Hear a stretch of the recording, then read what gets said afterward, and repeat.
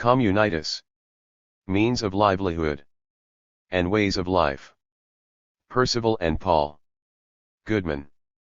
Contents. 1. Introduction. 3. PARTI. 2. The Green Belt 25. 3. Industrial Plans 57. 4. Integrated Plans 86. PARTII.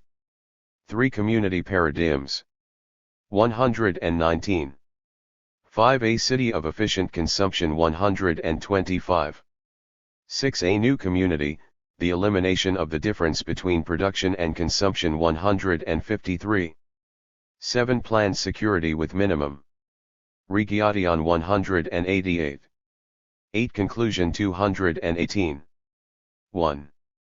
Background and Foreground. Of the man-made things, the works of engineering and architecture and town plan are the heaviest and biggest part of what we experience. They lie underneath, they loom around, as the prepared place of our activity.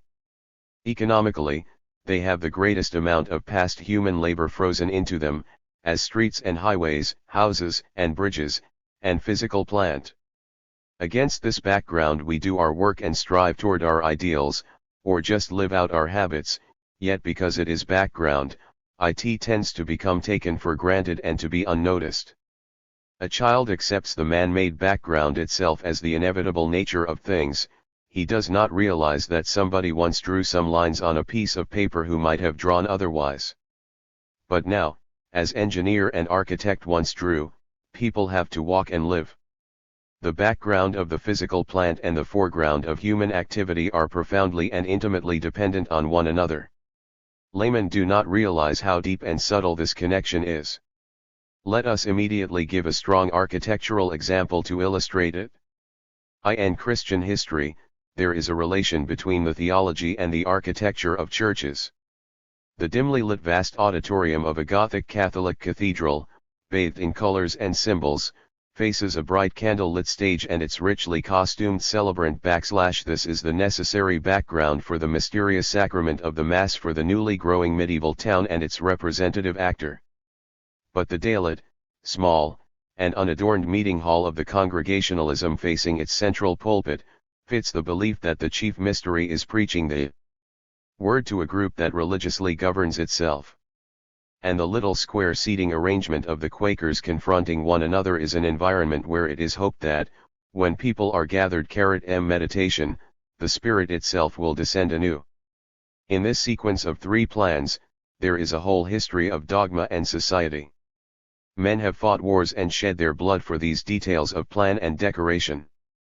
Just so, if we look at the town plan of New Delhi we can immediately read off much of the history and social values of a late date of British imperialism. And if we look at the Garden City plan of Green Belt, MD, we can understand something very important about our present American era of the organization man. We can read immediately from the industrial map of the United States M1850 that there were sectional political J.L. interests. Given a certain kind of agricultural or mining plan, we know that, whatever the formal schooling of the society, introduction may be, a large part of the environmental education of the children will be technological, whereas a child brought up in a modern suburb or city may not even know what work it is that Papa does at the office. Contemporary criticism of our American way of life for 30 years now, our American way of life as a whole has been subjected to sweeping condemnation by thoughtful social and cultural critics. From the Great Depression to World War I, this criticism was aimed mostly at our economic and political institutions. Since the war, it has been aimed, less trenchantly but more broadly, at the standard of living, the popular culture, the ways of work and leisure. The critics have shown with pretty plain evidence that we spend our money for follies, that our leisure does not revive us, that our conditions of work are unmanly and our beautiful American classlessness is degenerating into a static bureaucracy, our mass arts are beneath contempt, our prosperity breeds insecurity, our system of distribution has become huckstering and our system of production discourages enterprise and sabotages invention. In this book we must add, alas, to the subjects of this cultural criticism, the physical plant and the town and regional plans in which we have been living so unsatisfactorily. We will criticize not merely the foolish shape and power of the cars but the cars themselves, and not merely the cars but the factories where they are made, the highways on which they run, and the plan of livelihood that makes those highways necessary. In appraising these things, we employ both the economic analysis that marked the books of the 30s and the socio-psychological approach prevalent since the war. This is indicated by our subtitle, The Means of Livelihood and the Ways of Life / Nevertheless, except foi this intioductoi chapte, this present book is not an indictment of the American way of life, but rather an attempt to clarify it and find what its possibilities are. For it is confused. It is a mixture of conflicting motives not ungenerous in themselves. Confronted with the spectacular folly of our people, one is struck not by their incurable stupidity but by their bafflement about what to do with themselves and their productivity. They seem to be trapped in their present pattern, with no recourse but to complicate present evils by more of the same. Especially in the field of big physical planning, there has been almost a total drying up of invention, of new solutions. Most of the ideas discussed in this book come from the 20s or before, a few from the early 30s. Since World War I, with all the need for housing, with all the productive plant to be put to new work and capital to invest, the major innovation in community planning in the United States has been the out-of-town so-called community center whose chief structure is a supermarket where Sunday shoppers can avoid blue laws. Typical American behavior is to solve a problem of transit congestion by creating a parallel system that builds up new neighborhoods and redoubles the transit congestion, but no effort is made to analyze the kinds and conditions of work so that people commute less. With generous intent, Americans clear a slum area and rebuild with large projects that recreate the slum more densely and, on the whole, sociologically worse, for now class stratification is built organically into the plan, but rarely is an effort made to get people to improve what they have, or to find out where they ought to move. A classical X. 1. Ample of our present genius in planning is solving the traffic jam on the streets of a great city in the West by making a system of freeways so fast and efficient with its clover leaves as to occupy 40% of the real estate, whose previous occupants then move to distant places and drive back bumper to bumper on the freeways. If, however, someone plans in a physicianly way to remedy the causes of an ILL rather than concentrate on the symptoms, if he proposes a master plan to provide for orderly future development, if he suggests an inventive new solution altogether, then he is sure to be called impractical, irresponsible, and perhaps a subversive alien. Indeed, in the elegant phrase of the famous park commissioner of an eastern metropolis, a guardian of the public welfare and morals in the field, such people are Bayunski dollar, that is, Russian or German refugees who say, Baytins we did it this way. Inherent difficulties of Plsin in Carrot. Yet even apart from public foolishness and public officials, big physical planning is confusing and difficult. Every community plan is based on some technology standard of living, political and economic decision, geography and history of a place. Every part of this is thorny and the interrelation is thorny. There may be historical miscalculation, wrong predictions in the most expensive matters. Consider, for instance, a most celebrated example of American planning, the laying out of the District of Columbia and the City of Washington. When the site on the Potomac was chosen, as central in an era of slow transportation, the plan was at the same time to connect the Potomac waterway with the Ohio, and the new city was then to become the Emporium of the West. But the system of canals which would have realized this ambitious scheme did not materialize, and therefore, 100 years later, Washington was still a small political center, pompously overplanned, without economic significance, while the commerce of the West flowed through the Erie Canal to New York. Yet now, ironically enough, the political change to a highly centralized bureaucracy has made Washington a great city far beyond its once exaggerated size. Planners tend to put a misplaced faith in some one important factor in isolation, usually a technological innovation. In 1915, Patrick Geddes argued that, with the change from coal to electricity, the new engineering would, or could, bring into being garden cities everywhere to replace the slums, for the new power could be decentralized and was not in itself offensive. Yet the old slum towns have largely passed away to be replaced by endless conurbations of suburbs smothered in new feats of the new engineering, and the automobile exhaust is more of a menace than the coal smoke. Our guess is that these days nucleonics as such will not accomplish miracles for us, nor even automation. The garden city idea itself, as we shall see in the next chapter, has had apathetic history. When Ebenezer Howard thought it up to remedy the coal slums, he did not contemplate garden cities without industry, he wanted to make it possible for people to live decently with the industry. Yet, just when the conditions of manufacture have become less noisome, it has worked out that the green belt and garden cities have become mere dormitories for commuters, who are also generally not the factory workers whom Howard had in mind. Political difficulties. The big, heavy, and expensive physical environment has always been the chief locus of vested rights, stubbornly opposing planning innovations that are merely for the general welfare and do not yield quick profits. A small zoning ordinance is difficult to enact, not to speak of a master plan for progressive realization over 20 or 30 years, for zoning nullifies speculation in real estate. Every advertiser in American city and architectural forum has costly wares to peddle, and it is hard to see through their smoke screen what services and gadgets are really useful, and whether or not some simpler, more inexpensive arrangement is feasible. Since streets and subways are too bulky for the profits of capricious fads, the tendency of business in these lines is to repeat the tried and true, a bigger way. And it happens to be just the real estate interests and great financiers like insurance companies who have influence on city councils and park commissioners.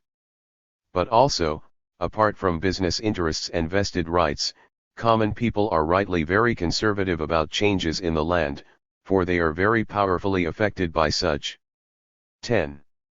Changes in very many habits and sentiments. Any community plan involves a formidable choice and fixing of living standards and attitudes, of schedule, of personal and cultural tone. Generally people move in the existing plan unconsciously, as if it were nature. But let a new proposal be made and it is astonishing how people rally to the old arrangement. Even a powerful park commissioner found the housewives and their perambulators blocking his way when he tried to rent out a bit of the green as a parking lot for a private restaurant he favored, and wild painters and cat-keeping spinsters united to keep him from forcing a driveway through lovely Washington Square. These many years now since 1945, the citizens of New York City have refused to say Avenue of the Americas when they plainly mean 6th Avenue. The trouble with this good instinct not to be regimented in one's intimate affairs by architects, engineers, and international public relations experts is that no plan always means in fact some inherited and frequently bad plan. For our cities are far from nature, that has a most excellent plan, and the unplanned tends to mean a gridiron laid out for speculation a century ago, or a dilapidated downtown when the actual downtown has moved uptown. People are right to be conservative. But what is conservative?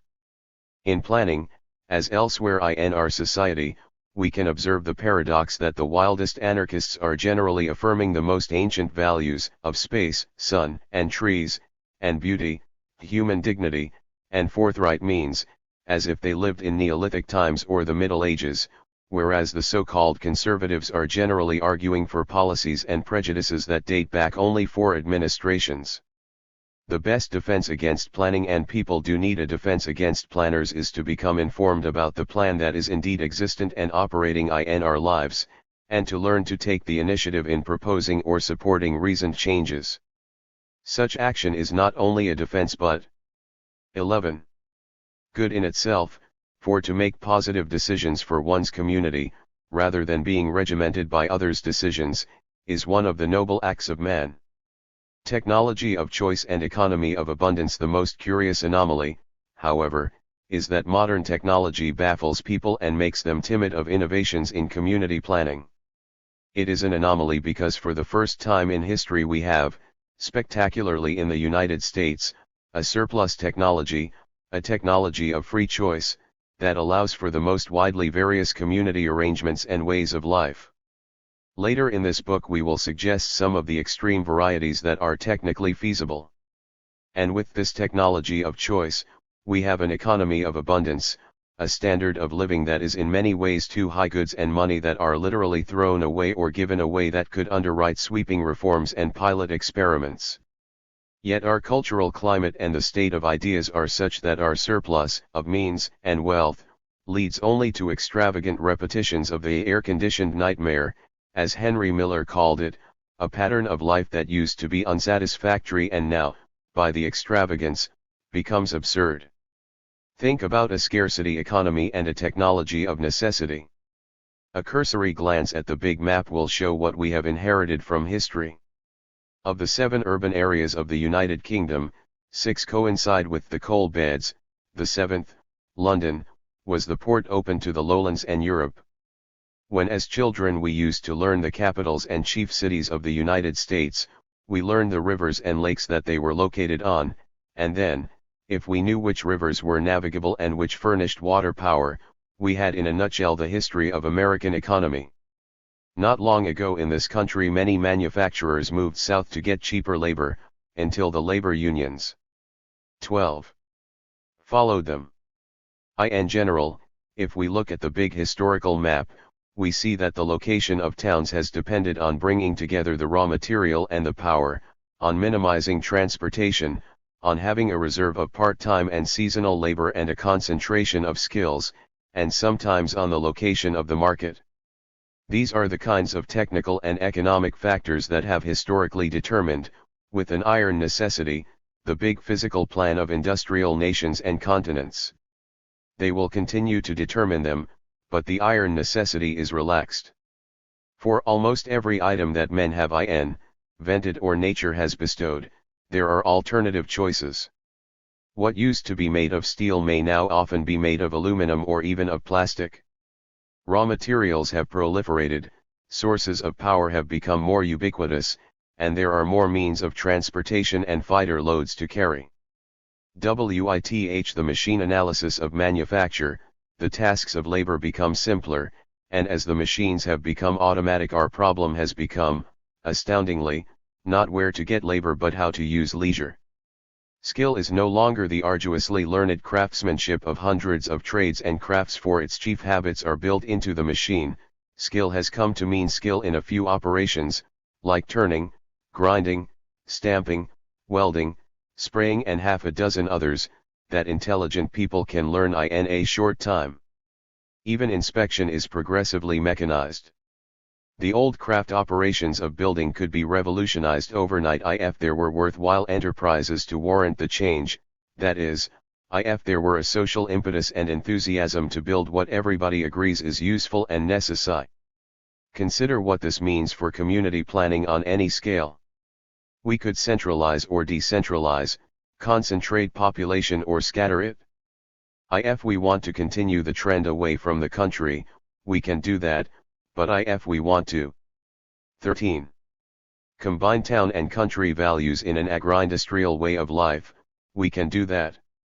In large areas of our operation, we could go back to old-fashioned domestic industry with perhaps even a gain in efficiency, for small power is everywhere available, small machines are cheap and ingenious, and there are easy means to collect machined parts and centrally assemble them. If we want to lay our emphasis on providing still more mass-produced goods, and raising the standard of living still higher, we can do that, or if we want to increase leisure and the artistic culture of the individual, we can do that. We can have solar machines for hermits in the desert like Aldous Huxley, or central heating provided for millions by New York Steam. This is commonplace, everybody knows it. It is just this relaxing of necessity, this extraordinary flexibility and freedom of choice of our techniques, that is baffling and frightening to people. We say, if we want, we can, but offered such wildly possible alternatives, how the devil would people know what they want? And if you ask them, as it was customary after the war to take polls and ask, *WHAT kind of town do you want to live in? What do you want in your post-war home? The answers reveal a banality of ideas that is hair-raising, with neither rational thought nor real sentiment, the conceptions of routine and inertia rather than local patriotism or personal desire, of prejudice and advertising rather than practical experience and dream. Technology is a sacred cow left strictly to experts, as if the form of the industrial machine did not profoundly affect every person, and people are remarkably superstitious about it. They think that IT is more efficient to centralize, whereas IT is usually more inefficient. They imagine, as an article of faith, that big factories must be more efficient than small ones. It does not occur to them, for instance, that it is cheaper to haul machined parts than to transport workmen. Indeed, they are outraged by the good-humored demonstrations of Borsodi that, in hours and minutes of labor, it is probably cheaper to grow and can your own tomatoes than to buy them at the supermarket, not to speak or the quality. Here once again we have the inevitable irony of history, industry, invention, scientific method have opened new opportunities, but just at the moment of opportunity, people have become ignorant by specialization and superstitious o science and technology, so that they no longer know what they want, nor do they dare to command it. The facts are exactly like the world of Kafka. A person has every kind of electrical appliance in his home, but he is balked, cold-fed, and even plunged into darkness because he no longer knows how to fix a faulty connection. Certainly this abdication of practical competence is one important reason for the absurdity of the American standard of living. Where the user understands nothing and cannot evaluate his tools, you can sell him anything. It is the user, said Plato, who ought to be the judge of the chariot. Since he is not, he must abdicate to the values of engineers, who are craft idiots, or God save us, to the values of salesmen. Insecure as to use and value, the buyer clings to the autistic security of conformity and emulation, and he can no longer dare to ask whether there is a relation between his standard of living and the satisfactoriness of life. Yet in a reasonable mood, nobody, but nobody, in America takes the American standard seriously. Still another obstacle. We must mention still another obstacle to community planning in our times and a cause of the dull and unadventurous thinking about it, the threat of war, especially atomic war. People feel and they are bang right that there is. 15. Not much point in initiating large-scale and long-range improvements in the physical environment, when we are uncertain about the existence of a physical environment the day after tomorrow. A sensible policy for highways must be sacrificed to the needs of moving defense. Nor is this defeated attitude toward planning relieved when military experts come forth with spine-tingling plans that propose the total disruption of our present arrangements solely in the interest of minimizing the damage of the bombs. Such schemes do not awaken enthusiasm for a new way of life. But even worse than this actual doubt, grounded in objective danger, is the worldwide anxiety that everywhere produces conformity and brainwashed citizens. For it takes 16. A certain basic confidence and hope to be able to be rebellious and hanker after radical innovations. As the historians point out, it is not when the affairs of society are at low ebb, but on the upturn and in the burst of revival that great revolutions occur. Now compare our decade since World War I with the decade after World War I. In both there was unheard of productivity and prosperity, a vast expansion in science and technique, a flood of international exchange.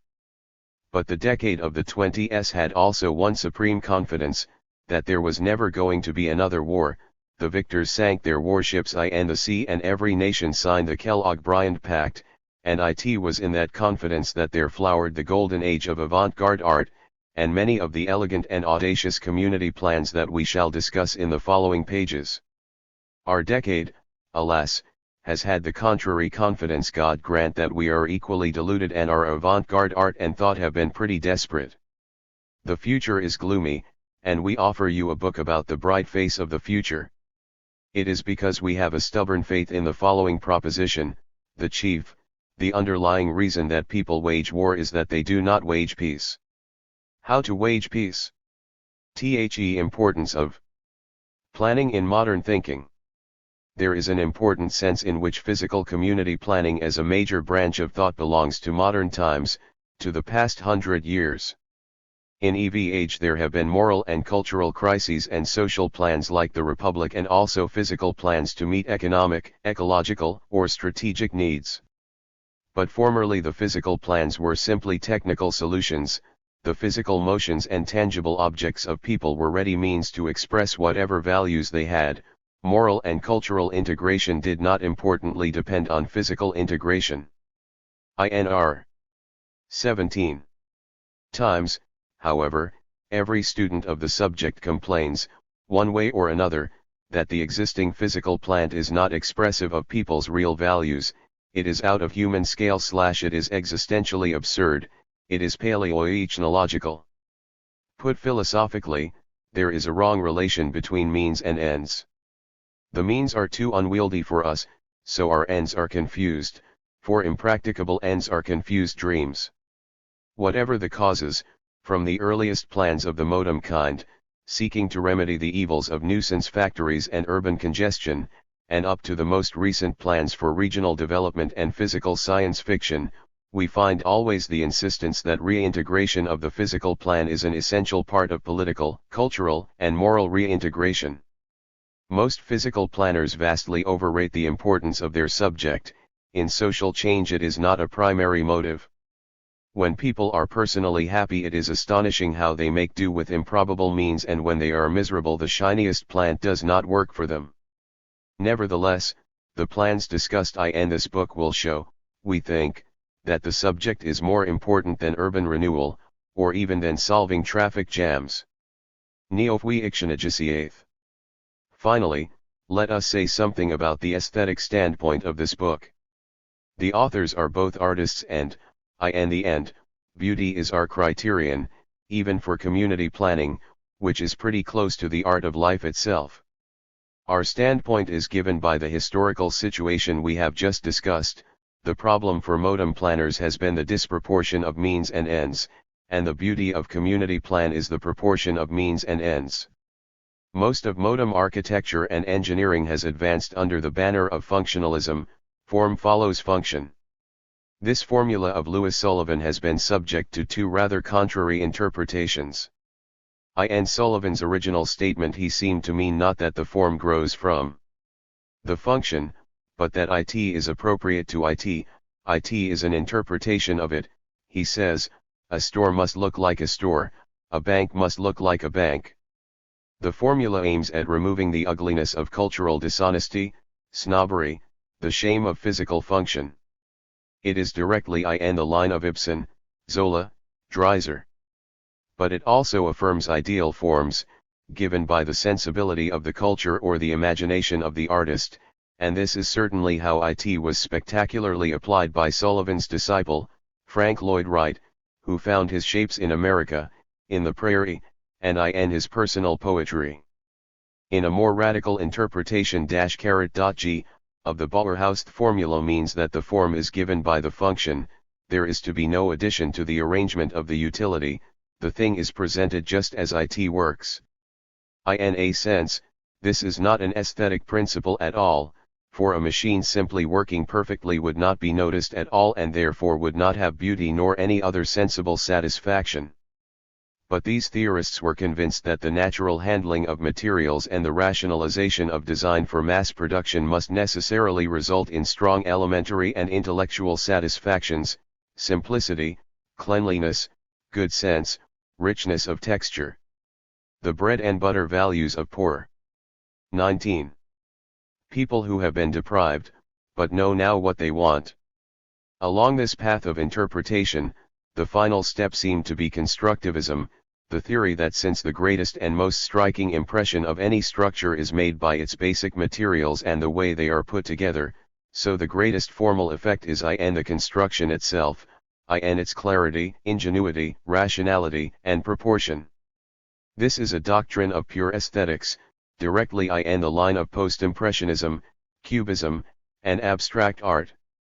In architecture and engineering it developed from functionalism, but in theory and sometimes in practice it leaped to the opposite extreme of having no concern with utility whatever. Much constructivist architecture is best regarded primarily as vast abstract sculpture. The search of the artist is for new structural forms, arbitrarily, whatever the function. Often it wonderfully expresses the intoxication with new technology, how we can freely cantilever anything, span any space. On the other hand, losing the use, it loses the intimate sensibility of daily life, it loses the human scale.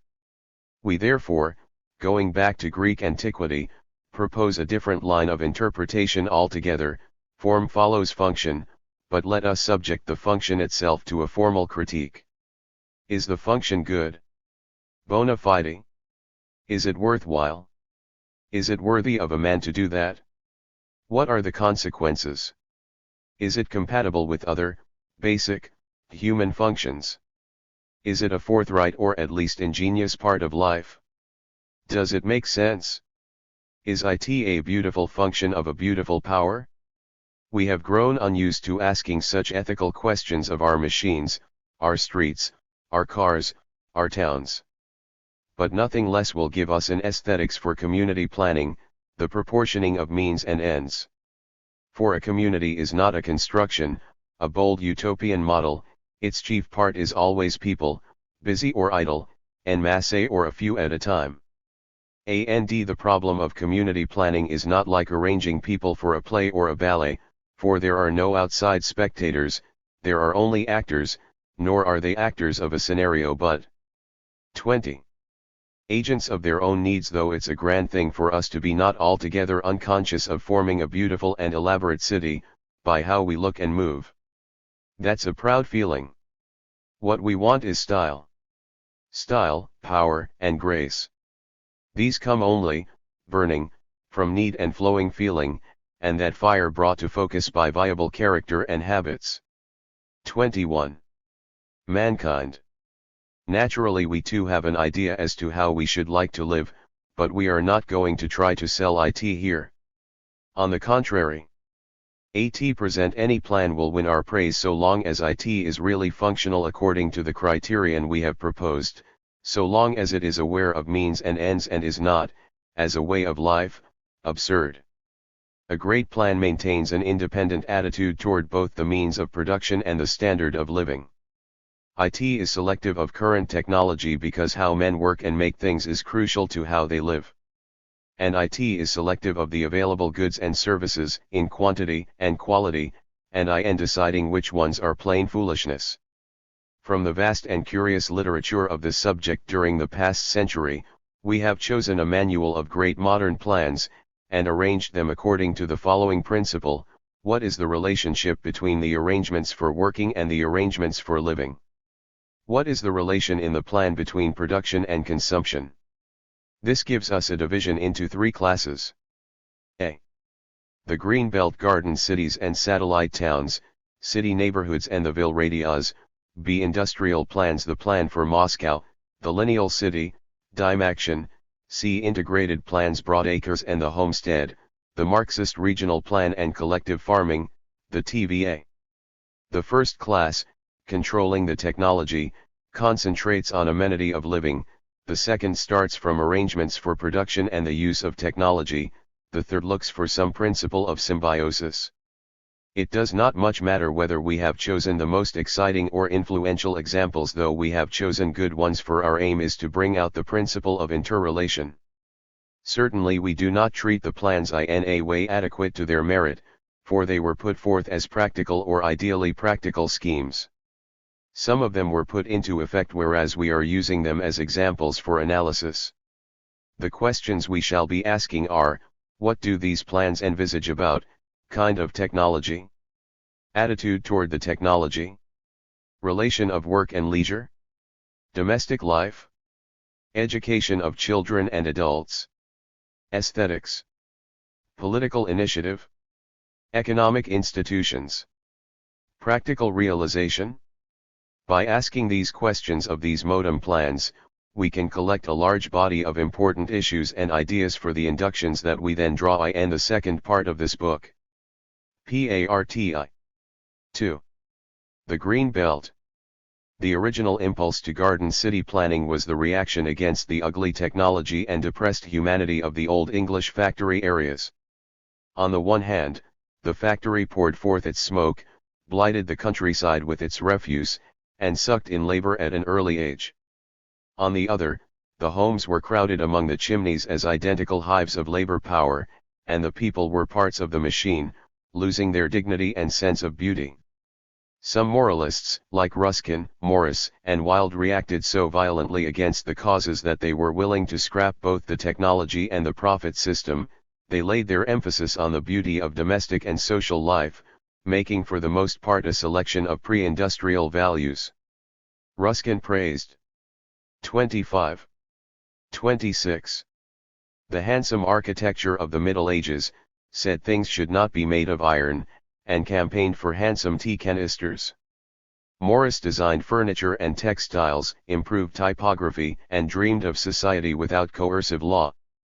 Wilde tried to do something about clothing and politics and embarked on the so-called aesthetic adventure. What is significant is the effort to combine large-scale social protest with a new attitude towards small things. Less radically, Ebenezer Howard, the pioneer of the Garden City, thought of the alternative of quarantining the technology, but preserving both the profit system and the copiousness of mass products. He protected the homes and the non-technical culture behind a belt of green. This idea caught on and has been continually influential ever since. In all garden city planning one can detect the purpose of safeguard, of defense, but by the same token, this is the school that has made valuable studies of minimum living standards, optimum density, right orientation for sunlight, space for playgrounds, the correct designing of primary schools. Plans which in principle quarantine the technology start with the consumption products of industry and plan for the amenity and convenience of domestic life. Then, however, by a reflex of their definition of what is intolerable and substandard, and domestic fife, they plan for the convenience and amenity also of working conditions, and so they meet up with the stream of the labor movement. With the coming of the automobiles there was a second impulse to garden city planning. To the original ugliness of coal was added the chaos of traffic congestion and traffic hazard. But there was offered also the opportunity to get away faster and farther. The result has been that, whereas for Howard the protected homes were near the factories and planned in conjunction with them, the entities that are now called garden cities are physically isolated from their industry and planned quite independently. We have the 27. Interesting phenomena of commutation, highway culture, suburbanism, and exurbanism. The chief property of these plans, then, is the setting up of a protective green belt, and the chief difference among the plans depends on how complex a unity of life is provided off the main roads leading to the industrial or business center. We are now entering a stage of reflex also to this second impulse of suburbanism / not to flee from the center but to open it out, relieve its congestion, and bring the green belt into the city itself.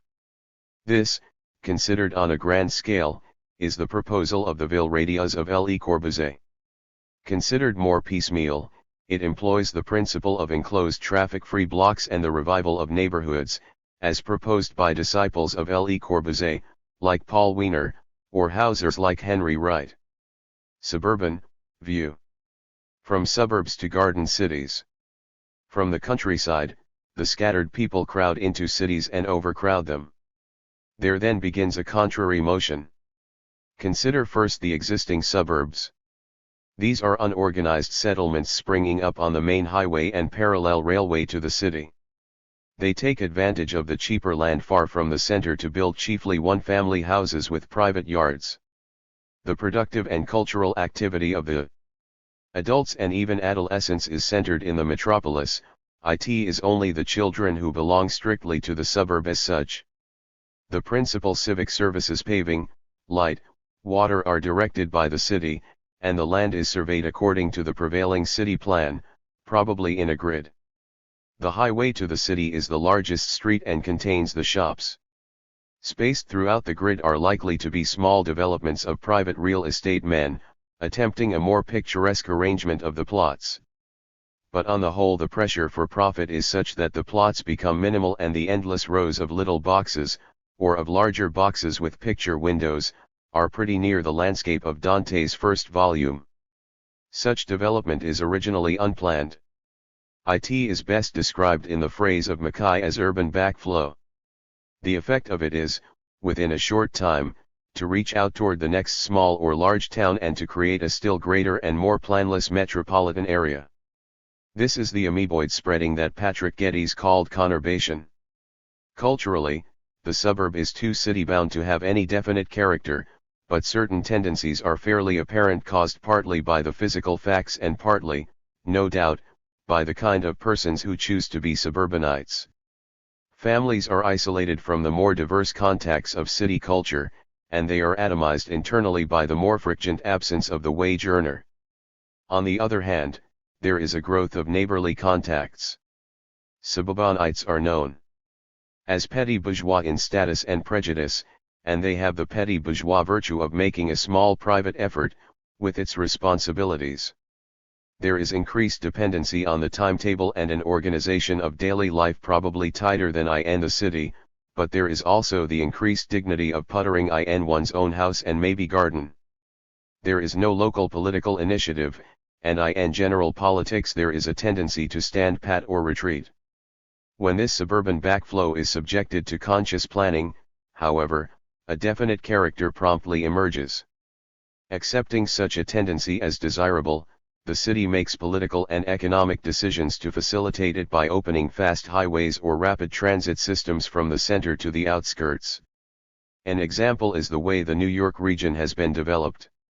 The effect is to create blighted areas in the depopulated center, to accelerate conurbation at the periphery and rapidly depress the older suburbs, choking their traffic and destroying their green, but also to open out much further distances where there is more space and more pretentious housing. This is quite strictly a middle-class development, for the highways draw heavily on the social wealth of everybody for the benefit of those who are better off, since the poor can afford neither the houses nor the automobiles. This matter is important and let us dwell on it a moment. 30. A powerful park commissioner has made himself a vast national reputation by constructing many such escape highways. They are landscaped and have gas stations quaint styles. This is a man who gets things done. He has done our city of New York a disastrous disservice, in the interests of a special class.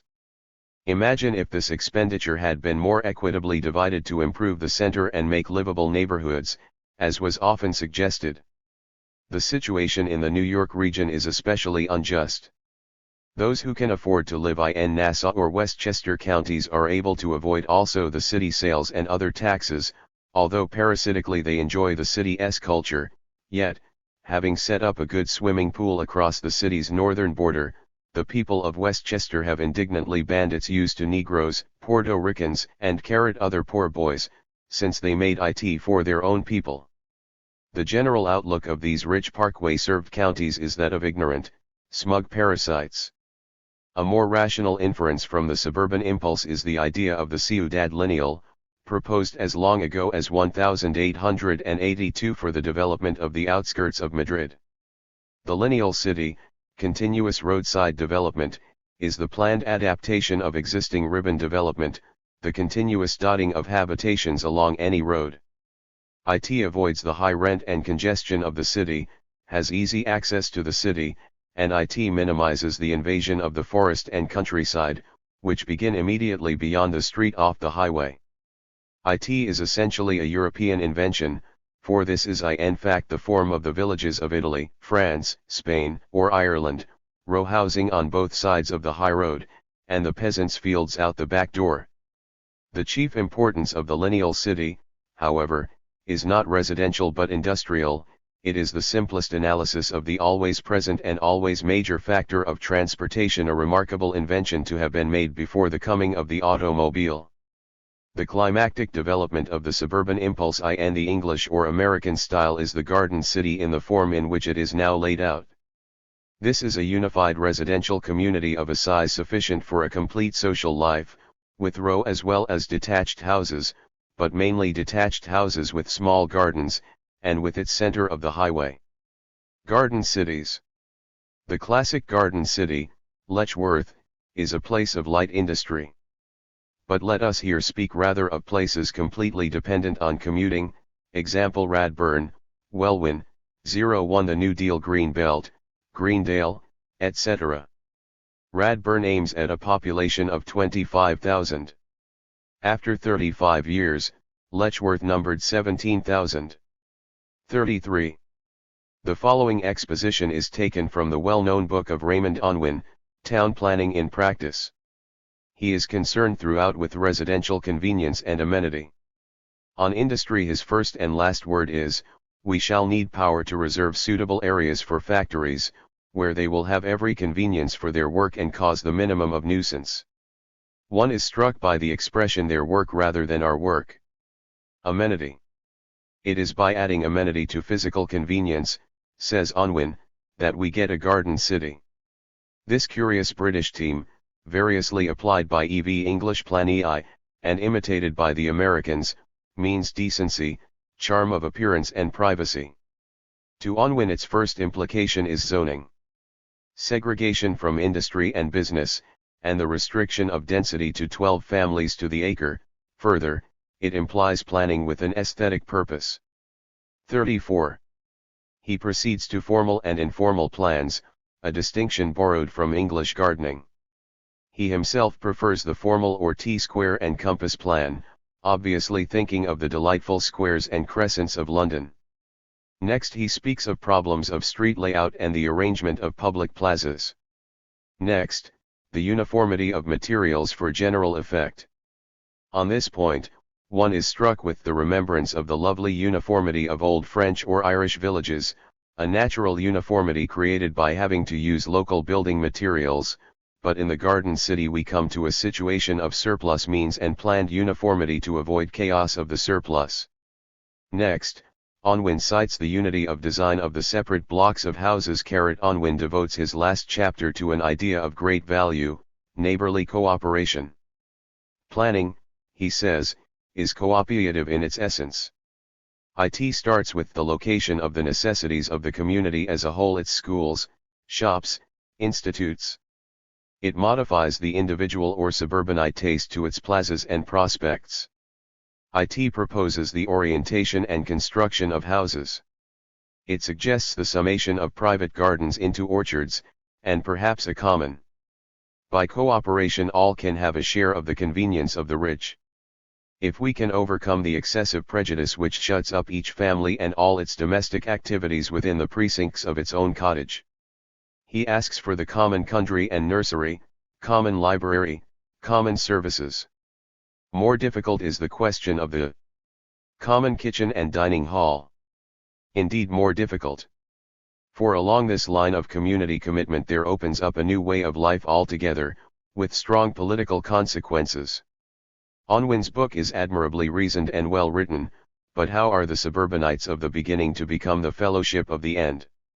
Given the usual private or governmental projectors, unity of planning means sameness, and social landscaping means the restriction of children from climbing the trees like bad citizens. From the start he has isolated his community from the productive work of society. The initiative to cooperation does not rise from, nor reach toward, political initiative that always resides in the management of production and distribution. How far would that cooperation get? What is the culture of garden cities? The community spirit belongs, evidently, to those who stay at home. As the suburb belongs to the children, here the community belongs to the children and some of the women. The women are neighborly, according to recent statistics. They spend 10 hours a week playing cards and are active on committees. The men spend a good deal of the time on the prefabricated craftsmanship that we call do-it-yourself. There is golf, for talking business or civil service. These are the topics of conversation because a lustier workman is not likely to divert so much of his time and income from the more thrilling excitements of the city, such as they are, and rather than live in a garden city, an intellectual would rather meet a bear in the woods. A culture city. Above, Munster Square, London, a town style. Below, regional plan according to Sharp's analysis. Satellite towns. To meet some of these objections, the English planners have invented satellite towns, in a serious effort to plan for a culture full-blown rather than a weekend somnolescence. To recover a true urbanism from the man-eating megalopolis, and also to rescue from suburbia the countryside and the woods. 37. It seems to have been this latter purpose, the reaction to the fact that the spread-out garden cities encroach on the rural land, that has led the more recent generation of English planners, for example Thomas Sharp, to dissent from Howard. Whereas neither Howard nor Unwin has anything to say about the country as such, Sharp in his town planning devotes as much space to the amenity of the country as to the amenity of the town.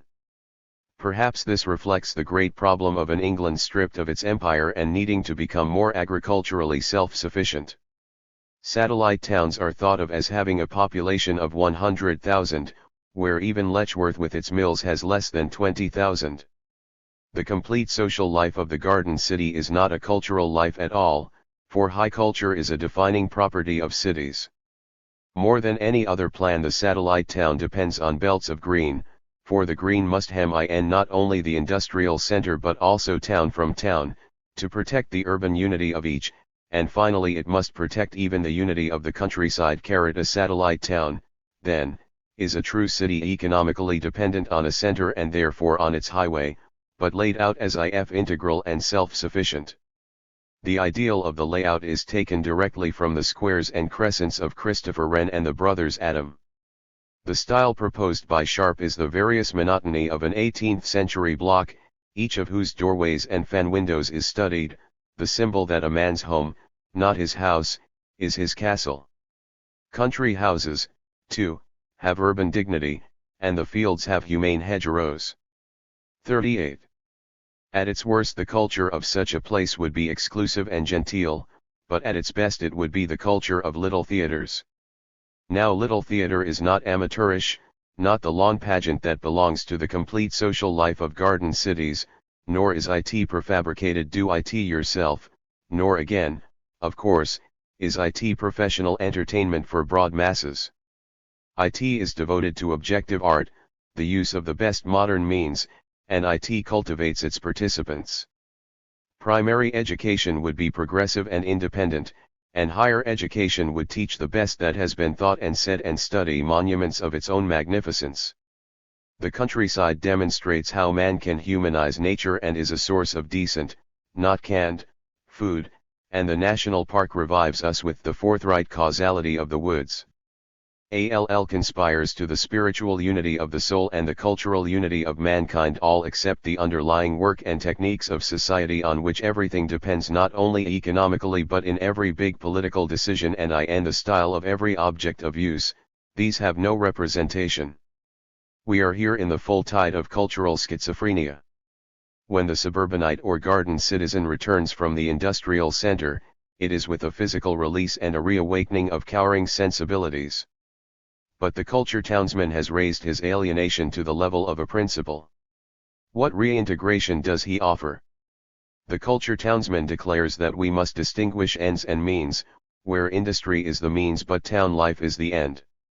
Trained in his town to know what he is about, the young man can then turn to the proper ordering of society. In America this was fairly explicitly the program of Robert Hutchins.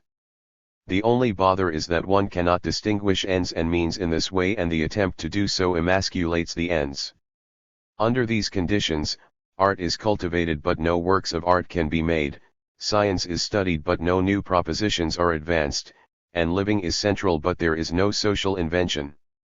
And it is striking how many features of the aboigonal layout, topologically determined, persist in the modern city, though the topology itself has been much changed. The original lanes and highways of the Indians and the patroon proprietors formed the basis of some of the avenues of later days. Very early some of the larger domains were subdivided and occupied as villages of the growing town. The first such was New Harlem. Finally, after the vicissitudes of the English occupation and the American Revolution, it was clear that none of the thriving commercial island would remain farmland. It would all be subdivided for commerce, manufacture, and residence. In 180 almost the whole area was surveyed as a gridiron, that lay across the aboriginal paths and the early lanes and roads, unable to alter either the stronger topological features or the areas already built up, but dominating the future. The rectangles of 1807 were subdivided by real estate speculators into the lots and back alleys of 1907. But when the subdivision was complete, began the backflow to the outskirts. Under the domination of the center, these outskirts were surveyed in large rectangles and sold in small lots, for instance on Long Island. But since the impulse to suburban settlement is partly to escape the featureless and anonymous network, at least some of the rectangles have been arranged into developments with an artificial topology. This brings us back to the composite plan of 1807. Let the impulse to escape continue, and a garden city is laid out, off the main highway, deliberately demolishing the gridiron.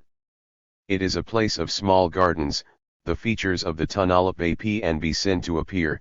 We are back to New Harlem, except that the small gardens are not really small farms. Lastly, in the ideal of a culture town, perhaps somewhere in Westchester or in Madison Avenue, Connecticut, we return to the integrated town of 1640, built around its plaza. This plaza has perhaps a church, and perhaps a school, but no overseas market and no provincial governor. No farmers. No Indians. And the plan after the last is the city without streets. With the advent of the helicopter, this apparently anomalous conception will no doubt come to exist. It has already been suggested by Fuller and others. Another version of the sign. Another way of looking at the same history of streets is to consider the steady growth of the old Weckquaesgeck Trail to become the Albany Post Road, then Broadway, then Route 9, and then the Great Thruway. The change to the Thruway is remarkable. For the first time the topological features are disregarded, and so, for the most part, are the settlements of population that are apparently served by the road. Instead, on these great superhighways we see developed a unique culture, with its own colors and eating habits, and a kind of extraterritorial law. Citizens of the Thruway, that stretches from coast to coast, must go. Go. Not too fast and not too slow. Above all, they must not stop. There are also new entities in pathology, such as driver's instep and falling asleep at the wheel. Let us now consider the contrary direction of green belt planning, to invade the center with green and set up garden cities in the megalopolis itself. Such a conception involves, of course, immense demolition. It is a surgical operation. And naturally, for such a Cartesian solution, we must turn to the Ville radius of Le Corbusier, a. 43. Frenchman. For Paris is the only vast city with beauty imposed on her, and Baron Haussmann long ago showed that you must knock down a great deal to, et fret one assault. To decongest the centers, to augment their density, to increase the means of getting about, to increase the parks and open spaces, these are the principles of the Ville radius. The plan is extremely simple and elegant: either demolish the existing chaos or start afresh on a new site, lay out in levels highways and tramways radiating from the center, on these erect a few towering skyscrapers every 400 meters at the subway stations, and ring this new opened-out center with large apartment houses for residences, a site jardin, the French kind of garden city. Industry will be quarantined somewhere on the outskirts. 44. This is a prince of plans. It is a typical flower of the 20s, of the Paris international style. Its daring practicality seems to rejoice in the high capitalism of the captains of industry, as Le Corbusier calls them, whose technology and financial resources can accomplish anything. We can see its shapes in Rio and Caracas and, grotesquely misapplied, in New York's Radio City. In the central skyscrapers, says the author, are housed the brains and eyes of society. Wherever industry may be located on the outskirts, its financial, technical, and political control is in these few towers. Ville radius is a paper city. Its activity is the motion of draftsmen, typists, accountants, and meetings of the board. carried on in an atmosphere of conditioned air, corrected light, and bright decor, by electrical communications, with efficiency and speed. The city that can achieve speed will achieve success. Work is today more intense and earned on at a quicker rate. The whole question becomes one of daily intercommunication with a view to settling the state of the market and the condition of labor. The more rapid the intercommunication, the more will business be expedited. Had this ever before been so succinctly stated? The passage was written by an architect before the coming of the giant computers and before we had learned to use the magic words cybernetics and feedback. Leaving the diffused center, we come to the rings of residence. The inner rings are commodious apartments for the wealthy, innermost like the first tiers at the opera. The outer rings are super blocks of housing for the average, who travel either inward to the skyscrapers or outward, past the agricultural belt, to the factories. The residences, great or small, are machines of vivre, machines for living, just as the skyscrapers are machines for communications and exchange, and the streets are machines for traffic. The plan extends inside the walls of the houses to the fittings and furniture. The unit of living is the cell, standard in construction and layout and arranged for mass servicing. Its furniture, too, is standardized, so that it doesn't matter in which cell a person lives, for labor will shift about as needed and must be ready to move, bag and baggage. The standards are analyzed, however, not only for efficiency but for beauty and amenity, though, in this gypsy economy, domestic amenity is not the fundamental consideration. An outside room or hanging garden is provided in the smallest flat. It is a site jardin, the ratio of empty space is large, and there are fields for outdoor sports right at the doorstep, if one had a doorstep. There must never come a time, says our author ominously, when people can be bored in our city. In general we feel free in our own cell, and reality teaches us that the grouping of cells attacks our freedom, so we dream of a detached house. But it is possible, by a logical ordering of these cells, to attain freedom through order. Being standard, every part is capable of mass production. In the English plans, even where the aim was urban uniformity, this was not thought of as mass-produced. The manner of construction, like the ideal of small cooperatives, was proper to craft unions. But Le Corbusier, planning for 46. The captains of industry, has only contempt for the mason who bangs away with feet and hammer. Aesthetic interest is given by the variety of the grand divisions, seen at large and in long views, the skyscrapers towering on the horizon above the dwellings. The determining factor in our feelings is the silhouette against the sky. And we can take advantage of the grand social divisions of rich and poor to give the variety of the sumptuous apartments with their set-back teeth as against the rectangles of the workers' blocks. The aesthetic ideal is the geometric ordering of space, in prisms, straight lines, circles. It is the Beaux-Arts ideal of the symmetrical plan. The basis of beautiful order is the modulus, whose combinations are countable, so that we should have to simulate mass production even if technical efficiency did not demand it. Space is treated as an undifferentiated whole to be structured, we must avoid topological particularity and build always on a level. The profile against the sky is the chief ordering of space and the prime determinant of feeling. Space flows inside and outside the buildings, we must use a lot of glass and lay the construction bare. And to ensure the clarity and salience of the construction it is best to emphasize a single material, reinforced concrete, and it is even advisable to paint over the surfaces in a single color. What shall we make of this? In this international style of Le Corbusier, Gropius, Oud, Neutra, Mies van der Rohe there are principles that are imperishable, the analysis of functions, clarity of construction, emphasis on the plan, simplicity of surfaces, reliance on proportion, broad social outlook. It is the best of the Beaux-Arts tradition revivified and made profound by the politics and sociology of all the years since the fall of Louis X vi. Yet in this version of Le Corbusier, the Ville Radius was the perfecting of a status quo, 1925, that as an ideal has Al. 48. Ready perished. It died with the Great Depression, though as a boring and cumbersome fact it is still coming into being, society as an organization. Le Corbusier was a poor social critic and a bad prophet. He gets an aesthetic effect from a distinction of classes and a spectacular expression of this distinction just when the wealthy class was about to assume a protective camouflage, and indeed just when it was plunging into the same popular movie culture as everybody else and ceased to stand for anything at all. The brains and eyes of society he calls captains of industry, but their function was to study the market and exploit labor. They were financiers. It was to these captains that he pathetically turned for the realization of his plan. He proposed that international capital invest in the rebuilding of Paris. The increase in land values would give them a quick profit, and, he exclaimed, this will stave off the war, because who would bomb the property in which he has an investment? As it turned out, the unreconstructed Paris was not bombed. His attitude toward technology is profoundly contradictory.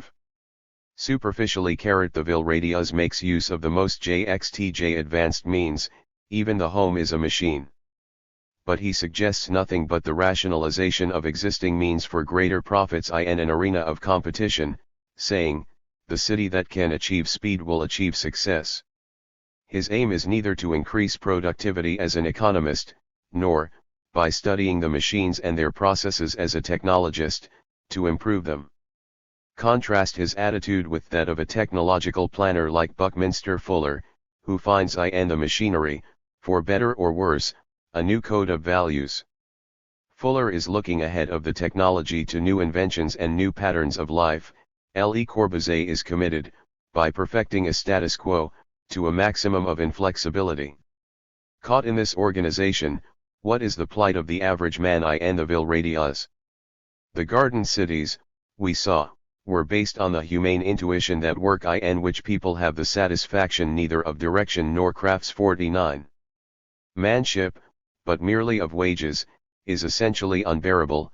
The worker is eager to be let loose and go far away. He must be protected by a green belt.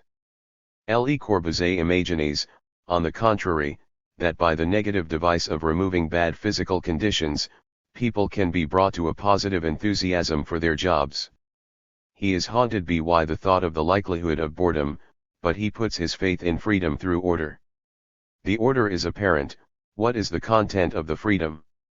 Apart from a peculiar emphasis on athletic sports and their superiority to calisthenics, this planner has nothing, but nothing, to say about education, sexuality, entertainment, festivals, politics.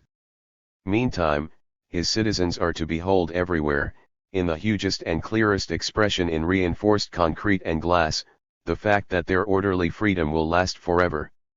It has 500-foot prisms in profile against the sky. Le Corbusier wages a furious polemic against Camillo Sitt, author of Der Stadtbau, who is obviously his bad conscience. He makes Sitt appear as the champion of picturesque scenery and umding roads.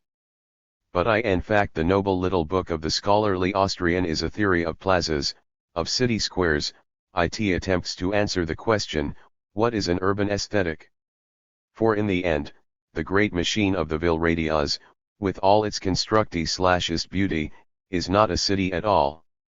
A city is made by the social congregation of people for business and pleasure and ceremony, different from shop or office or private affairs at home.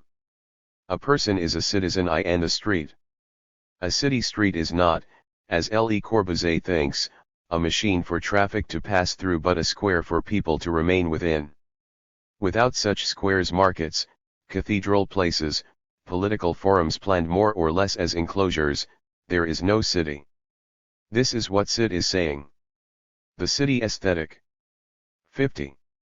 Center of town. Cumamcat, Mexico. Post office. Is the beauty proper to being in or entering such a square? It consists in the right choice and disposition of structures in and around the square, and in the relation of the squares to one another. This was the Greek, medieval, or Renaissance fact of city life. A Greek, if free and male, was a city man, not a family man or an organization man. He spent his time on the street, in the law court, at the market. It is possible that this urban beauty is a thing of the past. Perhaps there are no longer real occasions for social congregation in the square. The larger transactions of business occur at a distance by communication, not face to face. Politics is by press, radio, and ballot. Social pleasure is housed in theaters and dance halls.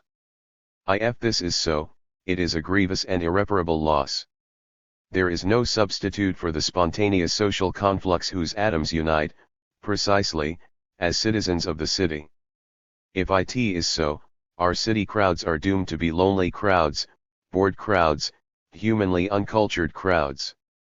Urban beauty does not require trees and parks.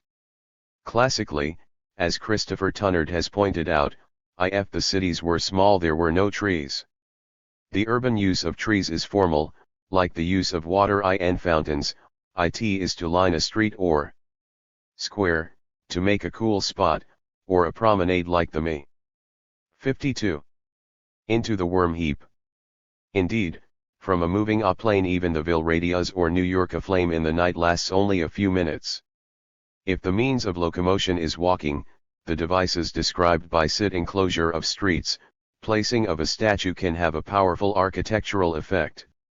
If the means is the automobile, there is still place for architectural beauty, but it will reside mainly in the banking of roads, the landscaping, and the profile on the horizon. When our point of view is the airplane, however, the resources of architecture are helpless, nothing can impress us but the towering Alps, the towering clouds, or the shoreline of the sea. The problem, the choice of the means of locomotion, is an important one. For not only Le Corbusier, who has a penchant for the grandiose, but also his opposite number in so many respects, Frank Lloyd Wright, who stays with the human scale both plan fundamentally for the automobile. Wright's broad acres, we shall see, is no more a city than the Ville radius.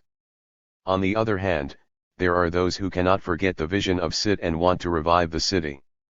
Their ideal for the vast metropolis is not a grand profile against the sky but the reconstitution of neighborhoods, of real cities in the metropolis where people go on their own feet and meet face to face in a square. Housing. With the city squares of Sid and the conception of neighborhoods as sub-cities, we return full circle from the suburban flight. Seduced by the monumental capitals of Europe, Sid himself loses his vision and begins to talk about ornamental plazas at the ends of driveways, but the natural development of his thought would be community centers of unified neighborhoods within the urban mass, squares on which open industry, residence, politics, and humanities. Point of view, in the piazza, on the highway, from the air. An existing tendency in this direction is the community block, planned first as a superblock protected from arterial traffic, as in the site Jardin, but soon assuming also neighborly and community functions, analogous to the neighborly cooperation described by Unwin as the essence of the garden city. Sometimes this development has led in America to a political banding together of the block residents, making them a thorn in the side of the authorities. The community block is now standard practice for all modern urban planners in all countries, but unfortunately, in this planning the emphasis is entirely on housing, and there are experts in applied sociology called housers. Housing is the reductio ad absurdum of isolated planning. There have been cases of housing for workers in new factories where no provision was made for stores in which to buy food. There was a case where there was no road to the industry they worked at. Stuyvesant Town, in New York City, was built to house 8,500 families without provision. 54. For a primary school. In better cases, the block is planned with a school and shops but not in connection with the trade or industry. The cooperative housing just now being constructed by the Clothing Workers Union in New York, however, is adjacent to the garment center.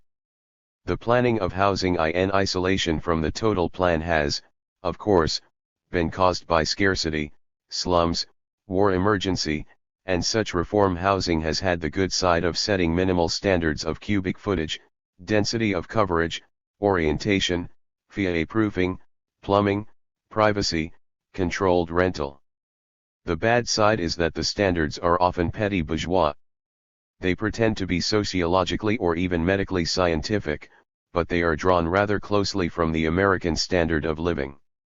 The available money is always spent on central heating, elaborate plumbing, and refrigerators rather than on more space or variety of plan or balconies. And the standards are sociological abstractions without any great imaginative sympathy as to what makes a good place to live in for the people who actually live there. They are hopelessly uniform. But where is the uniformity of social valuation that is expressed in the astonishing uniformity of the plans of housing authorities? They are not the values of the tenants who come from substandard dwellings from which they resent being moved, they are not the values of the housers, whose homes, example in Greenwich Village, are also usually technically substandard. Housers do not inhabit housing. Nor is it the case that these uniform projects are cheaper to build. The explanation is simply laziness, dullness of invention, timidity of doing something different. To connect housing and slum clearance is also a dubious social policy. Cleared areas might be better zoned for non-family housing or not for housing altogether, to decide. 56. And the faceless civic authority, a neighborhood perhaps the size of an election district. Such face-to-face agencies, exerting their influence for schools, zoning, play streets, a sensible solution for problems of transit and traffic, would soon make an end of isolated plans for housing. But if the consciousness of a housing plan remains in the civic authority alone, then the superblock may achieve minimal standards and keep out through traffic, but more importantly it will serve, as we saw in the Cite Jardin of Le Corbusier, as a means of imposing even more strongly the undesirable values of the megalopolis. 3. Industrial plans. These are plans for the efficiency of production, treating domestic amenity and personal values as useful for that end, either technically or socially. They are first proposed for underdeveloped regions, whereas green belt planning is aimed to remedy the conditions of overcapitalization. Most simply we can think of a new industry in a virgin territory Venezuela, Alaska where a community can be laid out centering in a technical plant, an oil field, a mine, or a factory, with housing and civic services for those who man the works. Yet every use of men is also a moral plan, if it seems not to be, that itself is morally problematic.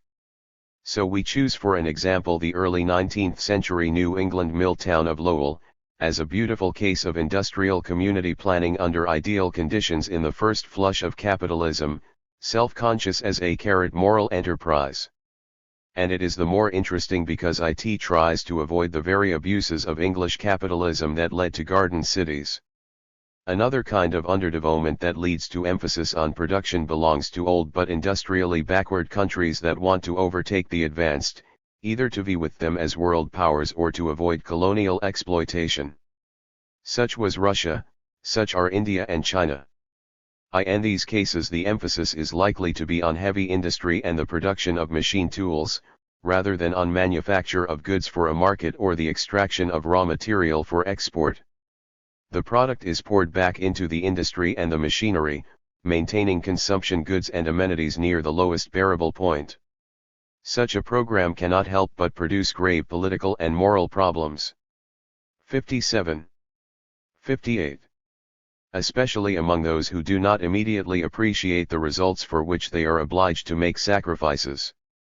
Therefore, very striking features of the program will have political rather than merely technical purposes.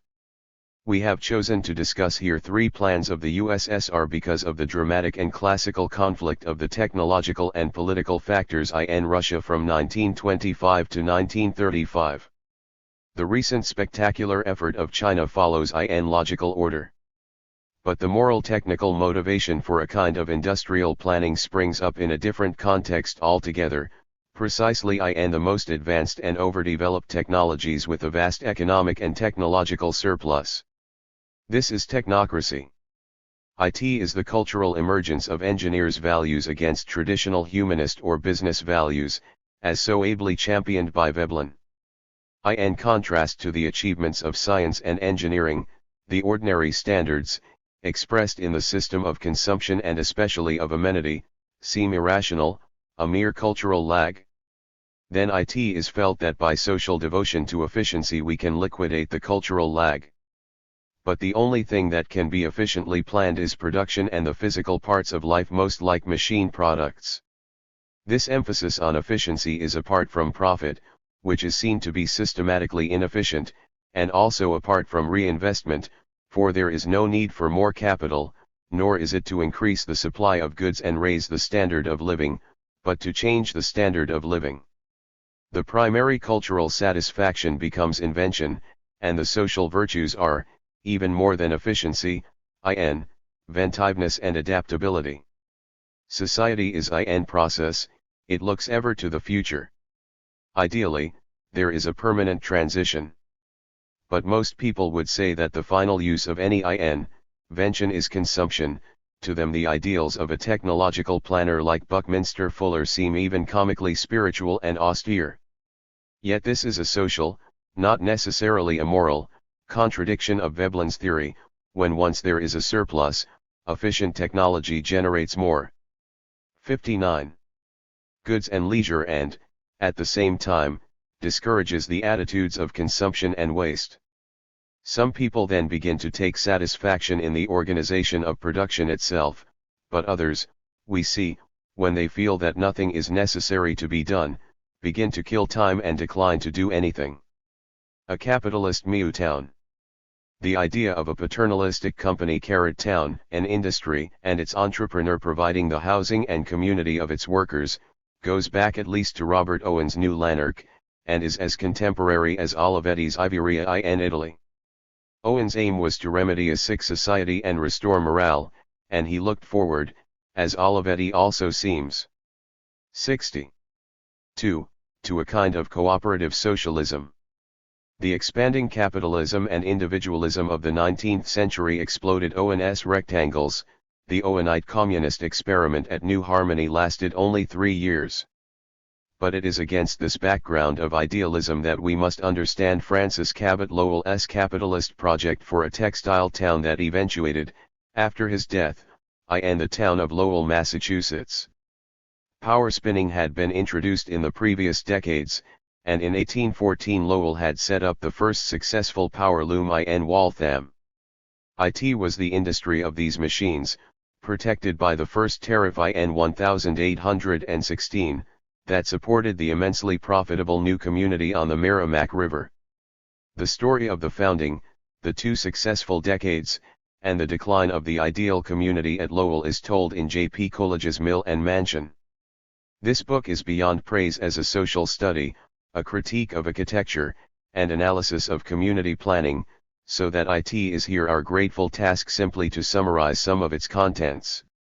Francis Lowell's plan was as follows: to find a river with the rapids and dig a canal leading around it, on this island to build the mills of the associated entrepreneurs, and across the canal the housing for the several classes of operatives and management, then a main road with shops, public buildings, and parks, and beyond the road, unplanned land for the bourgeoisie investors, traders, non-industrial townspeople. Lowell, Massachusetts, is in fact zoned in this way. The housing proved to require 5 classes, distinct in location and style, and from these we can at once read off the social plan. 1. Corporation executives, a tight little oligarchy in their private mansions. 2.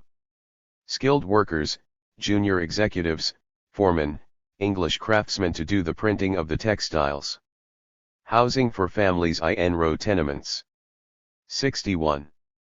3 unskilled operatives of the mill, these are the heart of the scheme, they are farm girls from the surrounding regions, housed in small dormitories in large boarding houses under strict moral and religious supervision. 4 day laborers, mainly Irish, to dig the canals and lay the bricks. Housed in makeshift huts. 5 across the road, hotels and miscellaneous dwellings for the watchful investors, commercial travelers, lawyers, ministers, speculators, and shopkeepers.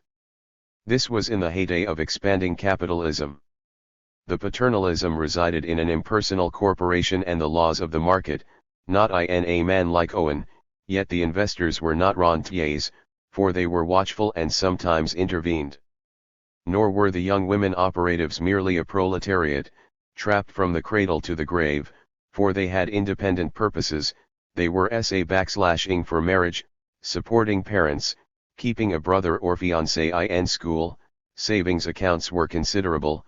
Most of the women remained only 3 or 4 years, yet there were always replacements, for the conditions were satisfactory. Work was sunrise to sunset, but the food and social environment were good. Also, this manufacture was in the total framework of an expanding capitalist technology and economy. One of the first railroads in the county was run to Lowell, and the legislators in Washington had laid a protective tariff against European cloth. Many new processes and machines were first invented at these New England mills. Some, example Amoskeag, made their own bricks. 62. It was the theory of Adam Smith, many individual wills, great and small, freely cooperating in a vast plan, because it is the nature of economic man. In reading about Lowell, one is profoundly struck by the importance of ideological pressure to keep people moving in the plan, not otherwise than now in China. Strict morality and religion kept things on schedule. The girls were scrupulously honest, no need to check up on their accounts. Sexuality was taboo, family life at a distance back on the farm or in Ireland a goal to work for. The girls were literary, were lectured by Ralph Waldo Emerson, and wrote inspirational or romantic nature poetry, but theater was discouraged, architecture plain indeed, and we can be sure those pianos played few dance tunes. Indeed, the ideology sometimes wins out over the economy, as when the corporation vetoed the expense for schools, but the church won out and built them. The democratic and puritanic mass agitated for temperance, anti-slavery, and even, though the companies forbid, the 10-hour day. There was rudimentary organization of labor and, in 1836, a strike. The architecture too everywhere proved the integration of the ideological and industrial plan. Buildings were functional in the sense that they were what people of the time considered appropriate. We must not then hope for new style or beauty, but the excellence consists in the communal integrity. So Lowell existed for 20 years as planned. But it is not necessary to ask critical questions about this utopian capitalist plan, for history asked and answered the questions. When steam power became readily available because the railroads could haul coal, the water mills had to compete. They then cut wages and the fringe benefits that made Lowell plausible as a community. 63. They could not compete, there was unemployment, and add the business cycle endemic in the system. Boarding houses ceased to get their subventions, the standard of having fell. Corporation land was speculated away and the zoning was broken. Meantime, as conditions deteriorated and the growing town offered other possibilities, the skilled workers, restive at the restrictions, moved away on their own. The huts of the Irish and the French Canadians degenerated into slums. New England farmers were going west, the girls began to be foreign-born, and the boarding house system, that had been cheerful and harmonious when the girls came from like background and culture, now became untenable. Top management itself, which in the first generation consisted of entrepreneurs, succumbed to nepotism and petty tyranny. These causes exacerbated one another, and, in brief, the New England capitalist idealism that had started with the resolve not to repeat the conditions of the English factory system, succumbed to the chaos of mature 19th century capitalism. Lowell became a third-rate company town. Moscow, 1935. Let us leap forward a century, and to a country where the old capitalism had never matured, but a kind of socialist system was struggling to find its forms. The debates prior to the Russian Second Five-Year Plan brought forth 4 important community proposals, accepted or rejected. 1. The political industrial concentration at Moscow, 2. The left deviation of the functionalists, 3. The plan of the Disserbamsts, 4. The elimination of the difference between city and village. Of these, The first three are essentially transitional industrial plans aimed at increasing productivity, and belong in this chapter. The fourth plan is more integral. It was a community idea proposed by Marx and Engels for advanced countries, and we shall discuss it later. The planning of Moscow became a problem of the Russian economic program after the first 5-year plan. By this time a major change had occurred in the city. In 1914 it had been a place of predominantly light industry, by 1932 it had become a place of heavy industry. These industries, metallurgy and electricity, were increasingly concentrated and vast. Population had increased by 73% and the total industry by 200%. Yet community services had increased only 50%. This development naturally caused an outcry on the part of consumers and residents. This was the so-called right deviation and was soon stifled, for otherwise, in the words of Kaganovich, the Commissar of Transport, it would be useless to hope for the consolidation of the dictatorship of the proletariat and the upbuilding of socialism. Equating, that is, the emphasis on heavy industry, the upbuilding of socialism, and the first 5-year plan. 65. With the second plan, however, the country was entering into socialism, and this was the time to plan, on the basis of heavy industry, for communities of work and residence. The left deviation, we shall see, denied that the first period had yet passed, and planned accordingly. In general, the right held that socialism was established in 1917-22, the center in 1927-32, the left that it was not yet begun. The factual political question, as to who is right and what kind of socialism is implied, is, fortunately, beyond the scope of this book. We may compare the plan for Moscow with the New York regional plan of nearly the same time. Both develop an existing concentration of industry and residence, attempt to relieve congestion, and to limit future expansion, Moscow from SV to 5 million, the New York metropolitan area from 12 to 21 million. But the differences are salient. One is struck by the initial willingness of the Russians to debate quite fundamental changes, and their decision to make a city of a definite kind, whereas New York still does not have a master plan, though it has a planning commission. Moscow was to be a place of heavy industry and proletarian politics and culture, a symbolic capital of the Union. This political-industrial amalgam is the key to understanding the plan.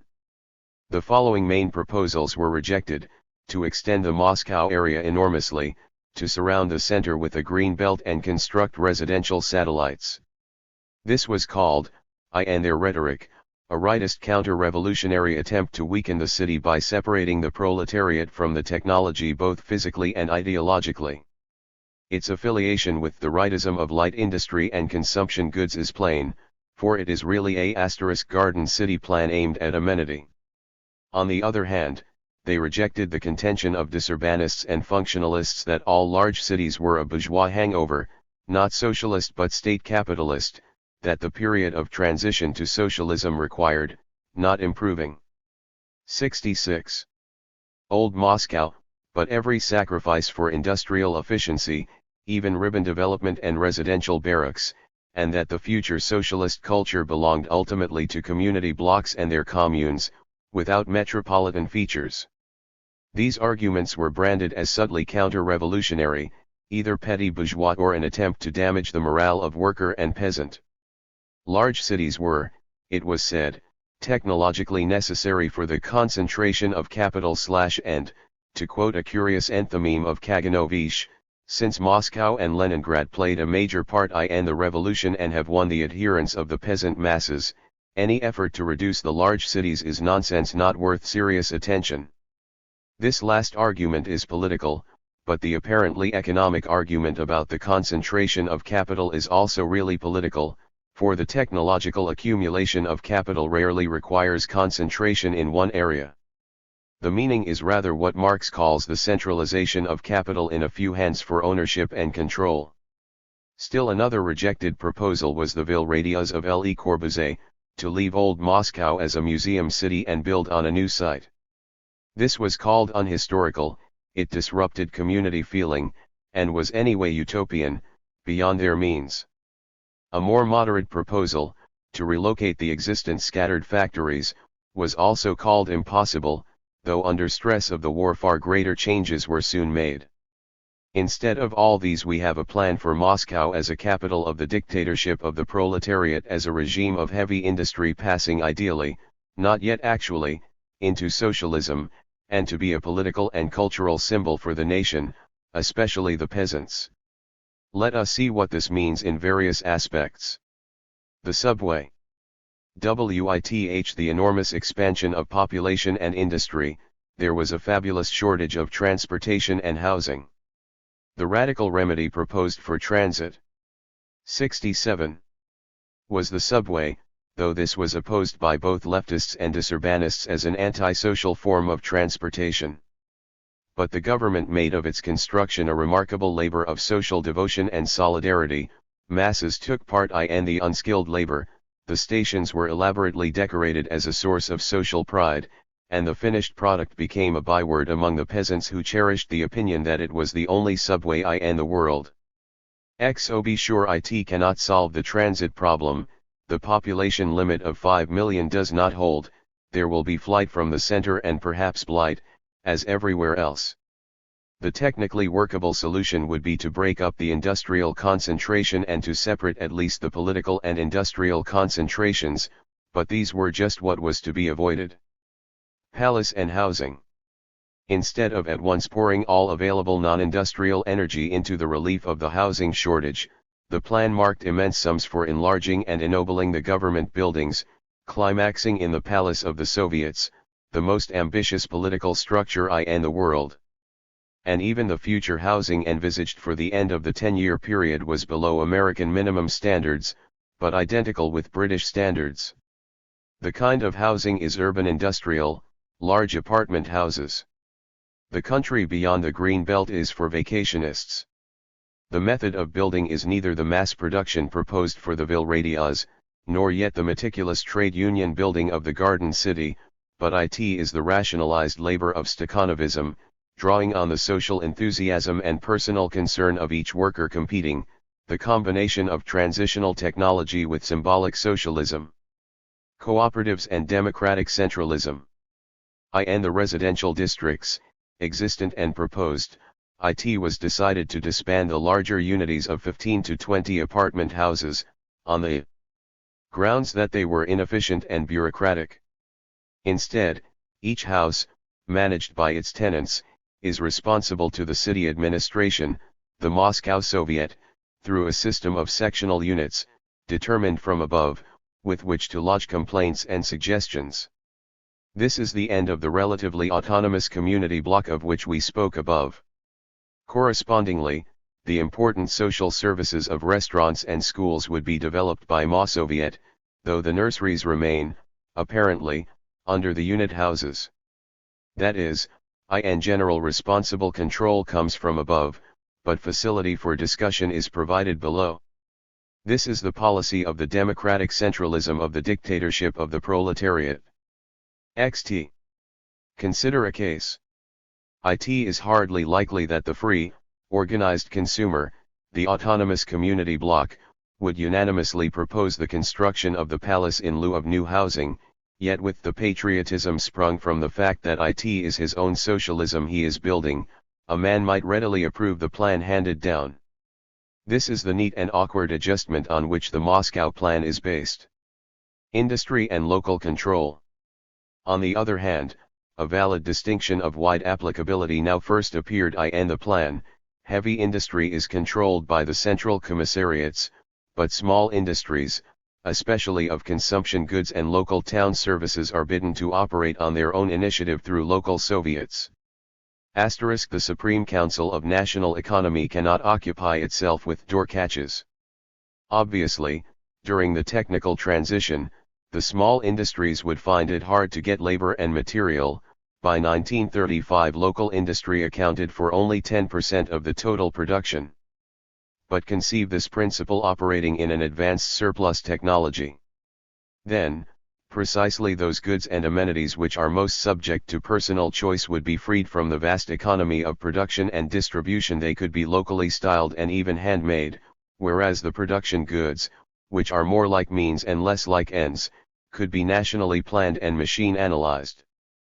Aesthetics. The analysis we have been advancing explains the style of the palace and the general cultural tone of the second five-year plan. It is a political rather than an integrated social aesthetics.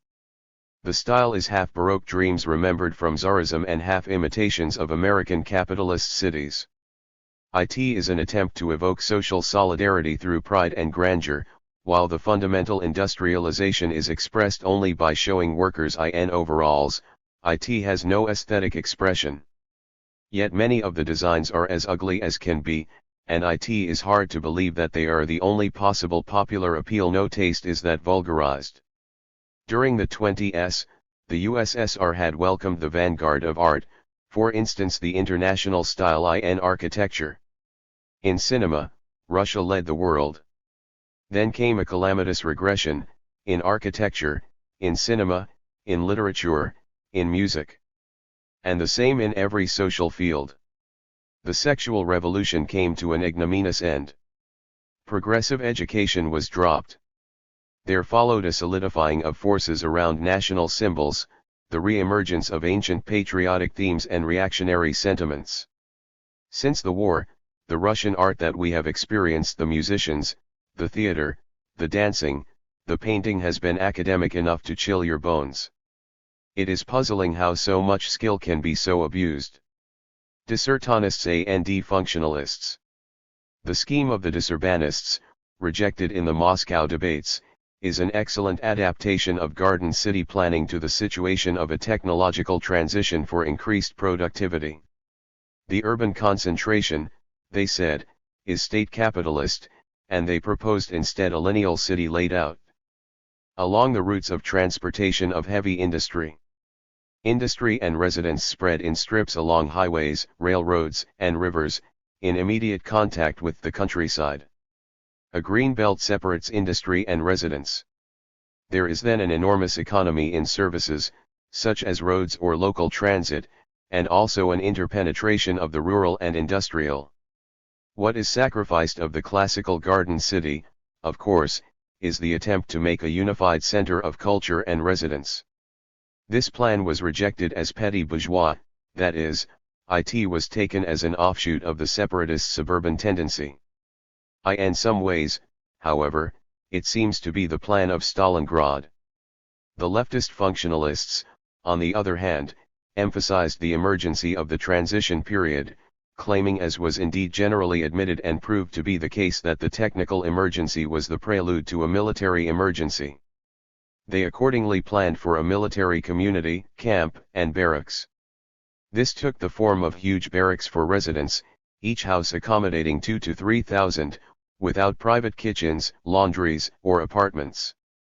There were no family rooms and no general rooms, but every worker had a small separate room, as at a YMCA. Likewise, the public appearance of the community was strictly functional, the streets were machines for traffic, the houses turned inward away from them. Obviously, this proposal was exactly contrary to the sentimental strengthening of morale that was essential in the plan for Moscow. Both Disurbanists and functionalists advanced ideas also looking toward the socialist society, after the transition. The Disurbanists argued that in socialism there would be an even spread of population throughout the country, bringing the city to the peasants. The leftists argued that in socialism the manner of residence would be in democratic centers not subordinate to the city gridiron, that is, in community blocks. China. 20 years later, in the effort to industrialize China, we find that it is precisely the two rejected plans of Disurbanists and functionalists that have become the guiding prin. 74. Sipples.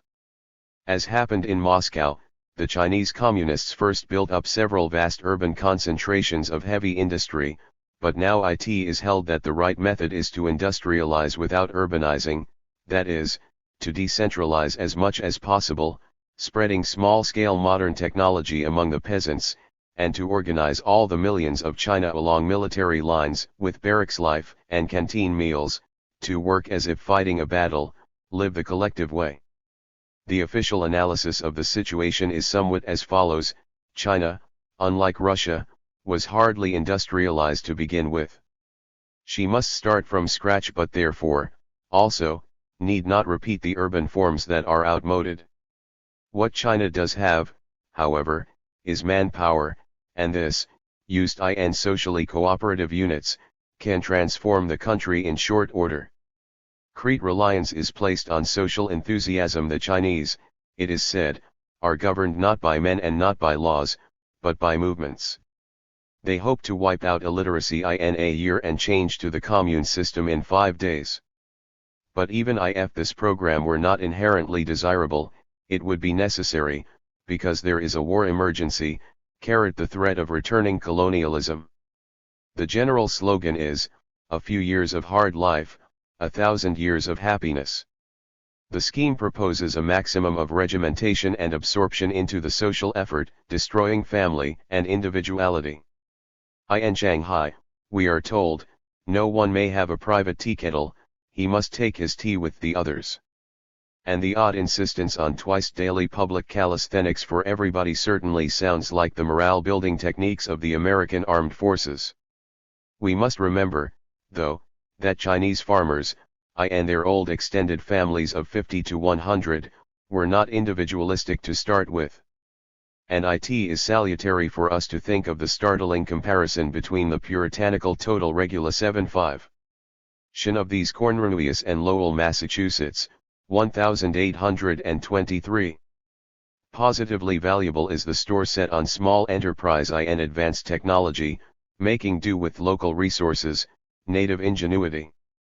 For whether or not such effort is more efficient in the long run, there is no doubt that it is more humanly satisfactory. The pathos is that the advanced technology is probably already pretty outmoded. Here again, as in the previous industrial plans of this chapter, there is an astonishing emphasis on ideology through slogans, symbolic pictures, and street parades with drum and cymbals to announce a new high in production. We must conquer the Gobi Desert, and be first of the oil wells in China. We hope that as pen pushers we will be as effective as you with your shovels. People pledge to take no vacation till the quota is attained.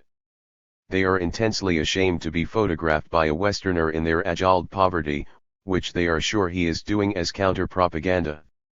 The motto of 1958, still bigger, still better, more quickly, more frugally, does not quite square with the ideal of small local enterprises. The social optimum of 5,000 is soon abandoned for reasons of production, but consistency is not a necessary virtue of rhetoric.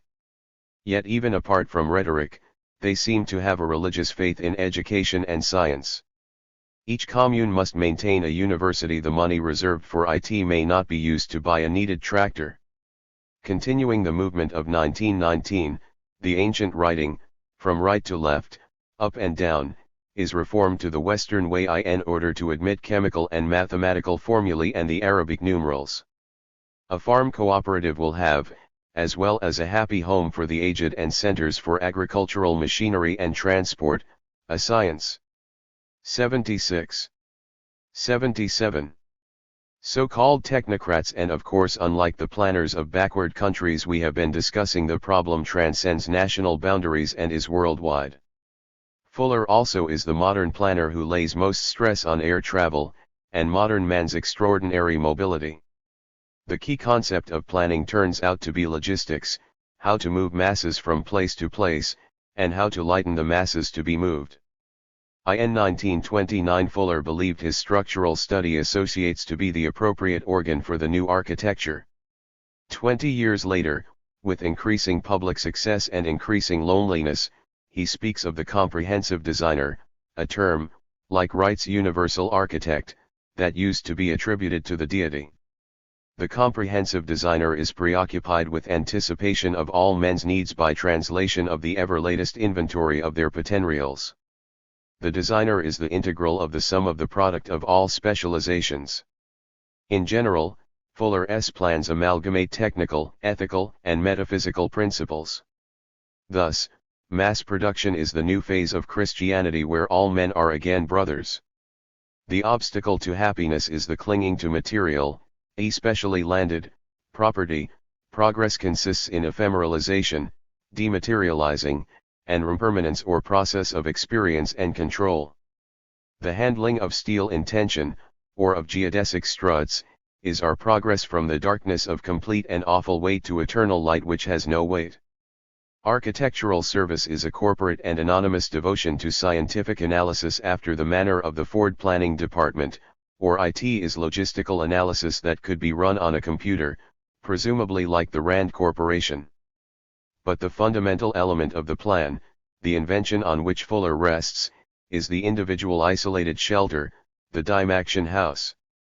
Fuller believes that IT was only to diminish drudgery by mass services that men congested in cities, but such conveniences can be better built into a mass-produced house as into an automobile. Mankind will then disperse. The house must be lightweight and without foundations, to be picked up and dropped anywhere. Or, in the style of Le Corbusier's thinking, it makes no difference where the man moves, since the dwellings are machines indifferently the same everywhere. The dime-action house is free as a ship of public utilities, sewerage, water, and other systems of the political hangnail variety.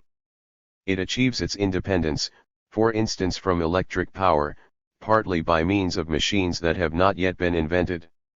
The house is suspended from a central mast, using the superior tensile strength of steel. It is hexagonal, so its members can be triangulated. Its weight per cubic foot is 1/5 that of the ordinary dwelling. It can be assembled from its parts in 24 hours, as well as carried through the air en bloc. It is designed for a specific longevity and is then to be turned in for an improved model. It thus involves the minimum of commitment to site and tradition. It is a machine for realizing what Fuller calls the eternal now. But although it is a machine, it seems to be conceived on the model of a man, for its organic McMurray-Sun machine, diesel engine, septic tank, etc. is contained in the central mast, since happy life is planned from inside out. Conversely, the mechanics of the human body are analyzed into automotive functions, nerve shock-proofing, fueling, muscular nerve and cellular realignment, refusing. This analysis Fuller persistently attacks the kind of psychoanalysis that gives to the organic functions a rather different importance. A town plan E.G. for Grand Rapids, Michigan is a geodesic environment control, and is grounded in the proposition that man's minor ecological pattern must now be made to serve his major ecological patterning. This ecological concept abandons customary classification of man's housing functions as urban, suburban, farm, vacation resort or camp so a typical town plan of Fuller shows the land mass of the Earth distributed around the North Pole. Location is determined by the great circles, the prevalent winds for transport and the isotherms of the temperate zone for residence. Only the temperate zone, believes Fuller, produces free civilization. Subtropical peoples are doomed to semi-fascism. Topographical features, like other landed property, are of little account. In general, there is centralization of mental activity, decentralization of physical activity. A kind of industrial center exists at the cross of the figure 8 of the world winds, at Chicago. The tactical center is on the Spanish Riviera, a lovely climate, but isn't it a little lazy? All this was to be financed, in the 30s, which had a good deal of talk of monetary reform, by time energy industrial credits. With automatic minimum existence credits selectively contractable. Based on foot-pounds per hour of physical effort, with time study credits for labor-saving contributions of individual activity. Plus sex-segregated maintenance of antisocial laggards. This economy is integrally germane to the successful establishment of the shelter reproduction industry, that is, a combination of the specie of the technocrats with the credit system of social credit. Later, Fuller adds to these a system of mass speculation in industrial securities, betting on 10-cent shares in machines at the Comer drugstore, if there were a corner. Politics Fuller liquidates as a system of bullying in which by monopoly control of city services and patents, a small group has the whip hand over the rest. Universal architecture is the scientific antidote for war. There is also a dimaction aesthetics and psychology. The PS/ecology is behaviorism, grounded in the primary aversions to noise and falling.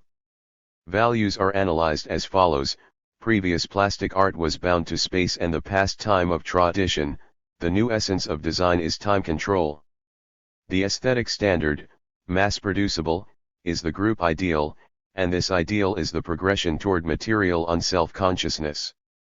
The aim of life is to release the residuary mental or time consciousness, eliminating the fallacial autosuggesti / phenomena of past and future, to the infinity of delight of the eternal now. But isn't it pathetic how this 81 philosopher has to do such a song and dance to reach the ideal that a Taoist or Zen Buddhist aims at by just the opposite means, of sitting in your skin and breathing softly? Think Western, there must be a harder way to do it. The Christianity envisaged here is close to what Benjamin Nelson has called the universal otherhood. The brothers are all equal by being equally isolated from one another and from God. There is nothing said about the ordinary communal activities of political initiative or non-scientific communication, even sex seems to have no social side. But how much of this is the climax of the solitude of commercial and industrial captains, and how much is the final cowering of the little man from bullies who have disrupted his little peace, it is not necessary to inquire. What standards of personal and social satisfaction do in fact spring from an advanced technical attitude? The classical answer is Veblen's, a moral attitude composed of craftsmanship and the knowledge of the causes of things, without a taste for luxury consumption and gambling. Neither Fuller nor any other major planner gives this answer, which we therefore try to develop in Dendental below. Instead, Fuller makes a sharp distinction between three groups: universal architects, common laborers, and consumers. To the first group he assigns the Veblenesque virtues: self-effacement, service, efficiency, openness to change. The mass labor of industry does not have this unifying spirit. Its worth is measured in foot-pounds of effort, a curious standard in modern technology where the energy of human beings ranks far below coal, oil, waterfalls, and beasts of burden. We are suddenly back to China. The exercise of labor is rationalized by experts into THIRD units of elementary muscular contractions. Fuller's theory of consumption is introduced by the following telling analysis: in the early days of the motor 82 car, it was not only a common affair but a necessary one that the owner be as familiar with the lingo of the carburetor as the manufacturer. Since these days, industrial progress has developed what may be termed consumer's delight, progressively less technical, and less self-conscious, control of the mechanical composition produced by industry. There has developed an extraordinary multiplicity, of selecting and refining details, behind the scenes. This is a remarkable expression of the Hollywood paradise of ease, all doors opening by photoelectricity. This is the finity of delight of the eternal now, the satisfaction of life apart from work of the hands, nature of the place, clash of opinion, continuity of the self with its past or the ego with the id. Meantime, however, the unself-conscious consumer is in fact more and more controlled by his environment. Its reason and direction is no business of his. Yet Fuller protests that the monopoly of the city water supply is a bond of slavery. It is to be feared that the politics of this unpolitical scheme is simply a wishful control of everybody else by the self-effacing universal architects or comprehensive designers. To the masses, however, is given the precisely unveblenesque mania of gambling on the financial future of one or another set of structural study associates. The size of factories. We concluded the previous chapter with a critique of housing planned in isolation from the total community. Let us here say something about the other side of the medal, the isolated planning of factories by industrial engineers rather than community architects. Such planning is an outstanding example of the social waste in neglecting the principle of minimizing whatever is neither production nor consumption. Especially during the last war, the size of plants, sheds, factory areas, and the number of workers at the plants grew steadily. W7 If the concentration of capital uniting under 83. 1. Control not only the different producers of a commodity but also the production of allied parts, appliances, and byproducts. There went on also the physical concentration of production in vast centers.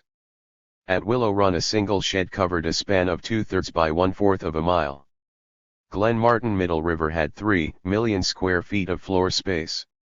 A layout at Simon's Saw and Steel had 8 parallel assembly lines. Often, 50,000 workers were employed. Now, apart from land costs, it is generally assumed that such concentration is technically efficient. It unifies the source of power, it brings together raw materials, parts, and assembly, it saves on servicing the buildings. But this universal and obvious assumption is probably false. It fails to consider the chief social expense in all large-scale production, labor time. It is almost always cheaper to transport material than men. If the plant is concentrated, the bulk of workers must live away and commute. If the plant were scattered, the workers could live near their jobs, and it is the processed materials that would have to be collected for assembly from their several places of manufacture. The living men must be transported twice daily, the material and mechanical parts at much longer intervals. Which transport is easier to schedule? The time of life of a piece of steel is not consumed while it waits for its truck. A piece of steel has no feelings. Supply trucks move at a convenient hour, but the fleet of trams and buses congest traffic at 8-9 a.m. and at 4-5 p.m. If the men travel by auto, there is mass parking, with one shift leaving while another is arriving, and the factory area must be still larger to allow for the parking space. After one gets to this area, he must walk to the workstation. It is not unusual for this round trip to take 3/4 of an hour. During part of this shifting, the machinery stands still. To be sure, most of this consumption of time and nervous. 84. Energy is not paid for, and the roads and franchises that make commutation possible are part of the social inheritance. But from the point of view of social wealth, the expense must be counted in, even though it does not technically appear in the price. The worker's time is bound and useless, even though unpaid. If parts of this expense, of time and effort, were made to appear as an item on the payroll, as in the portal-to-portal demands of the mine workers, there would soon be better planning. What is the alleged technical economy of concentration? The first great reason for large factories was steam power, to a lesser extent, water power, the need to keep the furnaces going and to use the power to its fullest extent. Hen manufacturing is increasingly powered by electricity, this cause no longer exists. Second, belt line assembly is a cause of a certain amount of concentration, but this requires a large area, not a huge area.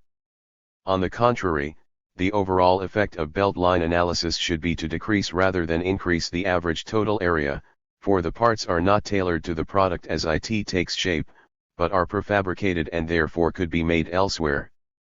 What is the great advantage in parallel assembly lines? Except in the unusual case of maximum production on 3 shifts a day, the heating and servicing of a huge single shed is less economical than an arrangement of smaller sheds. The fact is, of course, that especially during emergencies the planning is far worse than anything so far indicated. Not only is the large area planned without thought of the domestic community, but the plan is regarded solely as a problem in engineering, without thought of a labor supply. The integration of the factory with society consists in locating the area on a highway, whether or not there are housing, schools, etc. at the other end of the highway. Such is the situation as of this writing, wherever labor time is the chief factor in production, to plan the separation of the factory area and the domestic community is technically inefficient, and the huge factory area is socially uneconomical. Integrated plans. Let us now turn to some noble schemes that try to avoid isolated planning. They are plans for the whole man. We saw that green belt plans were a reaction to an ugly technology and industrial plans were a reaction to poverty and colonialism. HUD integrated plans also are a reaction to the loss of well-rounded humanity in modern civilized life, not otherwise than Stoics and Epicureans reacted against the follies of the city and Rousseau rebelled against the vices of the court. By and large, in the last 100 years, it is the loss of country life that bothers the planners. People begin to speak of farming as a way of life. In Sweden, it has long been a social policy to preserve the urban-rural ratio as it was in 1800, for social stability and many-sided human. 86. A Manual of Modem Plans. Development. Marx and Engels looked forward to a future, after the maximum of concentration of capital, when there would be an elimination of the difference between city and village, liquidating both rural idiocy and the craft idiocy of technicians. American regionalists often hark back to antebellum conditions that allowed for manners and literature. The integration of farm and industry is also an answer to immediate scarcity and emergency. A simple example is the spinning campaign of the Indian National Congress, to ease the poverty of the peasants by the income of spinning wheels. The Chinese, we saw, aim at heavy industrialization without urbanization. But let us quote also the following recommendations of our National Resources Planning Board, published in the depths of the Depression: the integration of agricultural and industrial employment by the establishment of homes for workers employed in non-agricultural occupations, where they may produce part of their living, to become a permanent national policy, and that this policy be broadened to include encouraging the location of industries in rural areas now seriously deficient in sources of income. Encouraging the location of industries on the peripheries of large cities in definite relation to rapid transit facilities to the countryside. In advanced technologies, one direction of integration bringing industry to the farm is now commonplace as cooperative or collective farming and the application of machines to diversified farming. The excess of this tendency, however, simply turns agriculture into another industry without the cultural values of the city, as in the vast Russian or Chinese state farms, or in our own one-crop agriculture, whether in the great fruit plantations or in making plastics from soybeans. The opposite direction of integration, bringing the farm values to the city, is in advanced countries. A profoundly radical proposition. The values attached to farming as a way of life are relative self-sufficiency, escape from the cash nexus, direct control of necessities, practical attachment to family, home, site, and natural conditions, as celebrated by Borsodi and others. Sentimentally, this tendency leads to exurbanism, which we have discussed above as a kind of social schizophrenia. But taken seriously, it leads at once to the thorny path of founding utopian communities. Finally, with the bringing together of the country and city we enter on regional planning, a complex in which the layout of towns, or even their existence or non-existence, is only one factor among many. It is usually agreed that every integrated plan is a regional plan. The unity of a region for integrated planning is found either in resources of land and climate and raw materials and power apt for technical development, or in concentrations of population and skills, as in the Greater New York Regional Plan. The combination of industrial satellites and collective farms advocated by the Russians makes up a typical regional plan. And the remarkably many-sided plan of the TVA can serve us as an example of integrated primary planning unique in the United States. Broadacres and the Homestead. The Broadacres plan of Frank Lloyd Wright could be considered as an attempt to bring farm values to an industrial town. A human being from the time he is born, says Wright, is entitled to a piece of ground with which he can identify himself by the use of it. If he can work on his ground, he should do it. But, barring physical disability, he should not eat if he does not work except when he can fairly trade his right to work for some other actual contribution to the welfare and happiness of those who do work. Money is today his immunity from work, a false privilege, and because of it there is insecurity, confusion, and loss of quality in all life values. The philosophy of every form in Broadacres is just this: out of the ground into the light / in circumstances that make a happy thing of man's use and improvement of his own ground. This sturdy individualism is admirable. It is the archetypal attitude of the American architect, a socially respected artist who has a profession. It does not promise much excitement, much existential novelty, nor does it do much for high culture. It sounds Jeffersonian, but Jefferson is great because of his polarity with Paris, London, New York. Go. The economic conception is partly from Henry George, partly from Ralph Borsodi.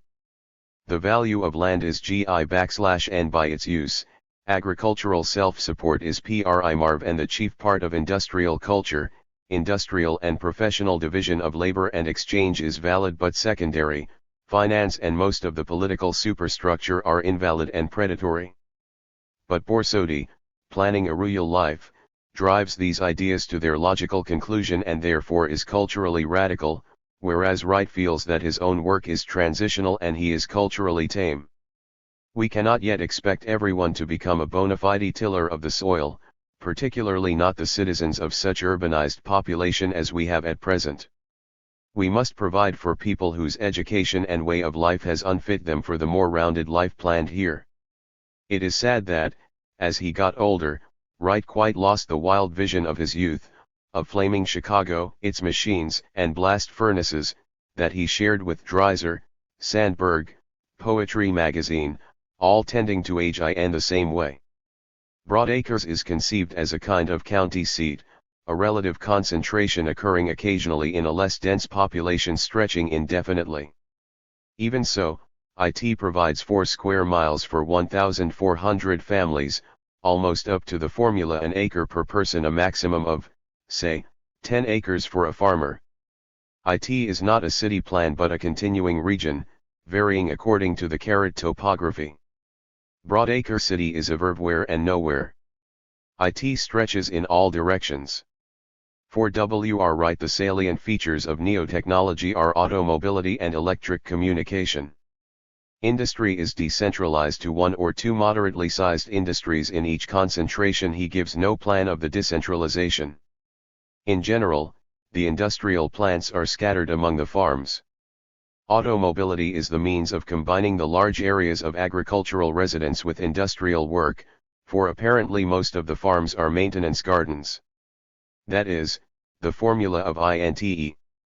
Gration is nearer to the National Resources Planning Board's industrial occupation plus subsistence farming than to Borsodi's independence farming plus cash crops or domestic industry for the purchase of labor-saving machinery. But Broadacres is conceived not as a subsistence but as a surplus plan. It consciously selects rural values over urban values. The politics is very confused. What belongs to the individual acre and its improvement is private, what belongs to the big machinery, e.g., roads, gasoline, power, is controlled by the democratic central government, this being the principal justification of government altogether. But industry as such, does he distinguish manufacture from other industry? Under corporate capitalism, which apparently will relinquish its specific ownership of oil and power without revolution. There are, then, 1-car houses and 5-car houses. /et to avoid the dilemmas of capitalist finance, the society has social credit, but this, of course, would be meaningful only in an expanding profit technology, the very opposite of the Borsodian restricted non-cash economy, which also seems essential to Broadacres. It follows from all this genuinely constructive way of life that in the administration the county architect is important. He has a certain disciplinary as well as cultural relationship to the whole, and since he maintains the harmony of the whole, his must be one of the best minds the city has, and it will inevitably become the best trained. This speaks for itself. The education of the young is agricultural. Each boy and girl has to begin with a hoe in his hand. We begin at the root of society with the culture of the children. Classical * education would be worse than useless. Instead, man studies man in relation to his birthright, the ground. He starts his earthly career with his feet on the ground, but 92. his head may be in the clouds at times. Lastly, conscription is the ultimate form of rent. With this architect, of course, the chief value of Broadacres would not be in its model plan, but in the concrete buildings in the adaptations that he would make to the varieties of sites and local materials, and the analysis of actual living arrangements. This is where the live culture would appear. The beauty of Wright's architecture begins in the expression of the site, especially a peculiar site, and in finding the form in natural materials, especially local materials. It is a domestic architecture, for he sees the problem of architecture as enclosure of space to make a unique place, a shelter. The uniqueness of the place is given by the plan, which is made for an individual family. The machined materials are plainly machined and handled as if tailor-made, no two houses alike. There is as much design in a single Wright unit as in the 1,000 units of a housing project, and it is more relevant design. The importance of Broadacres as a community plan lies in Wright's willingness to select values, going with or against current trends as suits his free intuition. But his intuition is limited. He aims at the integration of urban and rural life, but he seems, by the time of Broadacres, to have lost what feeling he had for the city and the factory. He does not tell us how to make industrial life humane and worthwhile. 93. His presentation of industries, factories, industrial location, transport, the division of labor, is extremely sketchy, often inferior to existent facts. Yet, embarrassed to make a clean break with the city, he missed the opportunity to plan a genuinely Borsodian community, an enterprise for which he was more fitted than any other man. The homestead. Borsodi himself plans for only rural America. His is a plan for relative agricultural self-sufficiency and machine domestic production. He says little about cities and big industry except to advocate an even distribution of the population 50%-50% instead of 80%-20%. The reduction in industrial crops would itself have this effect. Yet much of what he says about domestic production with small electrical machines is applicable to urban life. He has two main theses. First, as the cost of production falls, the cost of distribution rises. This is clearly true of crop production, whose industrialization involves immense areas with increasing bulk transportation, marketing, spoiling, as well as the need for cash purchases at prices which, unlike home transactions, include the wages of a host of middlemen and functionaries. Borsodi concluded that at least 2/3 of the goods and services required in a home are more efficiently produced domestically with the aid of electricity. That is, in a farm home where there is raw material. His second thesis is that social security and stability require a larger number of self-sufficient farmers, whereas industrial cash farming has made the farmer even more secure than his urban brother. There is an irreducible difference between diversified farming and all other work. The farmer can ultimately subsist, even in some comfort, without the industrial division of labor, but without the farmer the 94. That produce the physiology, the reproductive system, and the balance of nature of plant, animal, and man. Therefore one must not look to the same extent for the relations of contact, wages, and prices. The farm has often provided an excellent all-around integration of W7 orc and culture. Yet it is equally true that, historically, farm life and domestic life have never provided the grand breadth of political and social culture that pertains to cities. It is not only by external pressure that people have emigrated from the land when they could. The planner of integration must take the city into account and find the human scale there. Perhaps this is a good place to mention, finally, the fact that used to haunt every discussion of country-city relations, the primary consideration, says Lewis Mumford, dominating every other in city planning. Namely, that the birth rate in the country more than reproduces the population, whereas the cities must be replenished by mass migration of youth from the farm. And since taxes and so forth are determined by city politicians, the farmers get the dirty end of the stick. In the last 2 war decades, however, marriage and family life have so increased in general and the farm population has so decreased, that the relationship is less clear. The suburbs seem to be the favored breeding grounds. The Soviet Regional Plan. In a country predominantly rural, like the Soviet Union, 3 rural to 1 urban as against 1 to 4 in the United States, the problem is the reverse. Political and cultural perfection is thought to depend on the diffusion of industrial labor and industrial values. The scheme of integration is not to reassert rural self-sufficiency but to bring the cities to the land. The elimination of the difference between the city and the village has 2 aspects: the regional decentralization of industry and the industrialization of agriculture. At the time of the preparation of the Moscow Plan, we saw, it was counter-proposed, in the interests of transportation, to decentralize heavy industry to the sources of raw materials and power and thus to develop new, smaller centers in hitherto undeveloped regions, especially the Urals, Siberia, and the water basins in the south. This counter-proposal was later modified and extended into a full-blown regional plan, the entry into socialism, the principle being cultural as well as technical. Ideally, the industrial plan consists of an even distribution of centers throughout the country, each with several industry satellite towns. The even spread brings the cities to the land, an aim so important that it can in particular cases outweigh strict technical efficiency. Example: the Lignitogorsk-Kuznetsk iron-coal combination was perhaps less efficient than bringing the iron westward to the coal, but it freed the heaviest industry from dependence on Europe, gave it a mid-union source of steel, and built up the vast spaces of the East. The form of satellite cities allows for specialization and yet regional concentration to ensure a relative regional autonomy. It keeps separate industries close to the source of their materials, it is free of the excessive local transport of great metropoles, yet it provides a sufficient aggregate population to support an urban culture. A typical satellite cluster, the chemical combination around Perm, is described by Hans Meyer. The ideal for the industrial satellite was felt to be 200,000, compare this with the 100,000 of Sharp's culture satellite.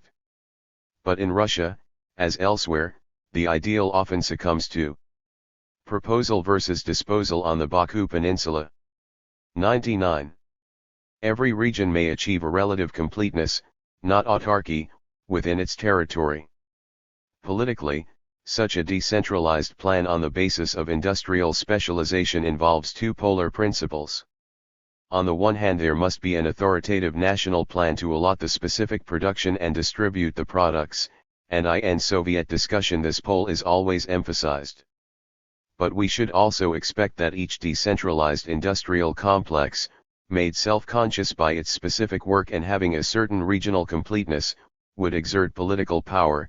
The regional specialization of industries should produce a kind of federal syndicalism, yet this eminently interesting result has been severely unstressed by Soviet planners. On the contrary, although the revolution itself, and the very idea of Soviets, sprang in great measure from industrial units acting as political powers, the tendency has always been toward political centralization. But on the civic level, the local autonomy of towns and regions has been encouraged. City services, housing, etc., are not determined by the national economic plan, they must be decided closer to home. Provided material and capital are allotted by the central government. There is a resurgence of town Soviets. But no correlation is made between town authority and the specific industrial role that gives livelihood. The great chance of integration is muffed. The actual ideals can almost be read off from the typical town plan itself. It is, again, a green belt plan, quarantining the production from the social life, but this is the novelty in the center of the residential part, well removed from the factories, is the square of the national and local administration, connected by a broad avenue with the center of culture, the theater, the museum. If only it were the Union Hall. As in some of our own country towns, on the square there is the church and the grange, as well as the post office. The main avenues frequently follow the lineal plan of 100. The disurbanists, along railroad or waterway, for efficiency of transport. But there is always the attempt to create a political and cultural center, and to introduce the amenities of garden cities. Residential quarters are community blocks, for that is the working unit of domestic life, but the principle of finding the working unit is not applied to the INTEPT-STOCHION of industry, oolitics, culture. Thus, on the whole we see the signs of 19th century reform, but not a radical new way of life. There will be shorter working hours, social services, and parks of culture and rest, but initiative and administration, the gens of individual security and the culture of society, are related only indirectly to the work and the potential power of the people. XHC Industrialization of agriculture. The other side of the elimination of the difference between the city and the village is the industrialization of agriculture. Because of circumstances, this has taken two main forms, state farm and collective farm, the second superseding the first about 1932. In the state farm, agriculture is considered as an extractive industry on a par with other industries. Industrialization consists in employing heavy machinery, maximum specialization of crop, and the indefinite increase in the size of the field devoted to each speciality. The theory is that productivity is increased not only in absolute volume but economically with the increase of area devoted to a single crop. The agricultural plan then proceeds as follows. First, a national program of crop requirements and the machinery available. Next, division of the country as a whole, mainly according to climate, into vast zones for specialized farming, wheat, stock, fruit, citrus fruit, cotton. The zones for perishable vegetables are, perforce, laid around the cities but with new methods of preservation and transport, this would be obviated, as in America. Third, training in Central Agri 101. Cultural colleges of expert agronomists to be sent throughout the country as directors of the peasantry, who now become an unskilled proletariat. If a crop useful in manufacture, such as cotton or soybean, is combined with a regional industrial center, we have a model agri-industrial complex. On a typical state farm, 100,000 hectares, there will be a center of administration, containing shops for major machine repairs and apartment houses for the winter residents of the total farm population. Such a center might well be in the city itself. The farm is divided into working sections where the machinery for each is kept during the summer, and where minor repairs are made on the spot by a traveling shop summoned from the big administrative center by telephone. The workers of each section remain in the field through the summer, in summer cottages. The harvested crop is taken by rail directly from stations in the fields. The combination of crops is not the diversification of small-scale intensive farming, but depends on the functional industrial juxtaposition of different vast farms, example providing feeding stations for cattle on a neighboring corn farm. The single cash crop is marketed in Moscow and the workers are paid money wages. Such a scheme is obviously the finish of agriculture as a way of life and of the farmer as a relatively self-subsistent craftsman with an important domestic economy. Correspondingly, the transition is easy from rural to canned urban values. The state farm is a remarkable pattern for getting the worst of both worlds. In any case it failed in Russia around 1930, because of political and especially technical difficulties. Such farms survive in Russia mainly as stations for experiment and breeding. 102. Collective farms. Collective farming is an adaptation to industrial technology less disruptive of the traditional ways, which it indeed perfects. Enough individually worked farmland is pooled to be technically and economically practicable for machine cultivation. Each farm family maintains for its own use a private plot, house, and animals. Throughout the countryside, machine stations are established by the state to serve the collectives. The stations provide not only machines and repairs, but agronomic and social services. The tax for the kolkhoz 12v/t.s per 40 collective farms. 108.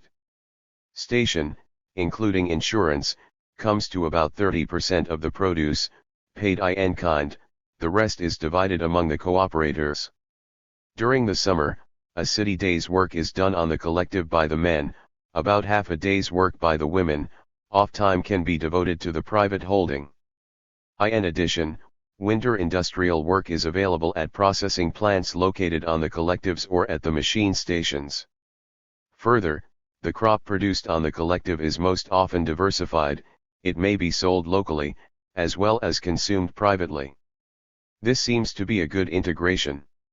Whatever the actual practice may be, the ideal of industrialization here is not necessarily to bring the farmer into the cash nexus of the national economy, run from Moscow, but to give him increased productivity and easier work in his locality. The cost is a loss of individual independence, but the Russian poor peasant was never an individualist. Culturally, the scheme affirms the communalism of the peasants and allows for more rational cooperation.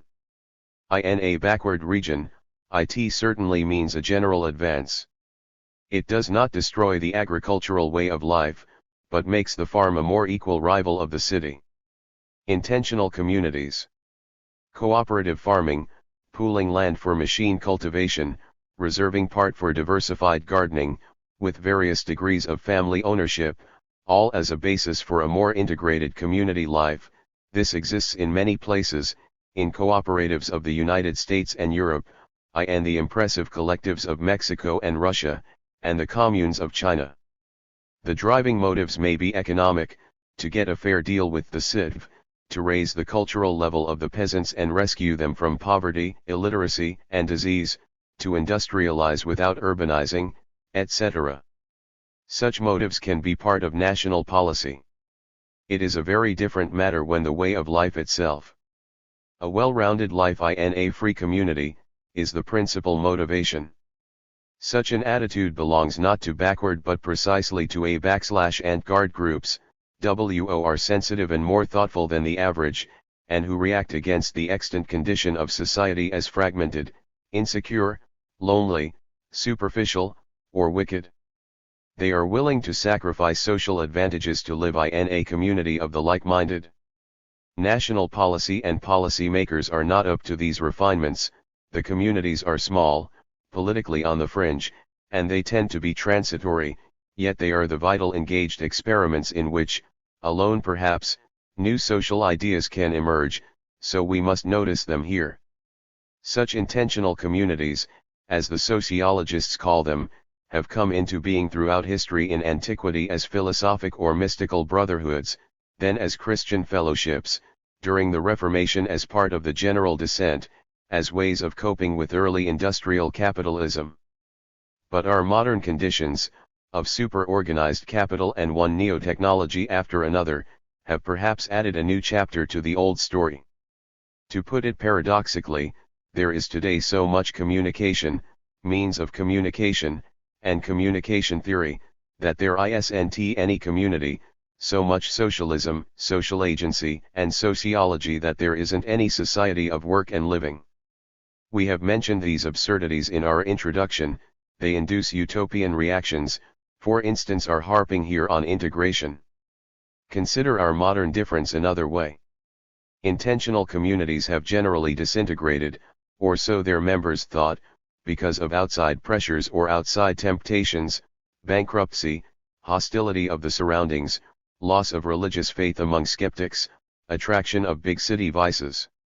It is generally agreed that non-rational motives, like religion or nationalism, wear better in this struggle than rational motives like philosophy, pacifism, or economic good sense. 105. But today we also trunk that communities disintegrate especially because of interpersonal difficulties. These explain the boredom, inefficiency, loss of faith. People are simply not up to having and working together. So the experts in community give sociometric tests to determine who among modern men are fit to live closely with their fellows, to bear the tensions and excitabilities of it. Integration is apparently no longer natural for all men. This seems to cut down the possibilities enormously, for to live well now requires, to be disgusted with the common way, to have a burning ideal to share, and to have a cooperative character. Given the paucity of candidates, Such weeding out tests are a poor expedient. Would it not be better, instead of regarding non-cooperation as a datum, to take the bull by the horns and regard community life as a continuous group psychotherapy in our sick society, in which just the anxieties and tensions of living together become the positive occasions to change people and release new energy altogether? This would in turn diminish the reliance on non-rational ideals, since the excitement of contact is soon more valuable than the attractions of the world. Kvutsa. The most perfect viable intentional community of modern times has been the kvutsa or kibbutz of the Zionists and Israelis. Those who settled these little communities were leaving not only anti-Semitism but also, imbued with the most advanced organic and socialist philosophies of the 19th century, the inorganic and competitive world of the West. As Jews, farming seemed to them the return to primary usefulness, independence, and dignity from which they had been excluded, but many of them were also professionals and craftsmen, used to science and machines. They had also a pioneering dedication to a neglected and inhospitable soil, with the satisfaction of making it. T. Polder YPLs JS6. War K Shop S1 SHED S1 FORT 3.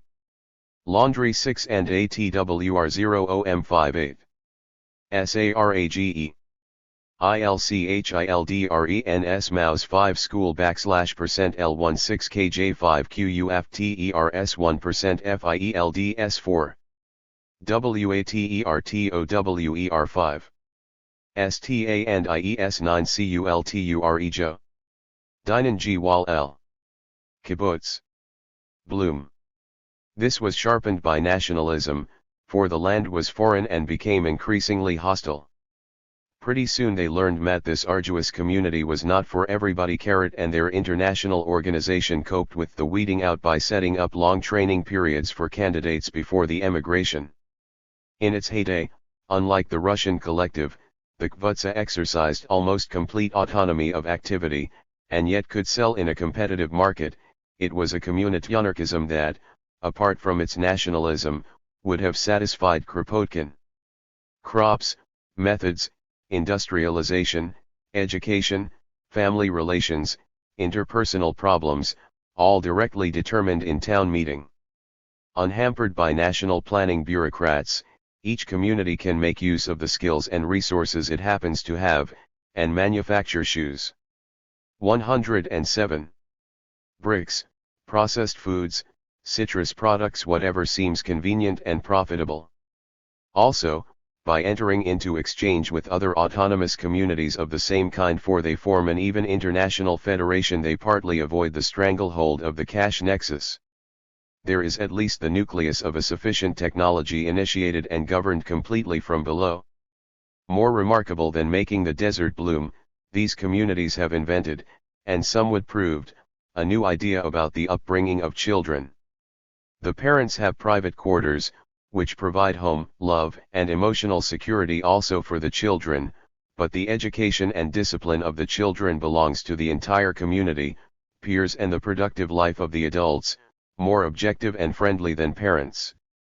The young people of this training whom one meets cactus fruit, as they call themselves, are, as one would expect, characteristically brash, good-looking, know-it-all but not disrespectful, self-reliant but not really independent, sentimental, and very provincial.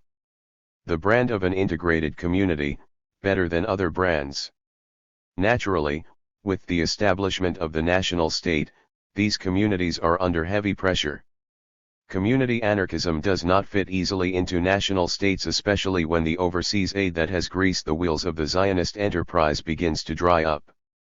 Yet in the great present crisis, the unexpected influx of hundreds of thousands of refugee Jews from the surrounding Muslim countries, the communities have been willing and able to receive and train far more than their share. They are stable and adaptable. In the long run, perhaps, the more dangerous threat to their existence is the attraction of urban life. A major problem of every intentional face-to-face community is its cash crop, its economic lull in e.g. society that has no integral way of life but has a most integrated cash nexus.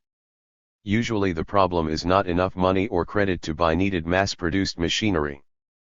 But let us mention a touching example of a contrary problem. The Macedonia community made pedagogic toy blocks for cash, and distributed them, at cost of production, to like-minded groups like progressive schools, but the blocks became popular and big commercial outfits wanted a large number. Macedonia was then faced with the following dilemma: these commercial jobbers would resell at a vast profit, yet if Macedonia itself charged them what the market would bear, the community would itself be contaminated by commercialism. The cash crop of the small intentional community that has often served as its social role in the larger society is education. The community is a progressive school.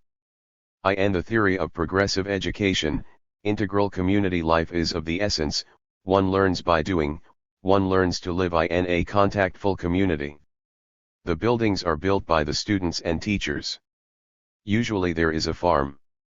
Emphasis is laid on creative arts and crafts, as unblocking of deep energy and as inventing the forms of better environment. Some progressive schools specialize in serving the surrounding region as social physicians and leaders of regional improvements. In the educational community, the mores are in principle permissive and experimental, and the persons form, almost invariably, a spectrum of radical thought and life, from highly moralistic religious pacifists, through socialists and La Follette or TVA liberals, to free-thinking anarchists. The close contact of such persons, the democratic and convivial. 109. Intermingling of faculty and students, leads inevitably to violent dissensions, sexual rivalries, threatened families. It is at this point, as we have said, that the community could become a psychotherapeutic group and try by its travails to hammer out a new ideal for us all in these difficult areas where obviously our modern society is in transition. Instead, the community itself tends to break up. Yet perhaps the very transitoriness of such intensely motivated intentional communities is part of their perfection. Disintegrating, they irradiate society with people who have been profoundly touched by the excitement of community life, who do not forget the advantages but try to realize them in new ways. People trained at defunct Black Mountain, North Carolina, now make a remarkable little village of craftsmen in Haverstraw, N.Y. Perhaps these communities are like those tittle magazines and little theaters that do not outlive their first few performances, yet from them comes all the vitality of the next generation of everybody's literature. Regionalism. Let us, finally, say something about regionalism and regional planning. Nearly all American planners would agree that these are grand things, reacting, no doubt, not only against isolated planning but against the sameness sinking down on our country from coast to coast. But as Charles Abrams said recently, it is hard to say what they mean by regionalism. What is the unifying principle of a region? The Russian regional plans of this chapter are industrial economic unities, and these regions may well, in the USSR, coincide with regions of race, culture, and language. So throughout the 19th century in Europe, nationalism could be regarded as economic, cultural, and linguistic regional planning. In an advanced technology like the American, however, economic regionalism is vanishing. Door frames for a building in Denver were manufactured on the East Coast, but people in New York eat garden vegetables from Texas. This seems idiotic, but the technology and transport warrant it, and the economy apparently demands it. We saw that Fuller refused to consider any space-age region less than the continents of the world around the North Pole. Of cultural regionalism we have little. Our one distinctive region is the so-called South, whose unity consists in oppressing Negroes to the mutual disadvantage of Negroes and whites. In fact, our striking cultural regions are precisely the metropolitan centers. New York, the Bay Area, perhaps Chicago, and vast cities do require a kind of regional planning of traffic, taxation, and civic function. Geophysical regions do exist spectacularly in our country. It is pathetic if the aesthetic advantages of our unique landscapes, of our coasts, plains, subtropics, mountains, river valleys and deserts, cannot make us a more various America than we are getting. In our history, the Americans have thrown away one of our most precious heritages, the federal system, a system of political differences of regions, allowing for far-reaching economic, legal, cultural, and moral experimentation as the La Follettes experimented in Wisconsin, the Longs in Louisiana, as Sinclair tried in California. This was the original idea of our system. When the fathers gave up the leaky Articles of Confederation for the excellent arms of the preamble, they were not thinking of a land with an identical gas station, W7 Oilworth S, and diner at every crossroads, with culture canned for everybody in Hollywood and on Madison Avenue, and with the wisdom of local law dominated by the FBI. The improvement of the Tennessee Valley by the Tennessee Valley Authority started with a single natural resource, a flow of water with a head of as much as 5,000 feet, caused by precipitation of up to 80 inches over a region touching half a dozen states. Previous to the authority, part of this flow was developed for electric power and the fixing of nitrogen, for munitions, and later for fertilizer. The authority was empowered to expand this into a multiple-use handling of the waterway, a system of dams, locks, reservoirs and channels for power, navigation, and flood control. But this at once involved the improvement of the watershed itself to assure steady flow and good volume of storage, so the authority turned to forestation, prevention of erosion, and improvement of cultivation. At this point a profound change occurred in the idea. 112. The concept of a multiple-use enterprise is familiar in business. The sum of different lands of products, byproducts, and services make possible a capital investment which for any one of them would be unprofitable. This is the case in most extractive and refining industries. What was unique in the TVA was the decision to spread the benefits of one part of the enterprise, the waterway, to the farmers of the whole region without specific evaluation of the cash outlay and return, the principle being just the general social benefit. This decision, this principle, was possible because it is the immediate products of the waterway, not their cash equivalents, that the farmers need: electric power, water, and fertilizer extracted or processed by industrial electricity.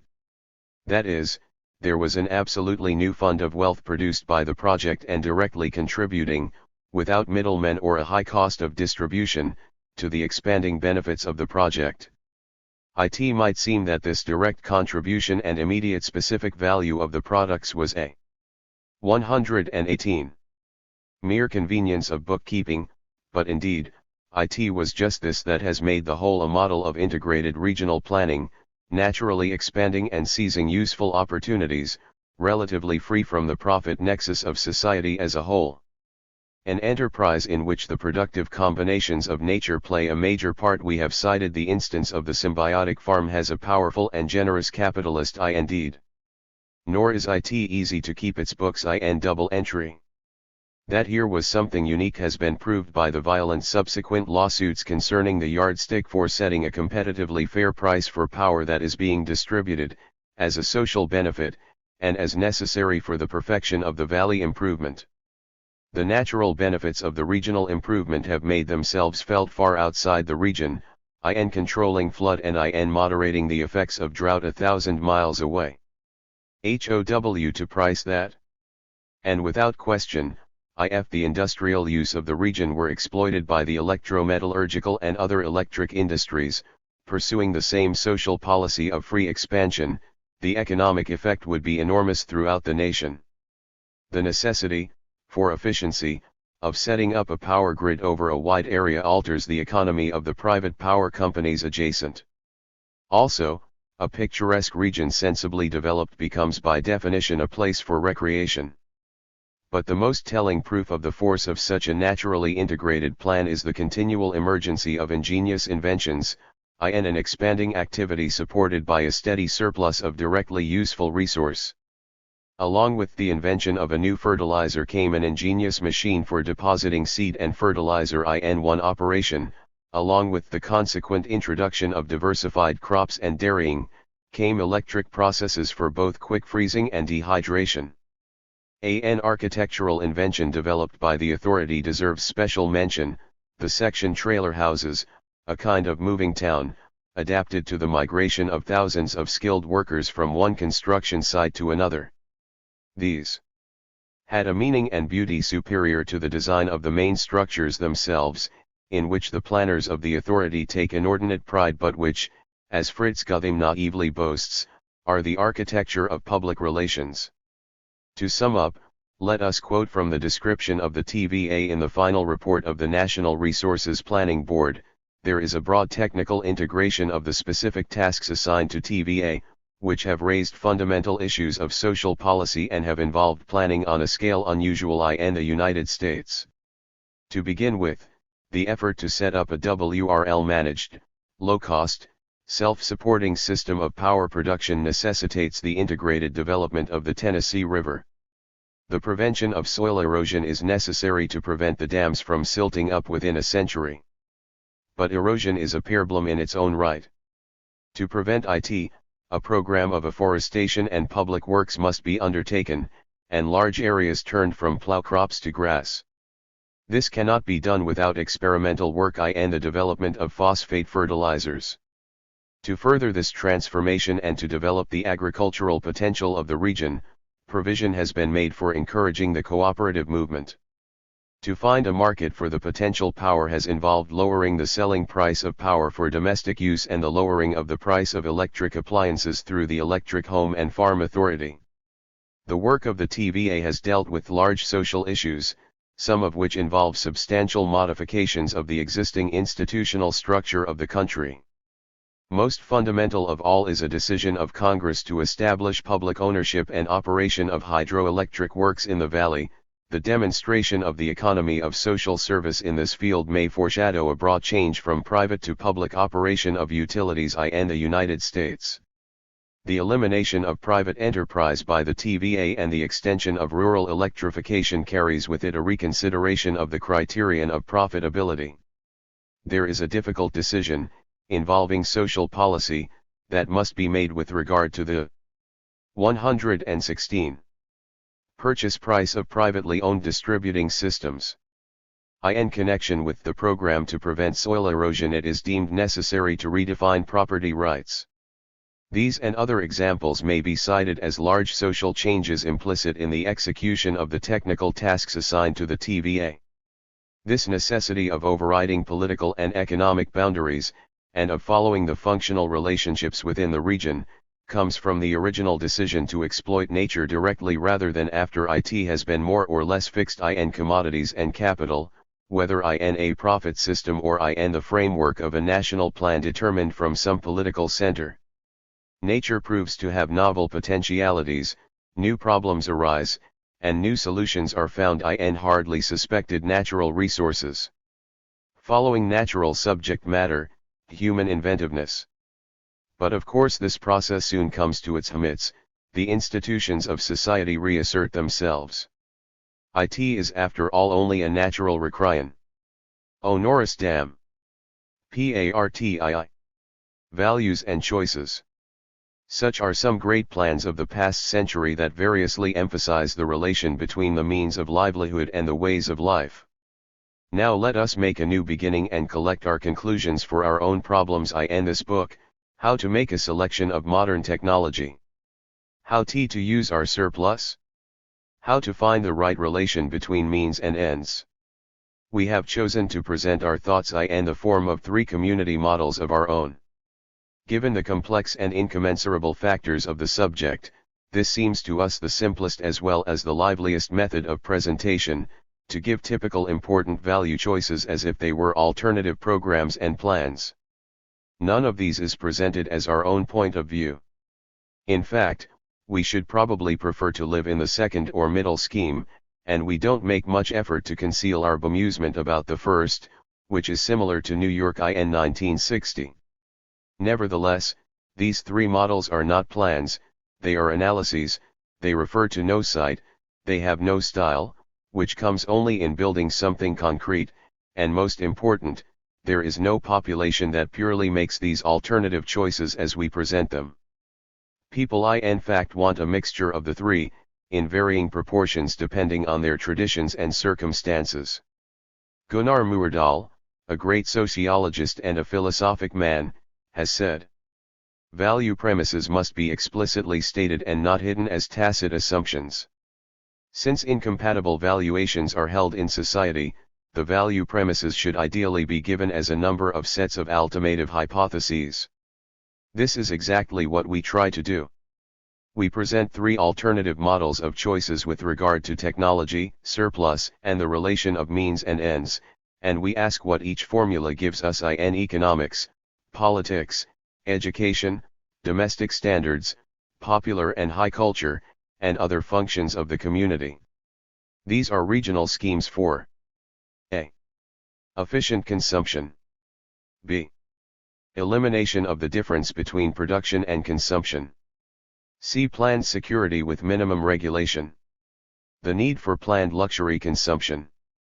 American production requires a vast tribe of advertisers to boost the standard of living. This buys up the goods on the home market and allows for profitable reinvestment. The standard is very high, but even so it often fails in important areas, sometimes in automobiles, sometimes in eggs. No doubt we ought to give away more of our goods abroad and so increase the world standard. But it is an era when other lands are, or are hastening to become, advanced technologies, and given the speed with which machine tools are multiplied and machine skills are learned, we can easily envisage the day when we won't be able to give anything away, we will have to use it ourselves. Our productivity is, of course, immensely higher than the actual production. During the 30s, it is figured, we ran at much less than 50%, yet supported a luxury leisure class of 1,010 million unemployed, of whom none starved except by the error of a social agency. During the war, production was nearer 90% of capacity, and many millions of the economically unemployed, in the armed services, enjoyed the use of such luxury commodities as tanks, bombers, heavy artillery, and warships.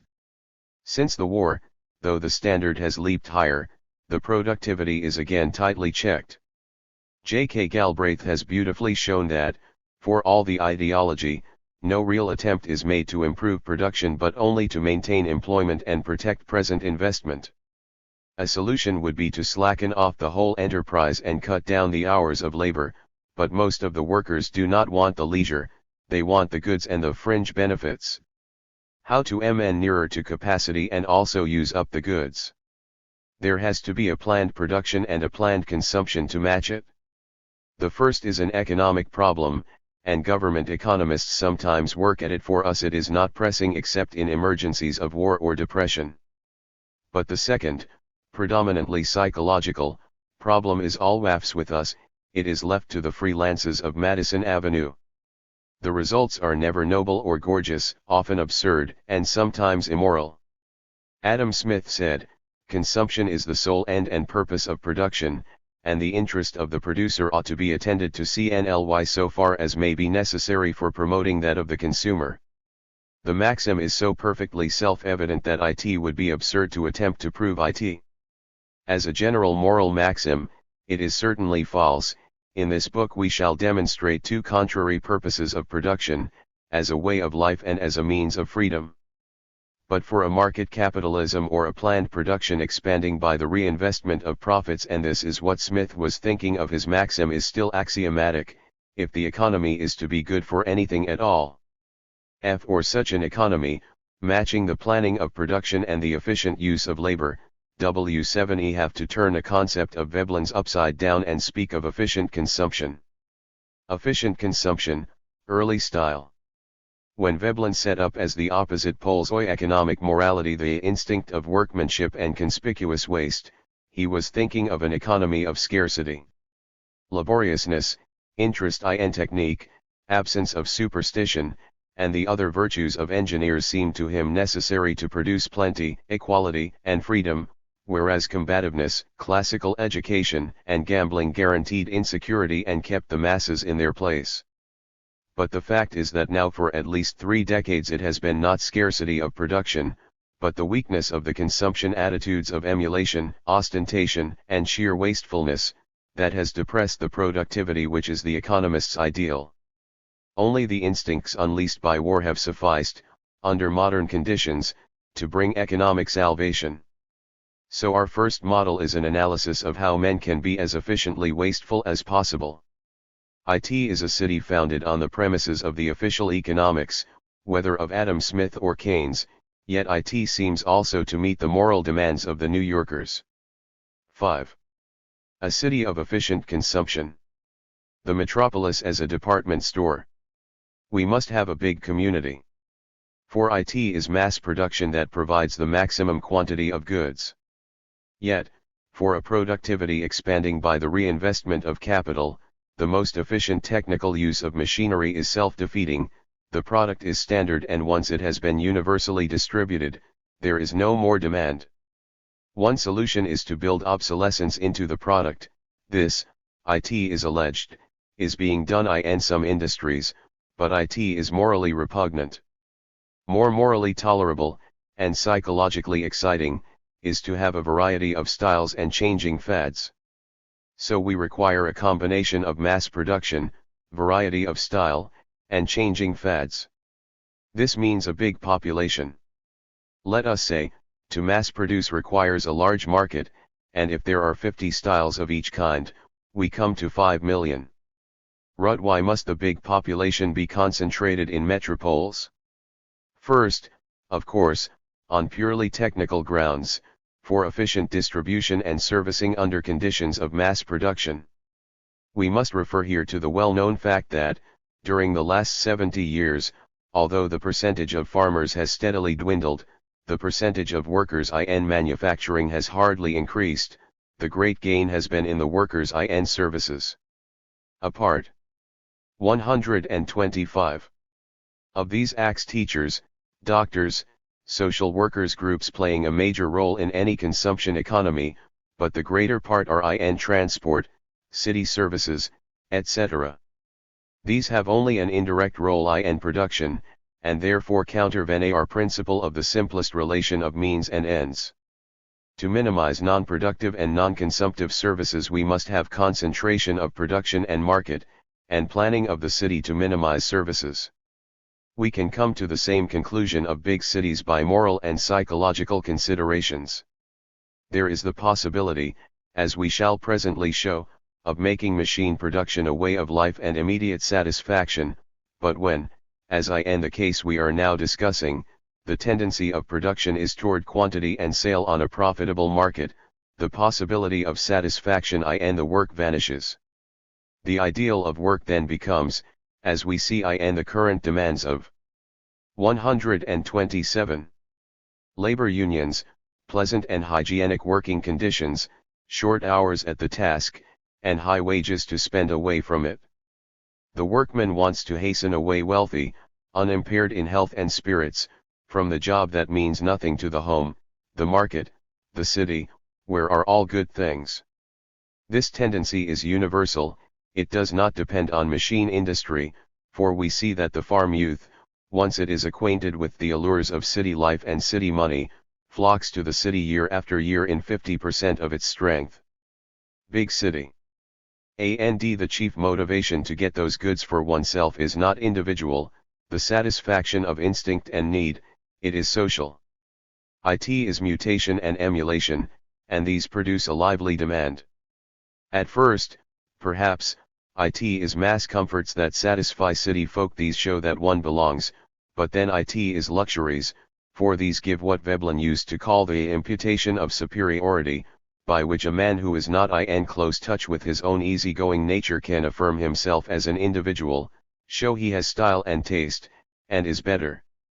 This can take place only in a big city. Aristotle said long ago, the appetite of man is infinite. It is infinitely suggestible. The heart of the city of expanding effective demand is the department store. This has been seen by many social critics, such as Charlie Chaplin, Lewis Mumford, and Lee Simonson. Here all things are available according to desire, and are on display in order to suggest the desire. The streets are the corridors of the department store. Then let us sum up this preliminary program for the city. 1. A population of several million as the least economic unit. 2. Production and market concentrated to minimize distribution services. 3. The city concentrated to minimize city services. 4. Work and life to center around the market. 5. Morality of imitation and emulation. 6. Decoration is display. 7. Close by the open country, for full flight. On the relation of production and consumption, the community is zoned according to the acts of buying and using up. Now there are 4 classes of goods. First are the goods which have been produced and are consumed and the enjoyment of them.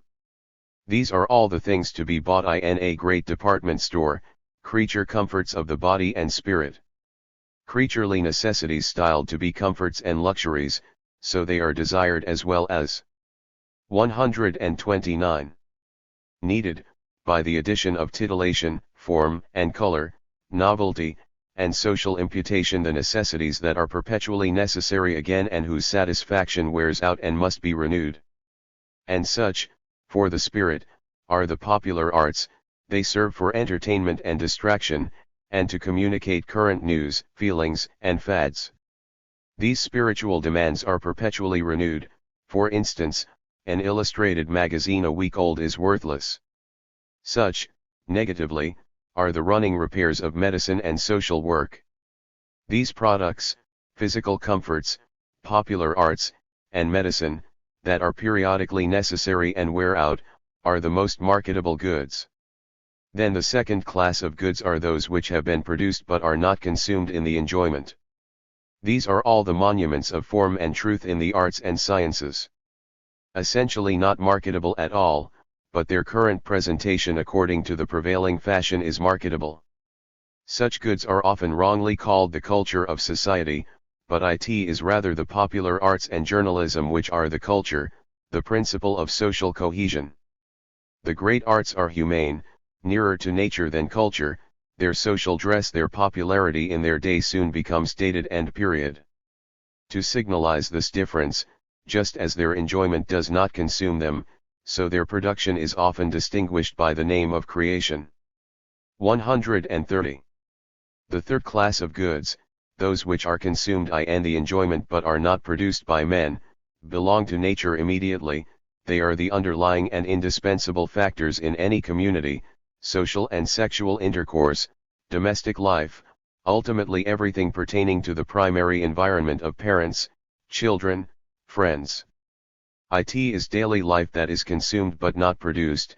People draw on their own resources, to wear them out and to renew them for a while.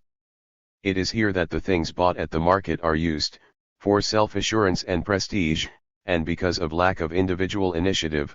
Yet in the end the principle of the community in this zone must be spontaneous demand and naturally given resources, as in the family and the elementary schools, relatively free from the suggestion and display which is the whole culture of the market itself. Apart from this freedom, the internal springs of demand dry up. 131. Lastly, there are the goods which are neither produced nor consumed, the stream of life itself and the permanent things of nature, recurring not by conscious reaching out but by unchanging laws of reproduction, growth, and death. They are created literally, and are not consumed but grow and die. For these, the standard of having is not comfort and luxury, but subsistence. Rural life, in relative poverty, reproduces itself the most. In the community, this zone belongs essentially to the children and adolescents, and to these adults who are temporarily spent. The adults in their vigor are concerned mainly with culture, status, and pleasure. The 4 kinds of goods give us the 4 zones of the city. A metropolitan region. We turn to the selection of industries.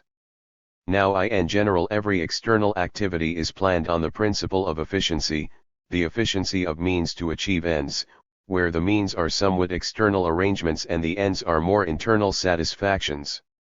We shall see in our next chapter that if we consider the means of life also part of a man's internal time of life, the principle of efficiency becomes blurry.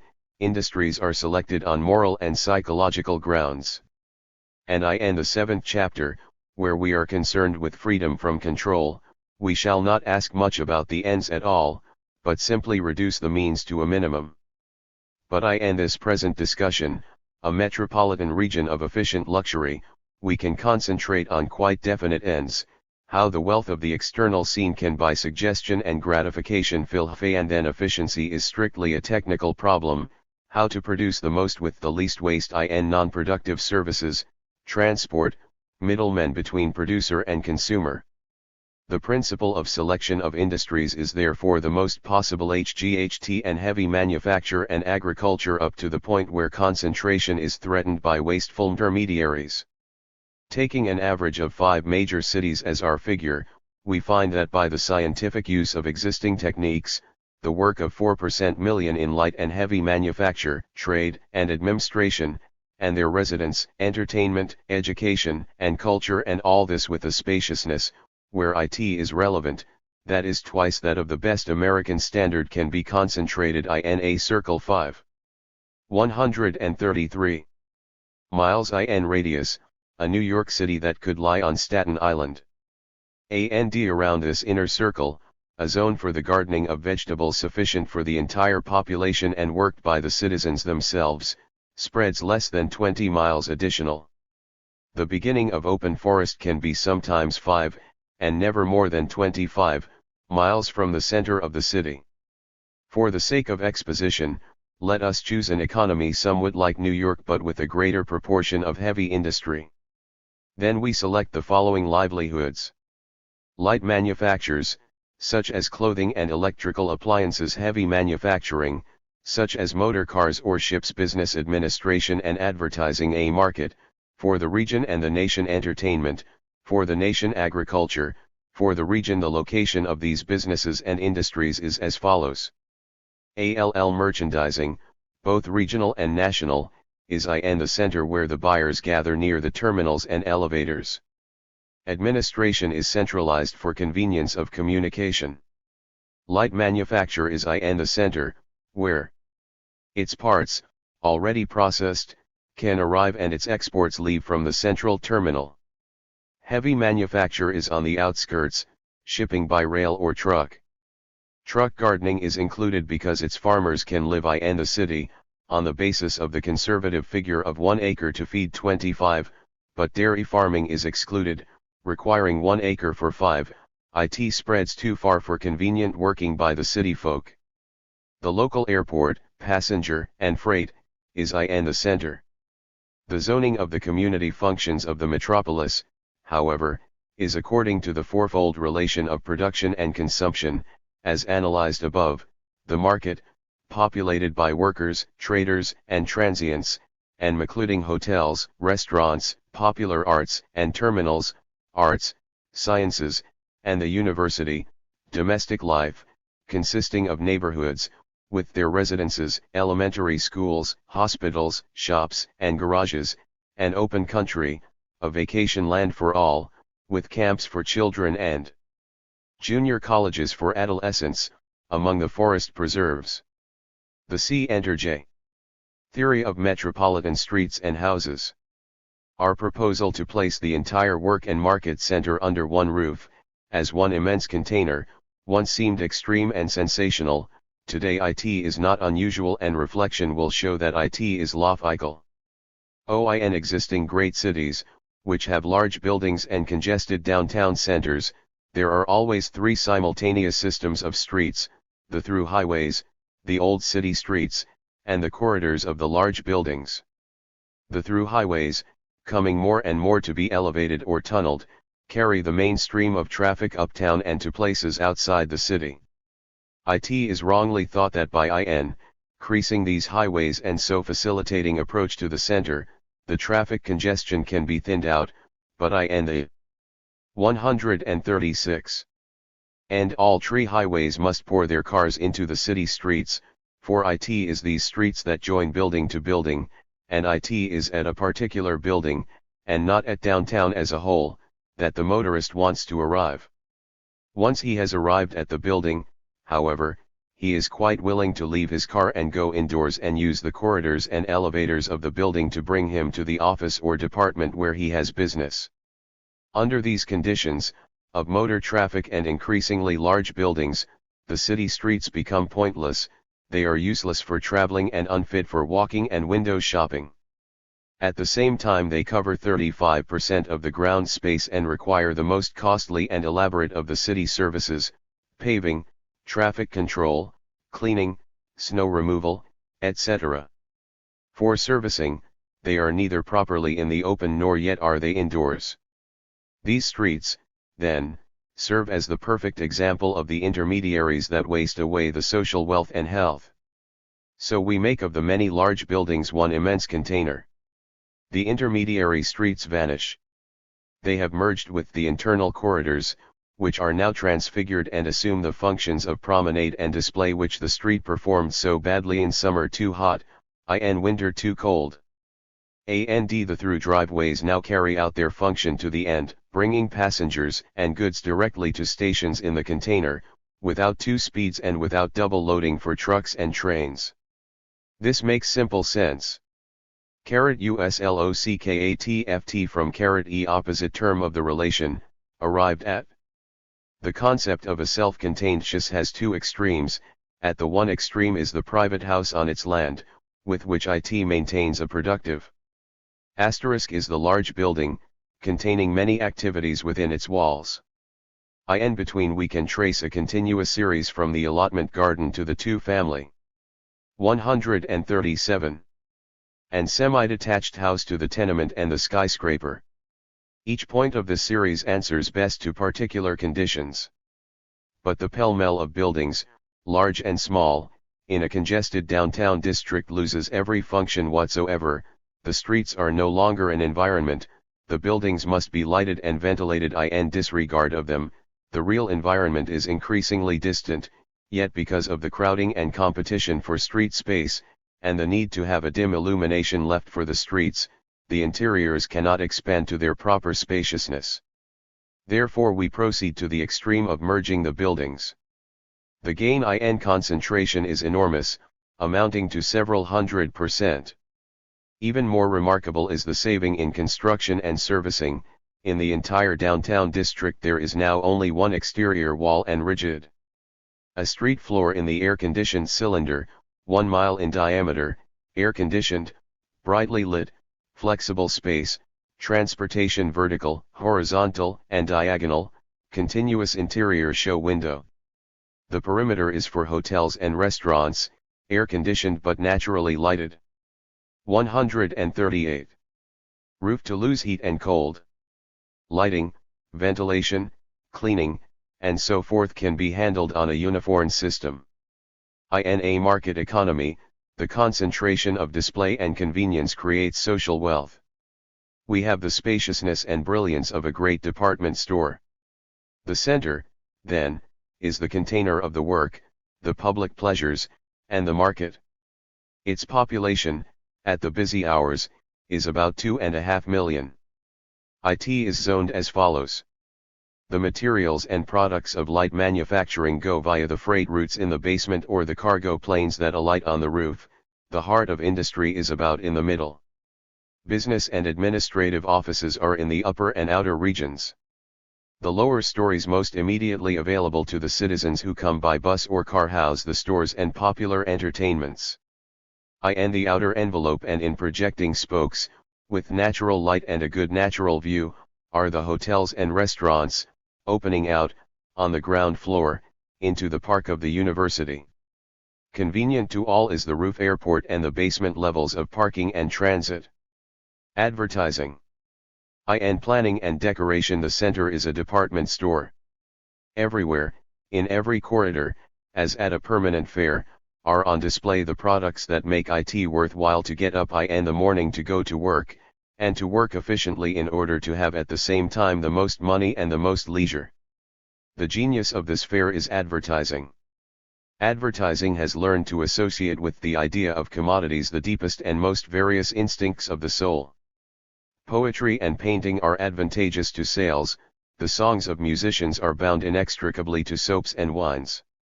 The scientific curiosity of men is piqued by industrial exhibits. The sentiments of brotherhood and ambition both make it imperative to buy something, sexual desire even more so. Also, the fear. A section through the air-conditioned cylinder, 20 stories of continuous rentable area without courts or yards, 4 stories of passenger terminals for air, railroad, and bus, 1 story for terminals for light manufacture, with deliveries direct to vertical transportation. The lowest level contains the cylinder service. Of loneliness or sexual failure make it impossible to omit to buy something. Mother love is a great promoter of sales. In this manner the integral man is involved in the economy. Once upon a time advertising was a means of informing the public that such and such a commodity was for sale and where it could be got. Later, advertising became competitive, persuasion to buy such and such a brand rather than any other brand. But in our time, among the largest companies and especially among those who have something to sell, that is, perhaps, not absolutely necessary, the competitive use of advertising is no longer the chief use. Indeed, these companies confine themselves to the same amount and type of advertising in order not to compete to the death. But the chief use of advertising, in which the rivals cooperate, is to suggest to a wider public the need for the product which is not, perhaps, absolutely necessary. It is this new departure in advertising that gives one confidence in the economic feasibility of an expanding productivity. But such advertising must be given the right atmosphere in which to breathe. The university. The next zone is the university, extending in a mile-wide RMG around the center. This consists of theaters, opera houses, museums, libraries, lecture halls, and laboratories of liberal arts and sciences, and everything that belongs to these. It is the region of the things created by man or discovered in nature, and not consumed in the enjoyment. This region, as we witness in our great cities and their universities, is the field of a deadly internecine strife, between those who would integrate these classical creations and discoveries very closely into the culture of the center, and those who fear that this integration come in PVPRVF into no guasen. Thus, there is a great museum in New York City which alternates the exhibition of severe modern classics of painting with the exhibition of advertising posters. Problem comes up as a problem of location, whether 141. For instance, to locate among the humanities of the university such popular humanities as higher merchandising, or to locate these in the center as trade schools. There is no, and could be made to do so even more. On the other hand, such books are not consumed in the enjoyment, they do not have an expanding production, and to exploit them is pennywise, pound foolish. Careless popularization of the classics injures the solid economic value of illustrated weeklies. Humane education is necessary to keep things going at all, but too much of it makes people too simple. Provision is made in the park for thrashing out these and similar problems. There are outdoor cafes and places for dancing, accessible to the transients from the hotels as they emerge from the center. Within the center, style and decoration present no difficulty. They are whatever is fashionable this season. To illustrate them for our purposes we need merely imitate what is highly correct in the spring of 1960. Such imitation would not be good decoration, for decoration requires an intuitive popular sympathy, hard to keep up year after year unless one is in the business, but it would be like good decoration. But the style of the university is a different matter, and a thorny problem.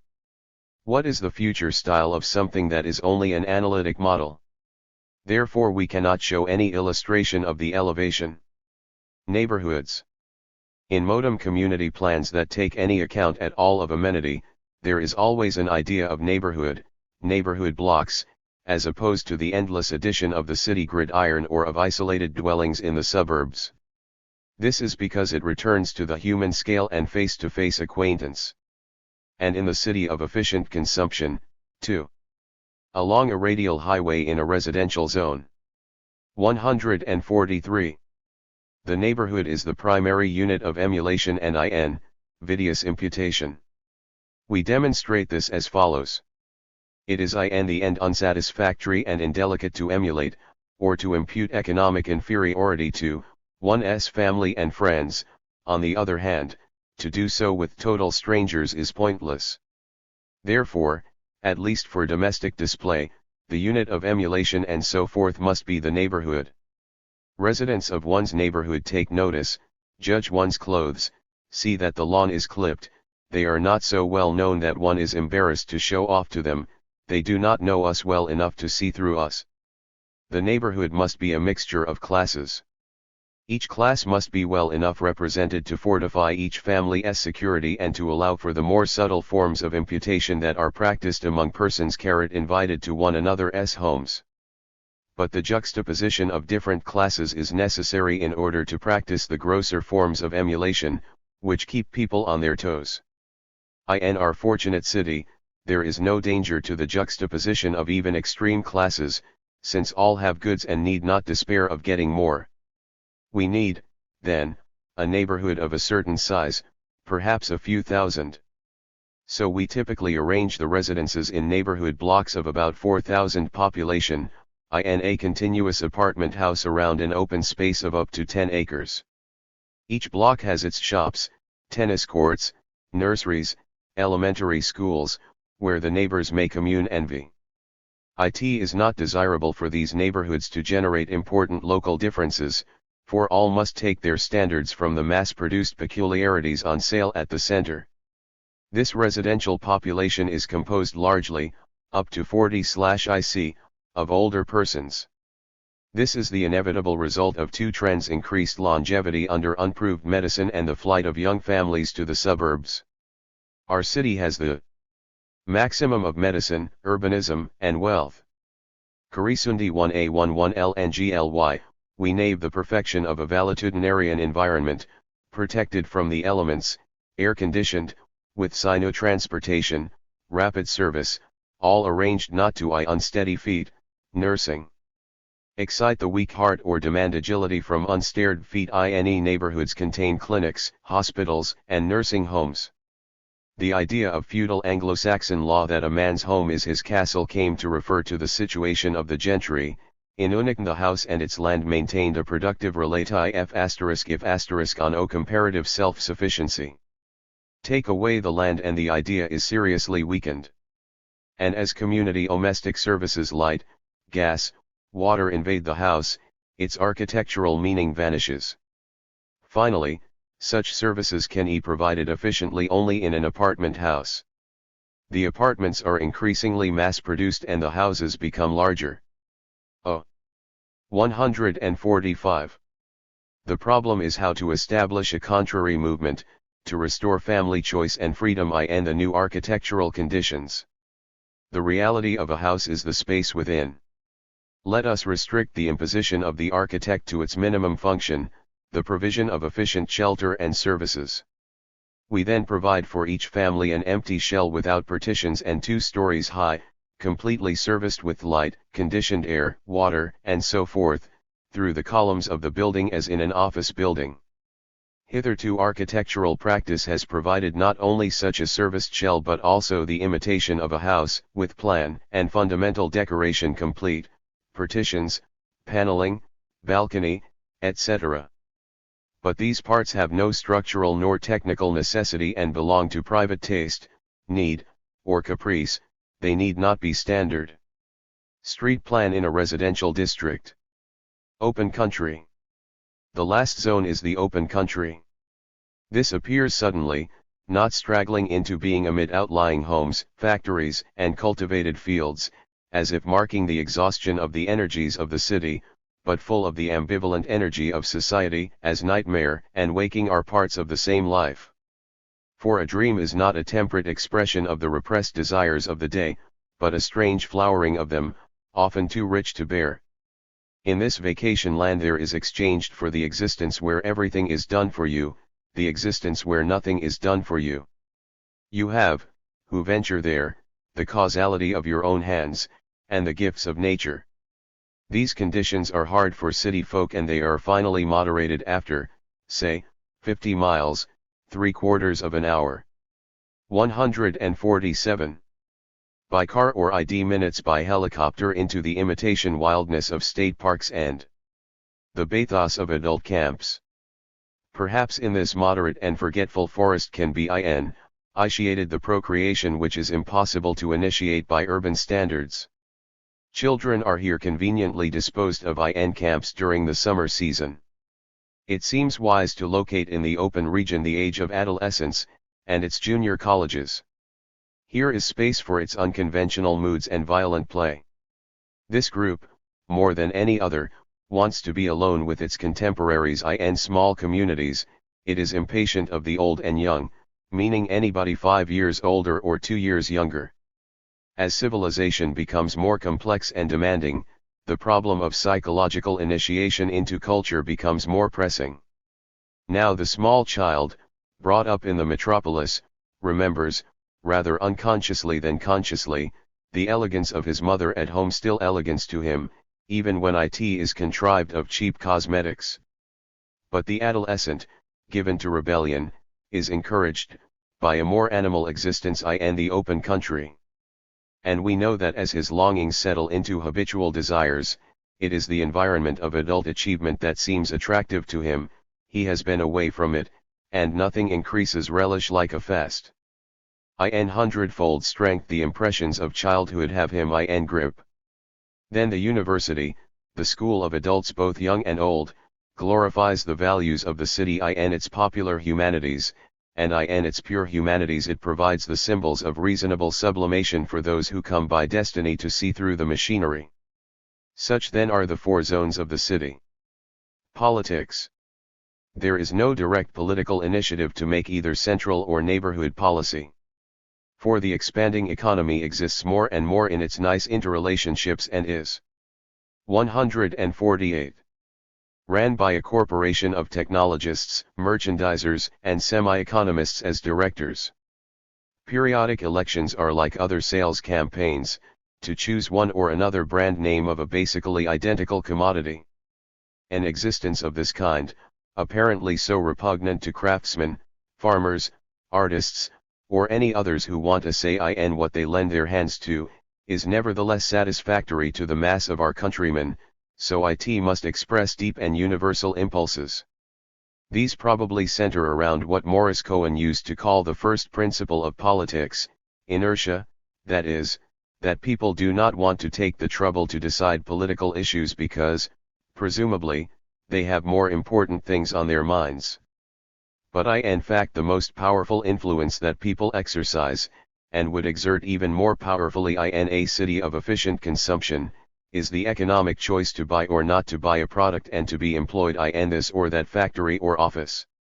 We are not speaking of such strenuous efforts as boycotts or strikes, but of the delicate pressures of the market, which in a market of luxuries and a production of full employment profoundly affect particular brands, without disturbing the system as a whole. In our society even great captains of industry and princes of merchandise who, one would have thought, would have freedom to do it their own way, cannot step out of line. A famous manufacturer, for instance, is said to have believed in the transmigration of souls, but he was not allowed by his public relations department to proselytize to this belief because it might seem odd to potential customers. Everybody who has a penny can influence society by his choice, and everybody has, in principle, a penny. Thus, there is direct social initiative neither from above nor below. This explains the simply unbearable quality of facade or front in American public thought. Nobody speaks for himself, it is always an organization that speaks. But now comes what is proper to great cities, a season of carnival, when the boundaries are overridden between zone and zone, and the social order is loose to the equalities and inequalities of nature. A holiday, said Freud, is a permitted, rather than a proscribed, excess. It is the solemn violation of an prohibition. Yet it is not necessary to imagine any astonishing antics and ceremonies of carnival, for as society becomes more extensively and intensively organized in its means of livelihood, any simple gesture occurring in the ways of life is already astounding, just as in Imperial Germany to walk across the grass was a revolutionary act. By day-to-day acquiescence and cooperation, people put on the habit of some society or other, whether a society of consuming goods or some other makes no difference, so long as there are real satisfactions. Meantime, submerged impulses of excess and destruction gather force and periodically explode in wild Public holidays or gigantic wars. The carnival, to describe it systematically, would be simply the negation of all the schedules and careful zoning that are full of satisfaction in their affirmation. /01 can resist a thrill when a blizzard piles up and the streets and the traffic stops dead. The rumor of a hurricane brings out our child souls and much community spirit. Describing the Saturnalia of the Roman Empire, an old W. Titor gives the following particulars: during its continuance, the utmost liberty prevailed, ale was mirth and festivity, friends made presents to each other, schools were closed, the Senate did not sit, no war was proclaimed, no criminal executed, slaves were permitted to jest with their masters, and were even waited on at table by them. This last circumstance was probably founded on the original equality between master and slave, the latter having been, in the early times of Rome, usually a captive taken in the war or an insolvent debtor, and consequently originally the equal of his master. According to some, the Saturnalia was emblematic of the freedom enjoyed in the Golden Age, when Saturn ruled over Italy. During the carnival in the city of efficient consumption a peculiar incident sometimes occurs. At one of the automatic cafeterias in the center where, on the insertion of a coffee and cream pour from twin faucets and neatly fill a cup to the brim, this machine breaks down all nature spring in the season of joy and the coffee and cream keep flowing and do not stop, superabounding, overflowing the cup, splashing onto the floor, many cups can be filled from the same source. Then gathers a crowd and a cheer goes up as they indulge in inefficient consumption. Installment debts are forgiven. And with the pressure of installment payments removed, people swing to the opposite extreme and don't work at all, they fail to provide even for 151. The day's necessities and begin to eat up the capital investment. They consume the reserve piled up on the market. The economy apparently ceases to expand. In the factories, basketball courts are rigged up, emblematic of the sit-down strikes that occurred in America in 193d. The people are not really idle, but only economically so. They are feverishly preparing and launching immense floats, works of imperishable form. There is a classic tradition of the forms but made of the most perishable materials possible, papier-mâché, soap, ice. These floats, after parading through the streets, are destroyed without residue. The paper is pushed into bonfires, toasts a moment, and leaps up in a puff of flame, through which the deathless form seems to shine one last moment after its matter has vanished. The soap is deluged by hoses and dissolves in lather and iridescent bubbles, and the forms of ice are left to melt slowly away in the brilliant darts of the sun.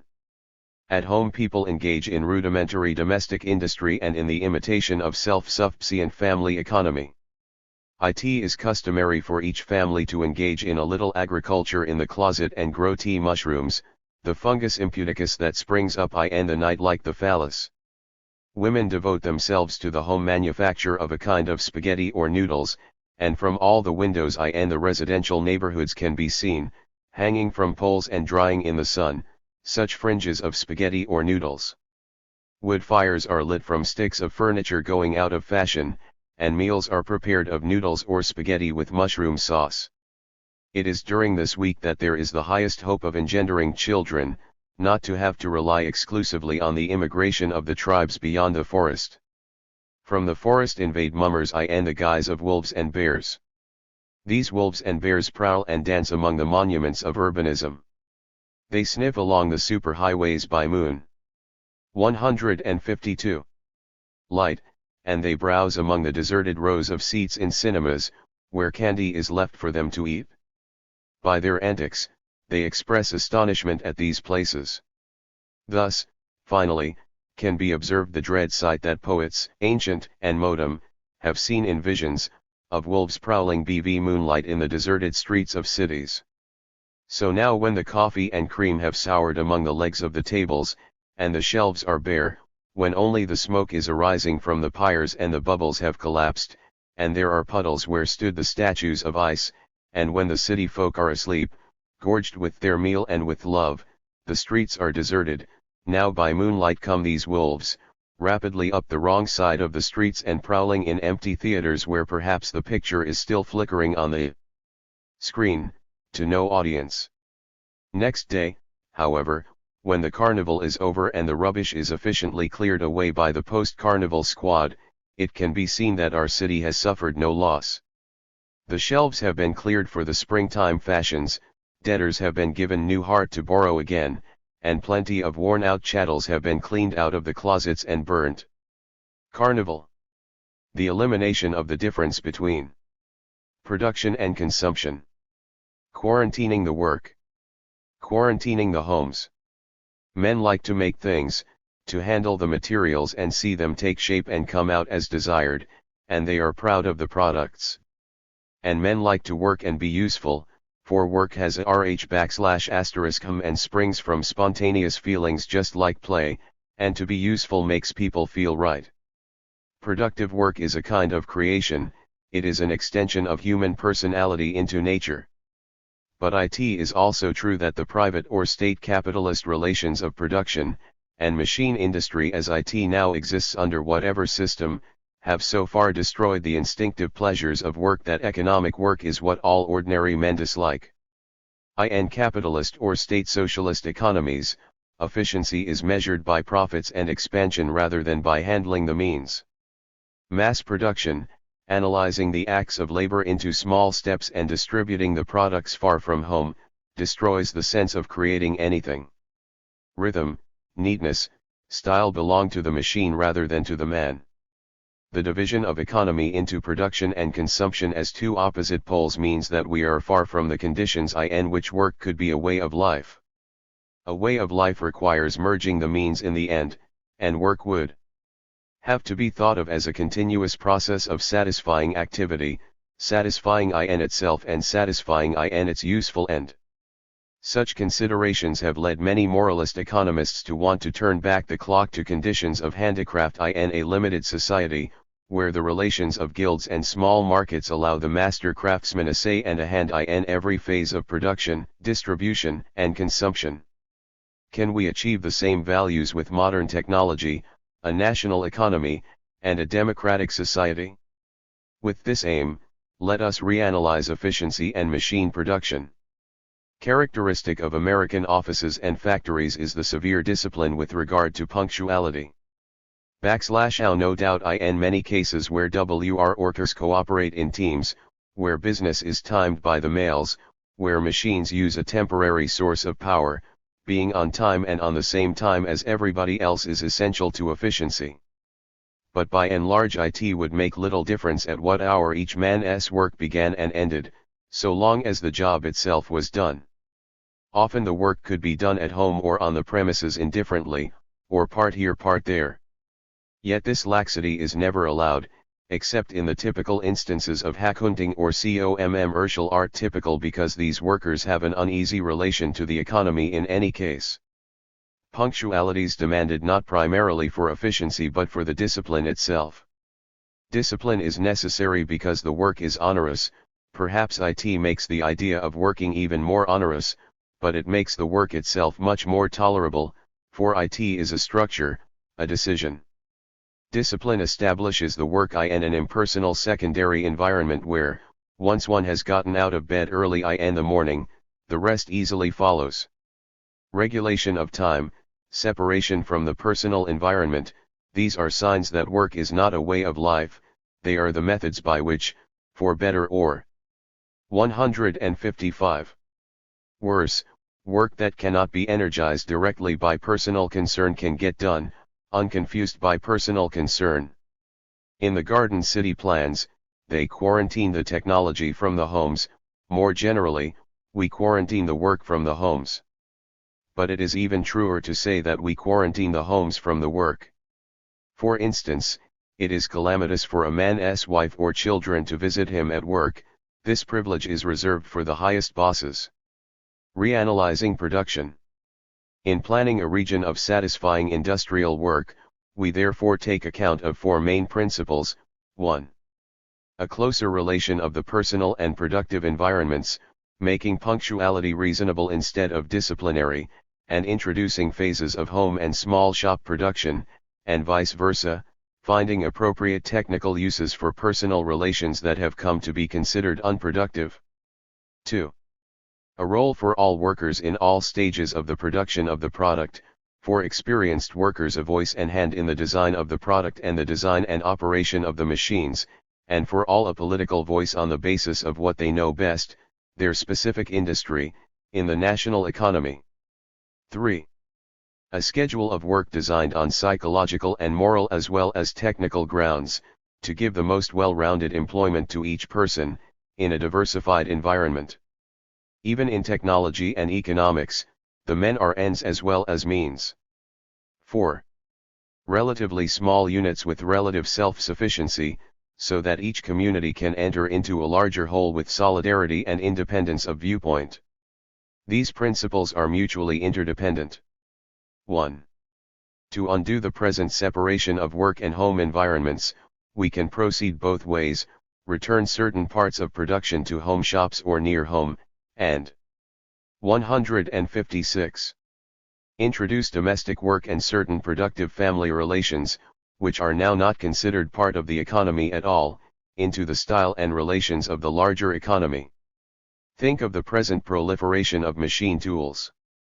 It could once be said that the sewing machine was the only widely distributed productive machine, but now, especially because of the last war, the idea of thousands of small machine shops, powered by electricity, has become familiar, and small power tools are a best-selling commodity.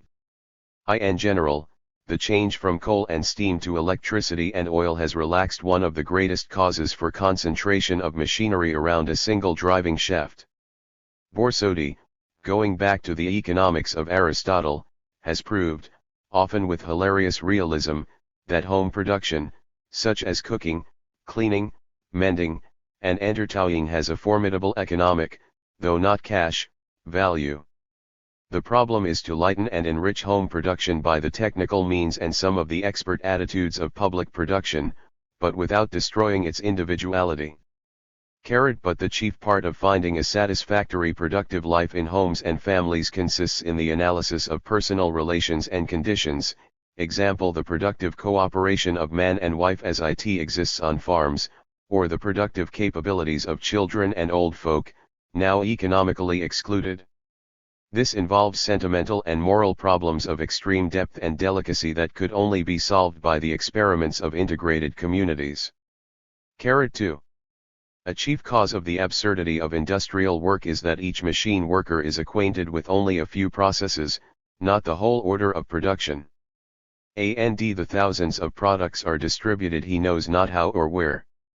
Efficiency is organized from above by expert managers who first analyze production into its simple processes, then synthesize these into combinations built into the machines, then arrange the logistics of supplies, etc., and then assign the jobs. As against this efficiency organized from above, we must try to give this function to the workers. This is feasible only if the workers have a total grasp of all the operations. There must be a school of industry, academic and not immediately productive, connected with the factory. Now let us distinguish apprentices and graduates. To the apprentices, along with their schooling, is assigned the more monotonous work, to the graduates, the executive and coordinating work, the fine work, the finishing touches. The masterpiece that graduates an apprentice is a new invention, method, or other practical contribution advancing the industry. The masters are teachers, and as part of their job hold free discussions looking to basic changes. Such a setup detracts greatly from the schedule of continuous production, but it is a question whether it would not prove more efficient in the long run to have the men working for themselves and having a say in the distribution. By this we do not mean merely economic democracy or socialist ownership. These are necessary checks but are not the political meaning of industrialism as such. What is needed is the organization of economic democracy on the basis of the productive units, where each unit, relying on its own expertness and the bargaining power of what it has to offer, cooperates with the whole of society. This is syndicalism, simply an industrial town meeting. To guarantee the independent power of each productive unit, it must have a relative regional self-sufficiency. This is the union of farm and factory. 3. Machine work in its present form is often stultifying, not a way of life. The remedy is to assign work on psychological and moral as well as technical and economic grounds. The object is to provide a way-rounded employment. Work can be divided as teamwork and individual work, or physical work and intellectual work. And industries can be combined in a neighborhood to give the right variety. For instance, cast glass, blown glass, and optical instruments, or more generally, industry and agriculture, and factory and domestic work. Probably most important, but difficult to 158. Conjure with, is the division in terms of faculties and powers, routine and initiation, obeying and commanding. The problem is to envisage a well-rounded schedule of jobs for each man, and to arrange the buildings and the farms so that the schedule is feasible. 4. The integration of factory and farm brings us to the idea of regionalism and regional relative autonomy. These are the following main parts: diversified fanning as the basis of self-subsistence and, therefore, small urban centers. A number of mutually dependent industrial centers, so that an important part of the national economy is firmly 160. Co-called. These industries developed around regional resources of field, mine, and power. Diversified farmers can be independent, and small farms have therefore always been a basis of social stability, though not necessarily of peasant conservatism. On the other hand, for the machines now desirable, the farmer needs cash and links himself with the larger economy of the town. The political problem of the industrial worker is the re-ers, since every industry is completely dependent on the national economy, for both materials and distribution. But by regional interdependence of industries and the close integration of factory and farm work, factory workers taking over in the fields at peak seasons, farmers doing factory work in the winter, town people, especially children, living in the country, farmers domestically making small parts for the factories, the industrial region as a whole can secure for itself independent bargaining power in the national whole. The general sign of this federal system is the distinction of the local regional market from the national market. In transport, the local market is served by foot, bicycle, cart, and car, the national market by plane and trailer truck.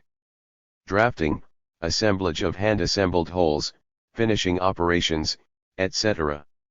Master farm work in industrial agriculture includes supervision and maintenance and is divided cooperatively to spread over the year. The more mechanical work at peak seasons is done by the factory apprentices. Farm family industry includes the making of parts for the factories, cooperation with industrial agriculture, educational care of boarding city children. The spread of activity of the youth over many categories, including 2 months of travel, gives them an acquaintance with the different possibilities. G. Activity at one's own fancy or imagination vocational, vocational, recreational, etc. is likely to work not only very hard but too hard. He finds himself, as if compulsively, always going back to his meaningful job, as if the leisurely pursuits of society were not attractive. But we would hope that where every man has such work, where society is organized only to guarantee that he has, that people will have a more good-humored and easy-going attitude. Not desiring to get away from their work to a leisure that amounts to very little, people will be leisurely about their work. It is all, one way or another, making use of the time. Now, the new community has closed squares like those described by Camillo Sitt. Such squares are the definition of a city. J-squares are not avenues of motor or pedestrian traffic, but are places where people remain. Place of work and a quiet square. Another face of the piazza is an apartment house, where an urban family is making a meal. They go about this as follows. The ground floor of the building is not only a restaurant but a food store. The fanners deliver their produce here.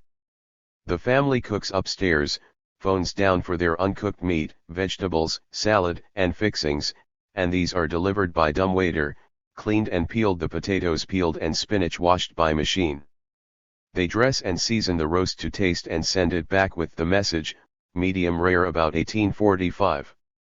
The husband observes, unfortunately for the 20th time, that when he was a student in Paris a baker on the Comer used to roast their chickens in his oven. Simpler folk, who live in smaller row houses up the block, consider this procedure a lot of foolishness. They just chop for their food, prepare it themselves, cook it, and eat it. But they don't have factory jobs, they run a lathe in the basement. The main exit from the square is almost cut off by a monument with an inscription. But we cannot decipher the future inscription. The square seems enclosed in the famous piazzas described and measured in all their asymmetry by Camillo Sitt, the principal building, the building that gives its name to the place, as the Piazza San Marco or the Piazza dei Signori, is a church, town hall, or guild hall. What are such principal buildings and the squares we are here describing? We don't know. The windmill and water tower here, that work the fountain and make the pool, were put up gratuitously simply because such an ingenious machine is beautiful. A farm and its children.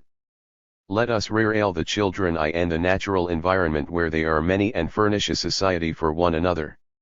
This has an immense pedagogic advantage, for the business of the country environment is plain to the eyes, it is not concealed in accounts and factories.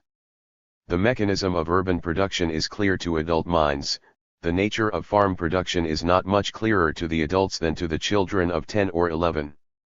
Integrating town and country, we are able to remedy the present injustice whereby the country bears the burden of rearing and educating more than its share of the population, then loses 50% of the investment at maturity. If the city children go to the country schools, the city bears its pro rata share of the cost and has the right to a say in the policy. The parents who work in the city live in small houses on nearby farms, that is home for the children. But when they leave for work, the children are not alone but are still at home on the farm. Some such arrangement is necessary, for it is obvious that we cannot, as the urban home continues to break down, be satisfied with the pathos of creches, nursery schools, and kindergartens. To the farmers, the city families are the most valuable source of money income. The best society for growing children, past the age of disposition of farm production. The principle of the diversified farm is symbiosis, with a minimum of artificial fertilizer, city sewage, enriched by the products of the farm, is piped back to fertilize the land. Total dependency, is other children, older and younger by easy grades. It is a rough society but characterized at worst by conflict rather than by loving, absolute authority. 7. These children, then, no longer sleep with their parents, but in a dormitory. From quite early, children are set to work feeding the animals and doing chores that are occasionally too hard for them. Perhaps urban sentiment can here alleviate the condition of farm and city children both. Everybody praises diversified, fanning as a way of life. Yet the farm youth migrate to the city when they can. This is inevitable when all the advertised regional and national economy. The large number of diversified farms means, on the one hand, that the region is self-subsistent, but on the other that the farmers have little crop to export outside the region. Their cash comes, however, from the city market, from domestic industry, from some industrial agriculture, and from housing the city 7 folk. If farmers have a specialized crop, such as grapes or cotton, it is processed in the town. All this guarantees a tight local economy. Now, even apart from political freedom, such a tight local economy is essential if there is to be a close relation between production and consumption, for it means that prices and the value of labor will not be so subject to the fluctuations of the vast general market.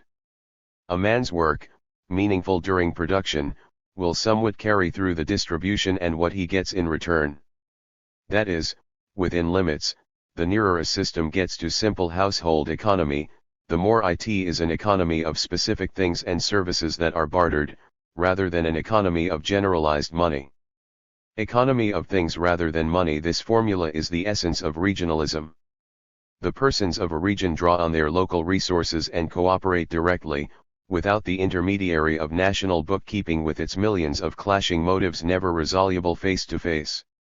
The regional development cf. the TVA, brought together power and fertilizer for farms, navigation and the prevention of erosion, the control of floods and the processing of foods, national recreation, and in this natural cooperation it produced a host of ingenious inventions. All of this was carried on in relative autonomy, under the loose heading of general welfare. The kind of life looked for in this new community depends on the awareness of local distinctness, and this is also the condition of political freedom as a group of industries and farm cooperatives, rather than as a multitude of abstract votes and consumers with cash. Every machine economy is a national and international economy. The fraction of necessary goods that can be produced in a planned region is very substantial, but it is still a fraction. And this fact is the salvation of regionalism, for otherwise regionalism succumbs to provincialism, whether we consider art or literature, or the characters of the people, or the fashions in technology. The regional industrialists in their meeting find that, just because their region is strong and productive, they are subject to wide circles of influence, they have to keep up. Refinement. Let us try to envisage the moral ideal of such a community as we are describing. In the luxury city of consumers' goods, society was geared to an expanding economy. Capital investment and consumption had to expand at all costs, or even especially at all costs. In the third community that we shall describe in this book, for maximum security, minimum regulation, we shall find that, in order to achieve the aim of social security and human liberty, a part of the economy must never be allowed to expand at all. But in this present, middle-of-the-road, plan there is no reason why the economy either must expand or must not expand. Every issue is particular and comes down to the particular question: is it worthwhile to expand along this new line? Is it worth the trouble to continue along that old line? This attitude is a delicate one, hard for us Americans to grasp clearly. We always like to do it bigger and better, or we jump to something new, or we cling. But when people are accustomed to knowing what they are lending their hands to, when they know the operations and the returns, when they don't have to prove something competitively, then they are just in the business, so to speak, of judging the relation of means and ends. They are all efficiency experts. And then, curiously, they may soon hit on a new conception of efficiency itself, very unlike that of the engineers of Veblen. When they can say, it would be more efficient to make it this way, they may go on to say, and it would be even more efficient to forget it altogether. Efficient for what? For the way of life as a whole. Now in all times honorable people have used this criterion as a negative check: we don't do that kind of thing, even if it's convenient or profitable. But envisage doing it positively and inventively: let's do it becomes us. Or let's omit it and simplify: it's a lag and a drag. Suppose that one of the masters, away on his 2 months of individual work, drafting designs for furniture, should, having studied the furniture of the Japanese, decide to dispense with chairs. Such a problem might create a bitter struggle in the national economy, one thing leading to another. The economy, like any machine economy, would expand. C/IRIAP of the drafty, muddy floor. But if we don't have mud floors and do have radiant heating, why chairs? For it creates a surplus. It would expand into refinement. The Japanese way is a powerful example. They cover the floor with deep washable mats and dispense with chairs and dispense with the floor. It is too much trouble to clutter the room with furniture. It is not too much trouble to lavish many days' work on the minute carving on the inside of a finger pull of a shoji. They dispense with the upholstery but take pains in arranging the flowers. They do not build permanent partitions in a room because the activities of life are always varying. When production becomes an integral part of life, the workman becomes an artist. It is the definition of an artist that he follows the medium, and finds new possibilities of expression in it. He is not bound carried by the fact that things have always been made in a certain way, nor even by the fact that it is these things that have been made. Our industrialists, even international business machines, are very much concerned these days to get creative people, and they make psychological studies on how to foster an atmosphere of creativity, but they don't sufficiently conjure with the awful possibility that truly creative people might tell them to shut up shop. They wish to use creativity in just the way that it cannot be used, for it is a process that also generates its own ends. Notes on Neo-Functionalism, the Ailanthus and the Morning Glory. In the introduction to this book, we called this attitude Neo-Functionalism, a functionalism that subjects the function to a formal critique. The neo-functionalist asks, is the use as simple, ingenious, or clear as the efficient means that produce it? Is the using a good experience? For instance, these days they sell us machines whose operation is not transparent and that an intelligent layman cannot repair. Such a thing is ugly in itself, and it enslaves us to repairmen. There is one abuse of present-day production, however, that is not only ugly and foolish but morally outrageous, and the perpetrators should be ostracized from decent society. This is building obsolescence into a machine, so it will wear out, be discarded, and replaced. For instance, automobile repair parts are now stocked for only 5 years, whereas previously they were stocked for 10. Does this mean that the new cars, meant to last a shorter time, are cheaper? On the contrary, they are more expensive. Does it mean that there are so many new improvements that there is no point in keeping the older, less efficient models running? There are no such improvements. The new models are characterized merely by novel gimmicks to induce sales, just as the difficulty of repair and the obsolescence are built in to enforce sales. Neo-functionalists are crotchety people, for they are in love with the goddess of common sense, and the way we do things catches them by the throat. They take exception to much that is universally accepted, because it doesn't add up. The stop to praise man things universal disregard, such as the custom of sitting on slum stoops and sidewalks, with or without chairs. Park Avenue does not provide this amenity. To a neo-functionalist, much that is insisted on seems not worth all that bother, and he is often easygoing. His attitude is interpreted as laziness, but he sees no reason to be busy if he is not bored. He praises the ailanthus. Of all trees and shrubs it seems to be only the locust and isoecial the ailanthus that flourish of themselves in the back alleys and yard-square plots of dirt that are the gardens of Manhattan Island. They bloom from the mouths of basements. But the maple saplings and the elms that are transplanted there at large expense and are protected from pests with doses of a nauseating juice, languish and die in that environment of motor fumes and pavements. Should our native city not, out of simple respect and piety, exalt the ailanthus to be our chief ornamental scenery, and make places for it everywhere?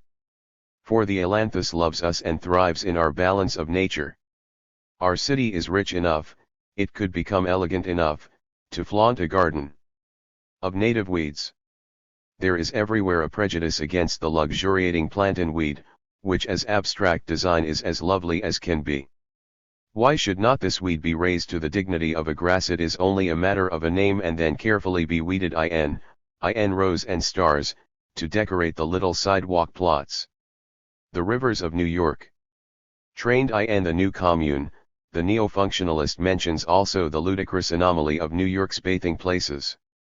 During the heat of summer, tens of thousands of Manhattanites daily travel from 2 to 3 hours to go swimming and boating on far-off shores. Many millions of dollars were spent in developing a bathing place no less. 177. Then 40 miles from Midtown Manhattan, and this place, it is the darling of our notorious park commissioner, has been connected with the city by remarkable highways on which at peak hours the traffic creeps at 4 miles an hour, while the engines boil. Meantime the venturesome poor boys of the city swim daily, as they always have, in the Hudson River and the East River under the sidelong surveillance of usually reasonable police. It is quite illegal. It is illegal because the water is polluted. XO strenuous effort is made by the park commissioner to make it unpolluted, and the shore is not developed for bathing. Yet to the boys it seems the obvious thing to do on a hot day, to dive into the nearest water, down the hill at the end of the street, into our lordly Hudson, hardly flowing under the green-grown cliffs and has no peer in Europe or the blast. A typical view of Manhattan, reorganized as proposed here. This is a scene along the East River, with facilities for boating, bathing, and other types of recreation. Business buildings would be confined to a narrow spine running north and south up the center of the island, near two great arterial highways. Suppose again, says our neo-functionalist friend, that a number of mighty masterpieces of painting and statuary were decentralized from the big museum and placed, one in this neighborhood church, and one on this fountain in a local square, wherever there is a quiet place to pause. A few of the neighbors would come to have a friendly and perhaps somewhat proprietary acquaintance with their masterpiece. Are they not to be trusted so close to the treasure? One cannot help but think of Florence, that has come down to us not as a museum city, but as a bustling modern town, yet still a continuous home for those strange marble and bronze monsters of the Renaissance, in the squares. It would be very interesting for a sociologist to study, with his questionnaires, the effect of those things on the Florentines. They have had an effect. When there is such a work in a neighborhood, a stranger, who from afar has heard of its fame, will come to visit the local square where he would otherwise never have ventured. Then the children notice how carefully and reverently he is looking at the statue they climb on.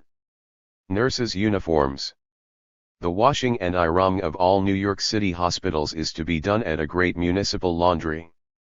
And it comes out on investigation that the great part of the work can be done by a small fraction of the labor and machinery, but the small remainder of the work requires all the rest of the labor. It is the kind of situation that puts a neo-functionalist on the alert. It is that most of the labor goes into ironing the uniforms of doctors and nurses, but especially into ironing the frilly bonnets and aprons. The washing and the flat work is 179. Done by machine and mangle, but the frills require hand finishing. It's not worth it. Make the uniforms of seersucker or anything else that doesn't need ironing. Make the hats in the form of colored kerchiefs that could equally well indicate the schools from which the nurses have come. These conclusions are offered to the city fathers who have ordered a functional laundry to be designed, but they decide that they're not practical. The morning glory? Yet our neo-functionalist friend, who is a great lover of Oriental anecdotes, also approvingly tells the following story. In the 16th century, the morning glory was as yet a rare plant in Japan. Rikyu had an entire garden planted with it, which he cultivated with assiduous care. The fame of his convolvuli reached the ear of the Taiko, and he expressed a desire to see them. In consequence, Rikyu invited him to a morning tea at his house. On the appointed day. 180. The Taiko walked through the garden, but nowhere could he see any evidence of the flower. The ground had been leveled and strewn with fine pebbles and sand. With sullen anger the despot entered the tea room, but a sight restored his humor. In the tokonoma, in a rare bronze of sung work. In general, when the consumption of a product is removed from its production, by the geographical distance between factory and home, by the economic distance of sale and resale up to retail, and the temporal distance between making and use, the product is encased in a series of packages. There are the shipper's crate and the wholesaler's case and the middleman's carton and the retailer's box and the waterproof, airtight cellophane wrapper that must be kept inviolate and untouched except by the ultimate eater. These packages are the career of physical goods as a commodity, and once the last wrapper is broken, the commodity is destroyed, it is unsaleable. It has been corrupted by the moisture and air and germs of life, by the passionate fact that someone wants the thing enough to touch it rather than sell it. Economically, then, this is a sacramental moment, when a man or woman brutally breaks the wrapper and takes the bread out of circulation. The principle of packages is a corollary of Ralph Borsell's blanket principle that as the cost of production per unit decreases by mass production, The cost of distribution increases because of the intermediaries involved in mass distribution. From this principle he derives the paradox of prosperity and insecurity. The copiousness of commodities entails the subordination of the consumer to a vast economic machine which can become deranged and different. 181. Parts and leave him without elementary necessities.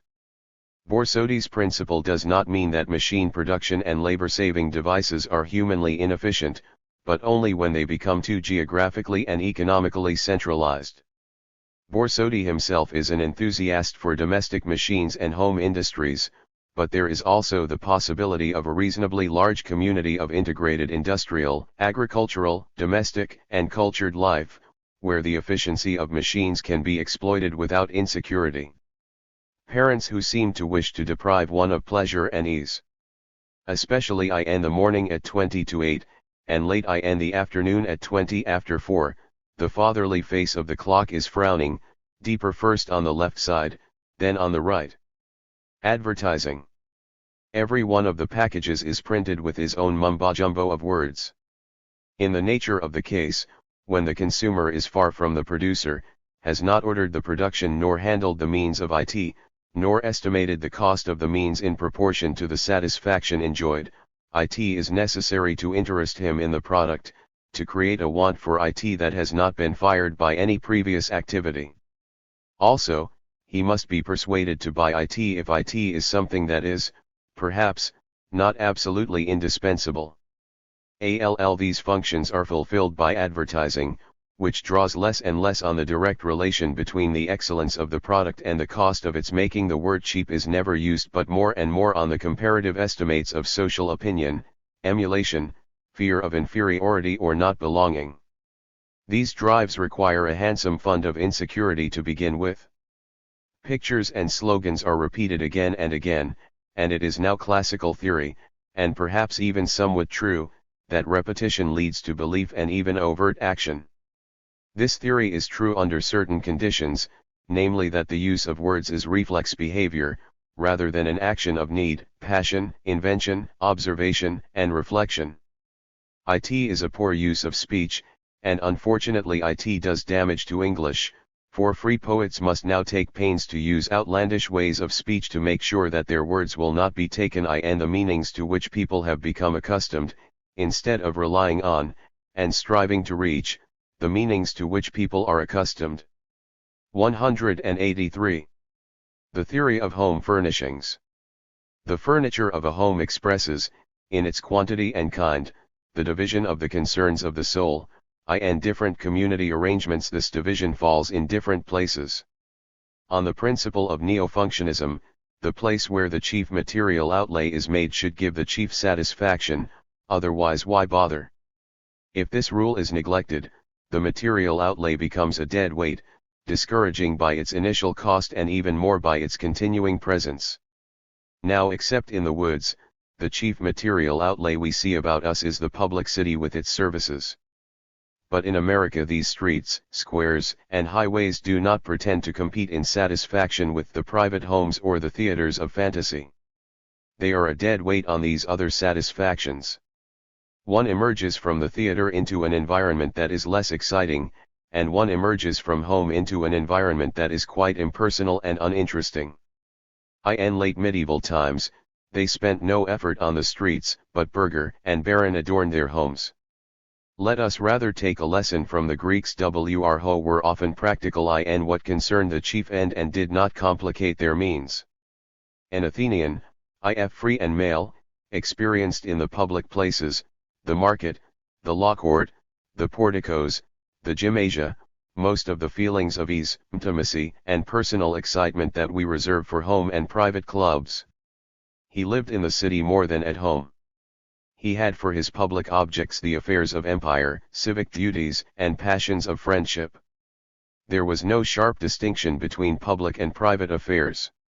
On the civic places and public institutions, then, they lavished an expense of architecture, mulcted from an empire and slaves and the silver mines, that with us would be quite deadening in its pretentiousness.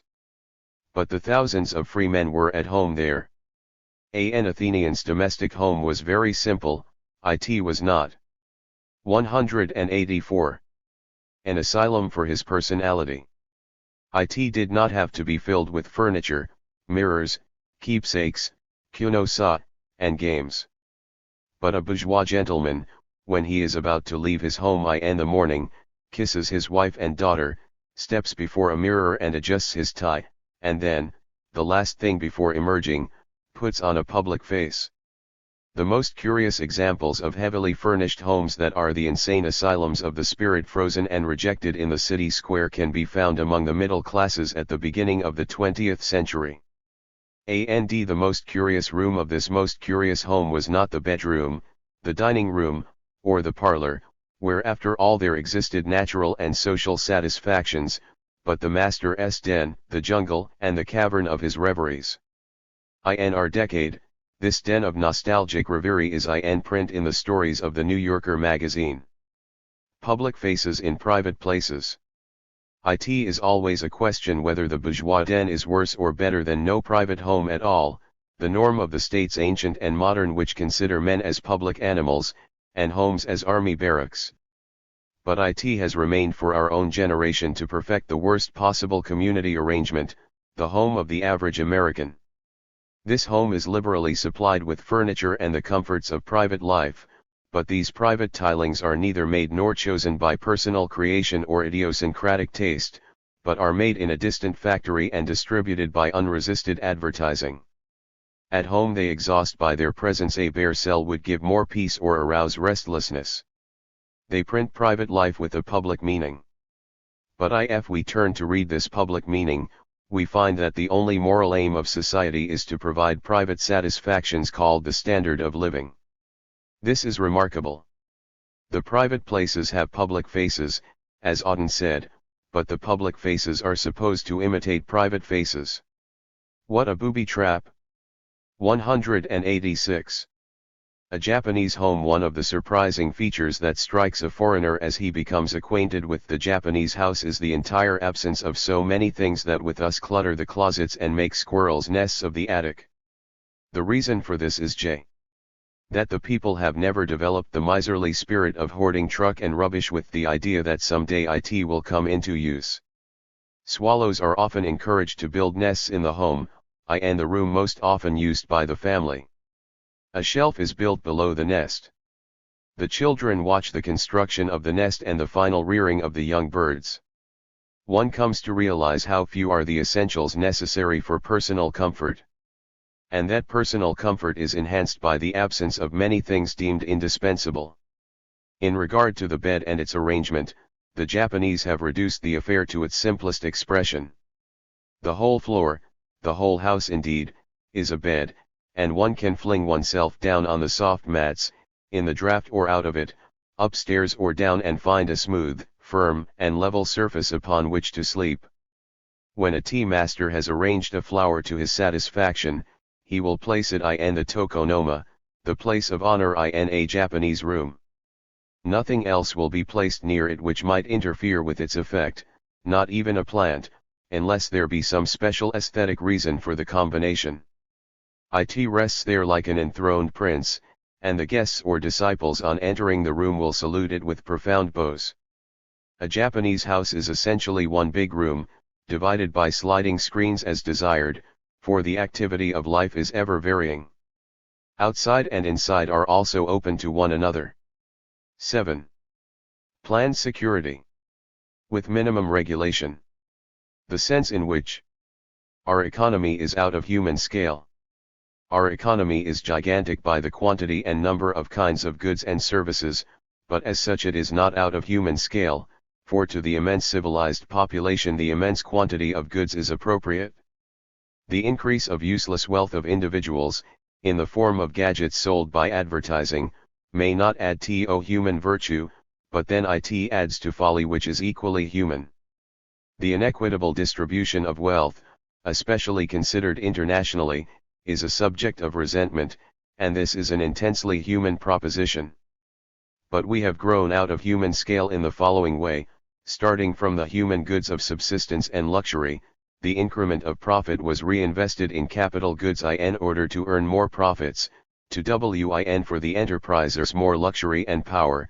This is still human motivation. But in recent decades the result has been that the center of economic concern has gradually shifted from either providing goods for the consumer or gaining wealth for the enterpriser, to keeping the capital machines at work and running at full capacity, for the social arrangements have become so complicated that, unless the machines are running at nearly full capacity, all wealth and subsistence are jeopardized, investment is withdrawn, men are unemployed. That is, when the system depends on all the machines running, unless every kind of goods is produced and sold, it is also impossible to produce bread. Then an economy is out of human scale. Social insurance versus the direct method. But elementary subsistence and security cannot be neglected by any social order, they are political needs, prior to economic needs. So the governments of the most highly capitalized states intervene to assure elementary security, which is no longer the first business of the economy. And the tack they take is the following: to guarantee social security by subsidizing the full productivity of the economy. Security is provided by insurance paid in the money that comes from the operation of the whole economy. The amazing indirectness of this procedure is brilliantly exposed by the discovery of a new human right *as if the rights of man could be so easily amended. This is the right to employment, failing which one gets the insurance. Full employment is the device by which we flourish, and so the old curse of Adam, that he must work in order to thrive, now becomes a goal to be struggled for, just because we have the means to produce a surplus, cause of all our woes. This is certainly out of human scale, yet the statesmen of America and England talk this way with absolute conviction, and anyone who spoke otherwise would be voted out of office. The immediate result of such a solution, of insurance, social credit, or any other kind of giveaway money, is to tighten even closer the economic trap. Whatever freedom used to come from free enterprise and free market, and they are freedoms which were indeed fought for with blood, is now trapped in regulation and taxes. The union of government and economy becomes more and more total, we are in the full tide towards statism. This is not a question of anybody's bad intentions, but follows from the connection of the basic political need of subsistence with the totality of an industrial economy. So much for the indirect solution. 191. The direct solution, of course, would be to divide the economy and provide the subsistence directly, letting the rest complicate and fluctuate as it will. Let whatever is essential for life and security be considered by itself, and since this is a political need in an elementary sense, let political means be used to guarantee it. But the rest of the economy, providing wealth, power, luxury, emulation, convenience, interest, and variety, has to do with varying human wishes and satisfactions, and there is no reason for government to intervene in it in any way. The divided economy has, therefore, the twofold advantage that it directly provides the essential thing that is in jeopardy, without having to underwrite something else, and it restricts the intervention of government to this limited sphere. Up to, say, 60 years ago, more than half of the productive capacity of our economy was devoted to subsistence. Subsistence could be regarded as the chief end of the economy, and whatever their own motives, most enterprisers served the subsistence market. Now, however, in the United States less than a tenth of the economy is concerned with subsistence goods. Except for the biological and political factors involved, the economic machinery could roll almost as usual though everybody were dead of starvation, exposure, and disease. When the situation is viewed in this way, one of the causes is at once clear: why prosperity and surplus lead precisely to insecurity, namely, that too few people are busy about subsistence, and as we know from recent farming history, those who are busy about it try to get out of it. There's no real money in meat and potatoes. But once the economy would be divided as we are suggesting, the very techniques of industry that, when applied incidentally to subsistence, lead to insecurity, would, applied directly to subsistence, produce it with an even smaller fraction of the social labor than at present. Probably there are various political means by which this 192 small fraction of production could be effectuated, and we will soon develop an obvious one: direct state production of subsistence by universally conscripted labor, run as a state monopoly like the post office or the army, but paying not money but its own scrip, exchangeable only for subsistence goods made by this same enterprise. On whatever method, and there are no doubt possibilities we have not thought of, there is one principle: to assure subsistence by specific production of subsistence goods and services rather than by insurance taxed from the general economy. This involves a system of double money, the money of the subsistence production and consumption and the money of the general market. The subsistence certificates are not money at all, for by definition a man's subsistence leaves nothing to exchange. This money is like wartime ration stamps, which are likewise not legally negotiable. A man's right to life is not subject to trade. A major moral advantage of this proposal is that every person can know that the work he does for a living is unquestionably useful and necessary, and unexploited. It is life itself for himself and everybody else. In our times of so much frivolous production and synthetic demand, and the 193. Accompanying cynicism of the producers, the importance of such a moral cannot be overestimated. Another consequence, to everyone, but especially to the small wage earner, the separation of his subsistence, employing a small fraction of his labor time, from the demands and values of the general economy employing most of his labor time, would give a new security, a breath of freedom, and the possibility of choice. He is independent. He has worked directly for what he absolutely needs. He does not feel the pressure of being a drain on society. He does not fear that his insurance payments will cease. By the same token, people in general, including the small enterpriser, would be more fearless, for their risks are less fatal. But indeed, these things imply a change of social attitude so profound that we must think deeply about both the dangers and the opportunities. The retrenchment of government from economic interference in the general part, again, might go very far, relaxing kinds of regulation that are now indispensable: protection of women and children, protection of unions, and so forth. For where the prospective wage earner has a subsistence independently earned, the conditions under which he agrees to work can be allowed to depend on his own education rather than on the government's coercion of the employer. Let us sum up by contrasting the actual plans offered by present-day governments with the plan here suggested. They propose security of subsistence, a tax on the general economy, necessity to maintain the economy at full production to pay the tax, therefore, governmental planning, pump priming, subsidies, and made work, a still further tax, and possibly a falling rate of profit. Insistence on the unemployed workers accepting the third or fourth job available, in order to prevent a continuing drain on the insurance fund. 194. Protection of the workers thus coerced by regulating the conditions of industry and investment. Against this we propose security of subsistence. Loss to the industrialist and merchant of the subsistence market and a small fraction of the social labor. Coercion of a small fraction of the social labor to produce the subsistence goods and services. Economic freedom in all other respects. Now financially, the choice between these two plans would depend on the comparison between the insurance and subsidies tax and the loss of labor time and market. Socially and morally, however, there seems to be no comparison at all. Our way is direct, simple, liberating, and allows people a quiet interim to make up their minds about things. A history.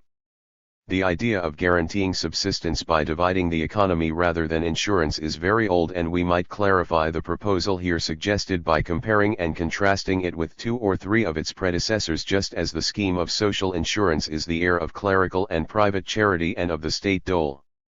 What is crucial is the relation between the subsistence economy and the general economy.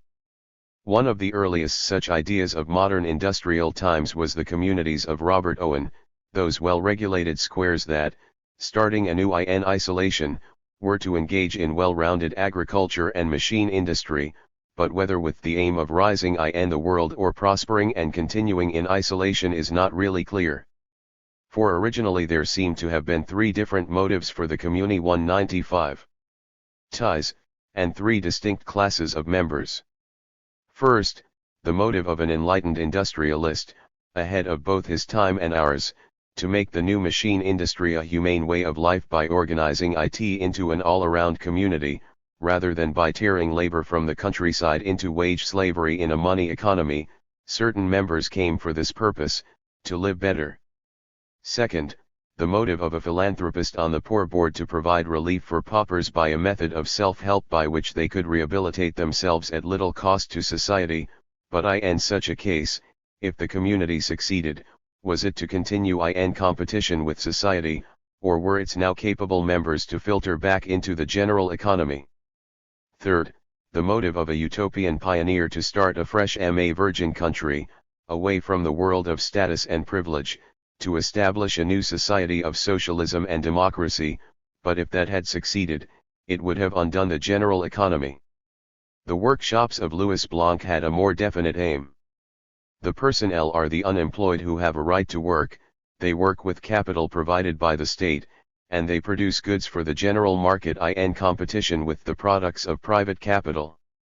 Here there is no limitation on the new economy, either of restriction to subsistence goods or of isolation, as in the Owenite communities. The scheme is, and was probably meant to be, frankly revolutionary, for how could private economy compete with a state economy that it was subsidizing by taxes on its own wealth?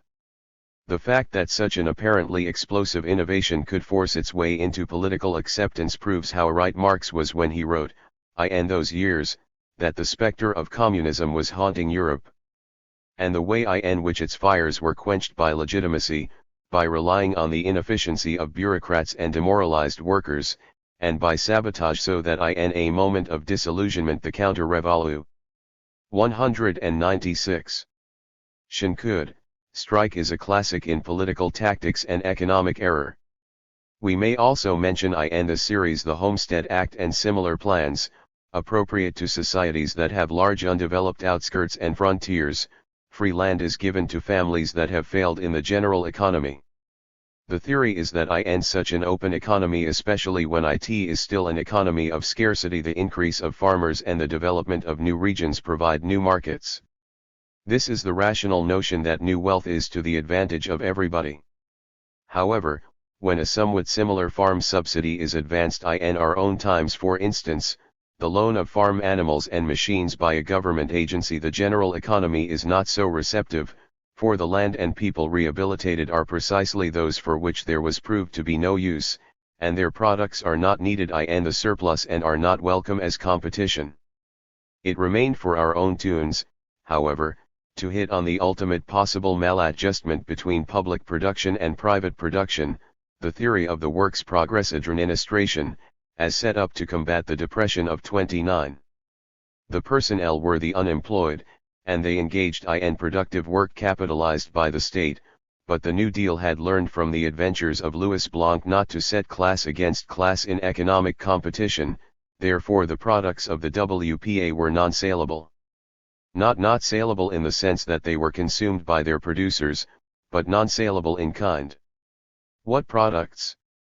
In a state of advanced capitalism there are no such products, for everything useful is preempted as a business. Thus if, on the one hand, the WPA happened to generate some offering useful, like the WPA theater, it at once met the outcry of unfair competition from private enterprisers. If, on the other hand, it kept nicely within the limits of futility, it met with the charge of boondoggling.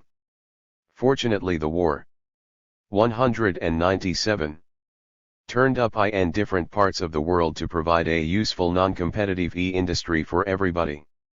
The most important variant of the WPA is the idea of using the unemployed for public works. This is a form of pump priming. This use makes sense, but the following possibilities occur: the works expand and run into competition with private enterprise.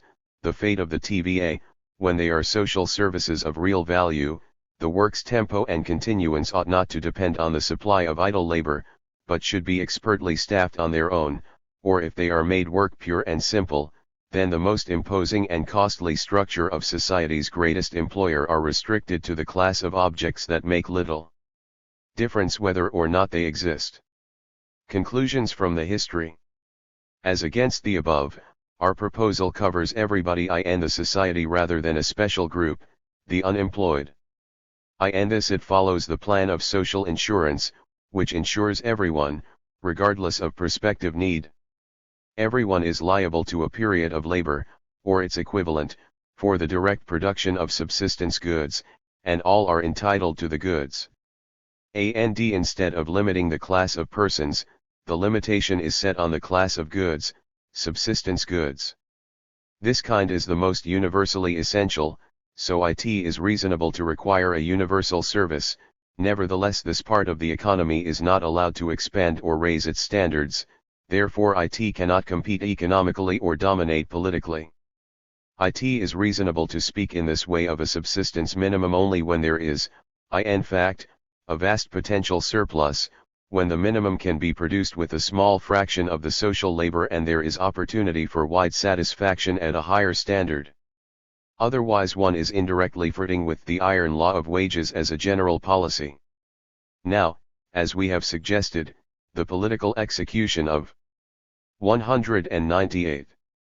Such a divided economy can have the form of a universal labor service similar to periods of military conscription.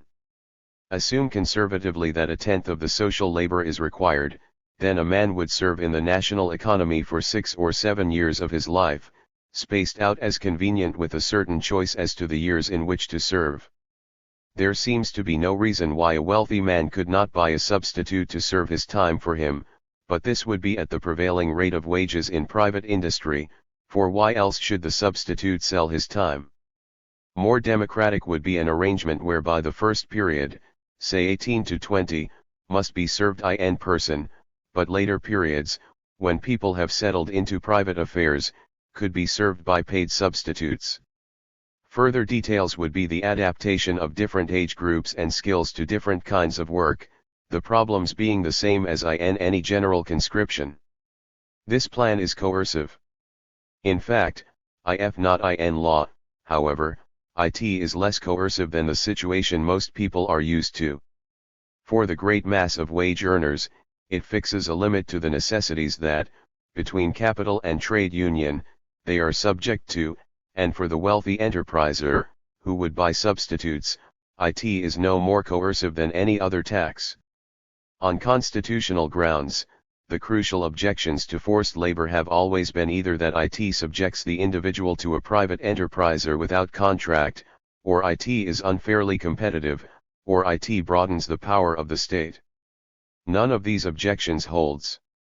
But an important political and economic difficulty of any such plan is the following: in any divided economy with double money there are relations between the two economies in which both are directly concerned.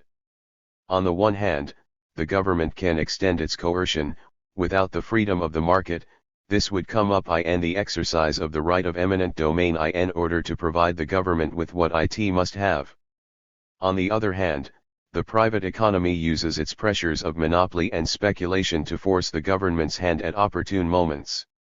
These 199 dangers may be mitigated by making the government's business as minimal and as independent of exchange as possible. Yet in some sphere there must be cooperation. These are where the same object is used for minimal and other uses, for instance transportation. For one cannot have two parallel systems of roads, railroads, and airlines. Perhaps, itself moneyless, the government can contribute its share in the form of labor service, and sometimes it can collect credit for its running expenses from the private economy. We are touching on a political principle beyond our scope here, the principle of purity 7 of means in the exercise of the different powers of society. Government, founded on authority, uses mainly the means of personal service. Economy, founded on exchange, uses mainly the means of money. The standard of genuine subsistence. What is the minimum standard on which a person will feel himself secure and free, not struggling to get more in the private economy, unless he chooses? The problem is subtle and difficult, for although as a medical problem it has a definite solution, as a psychological and moral problem it depends on emulation, and who is emulated, and these things themselves are subject to alteration, good or bad.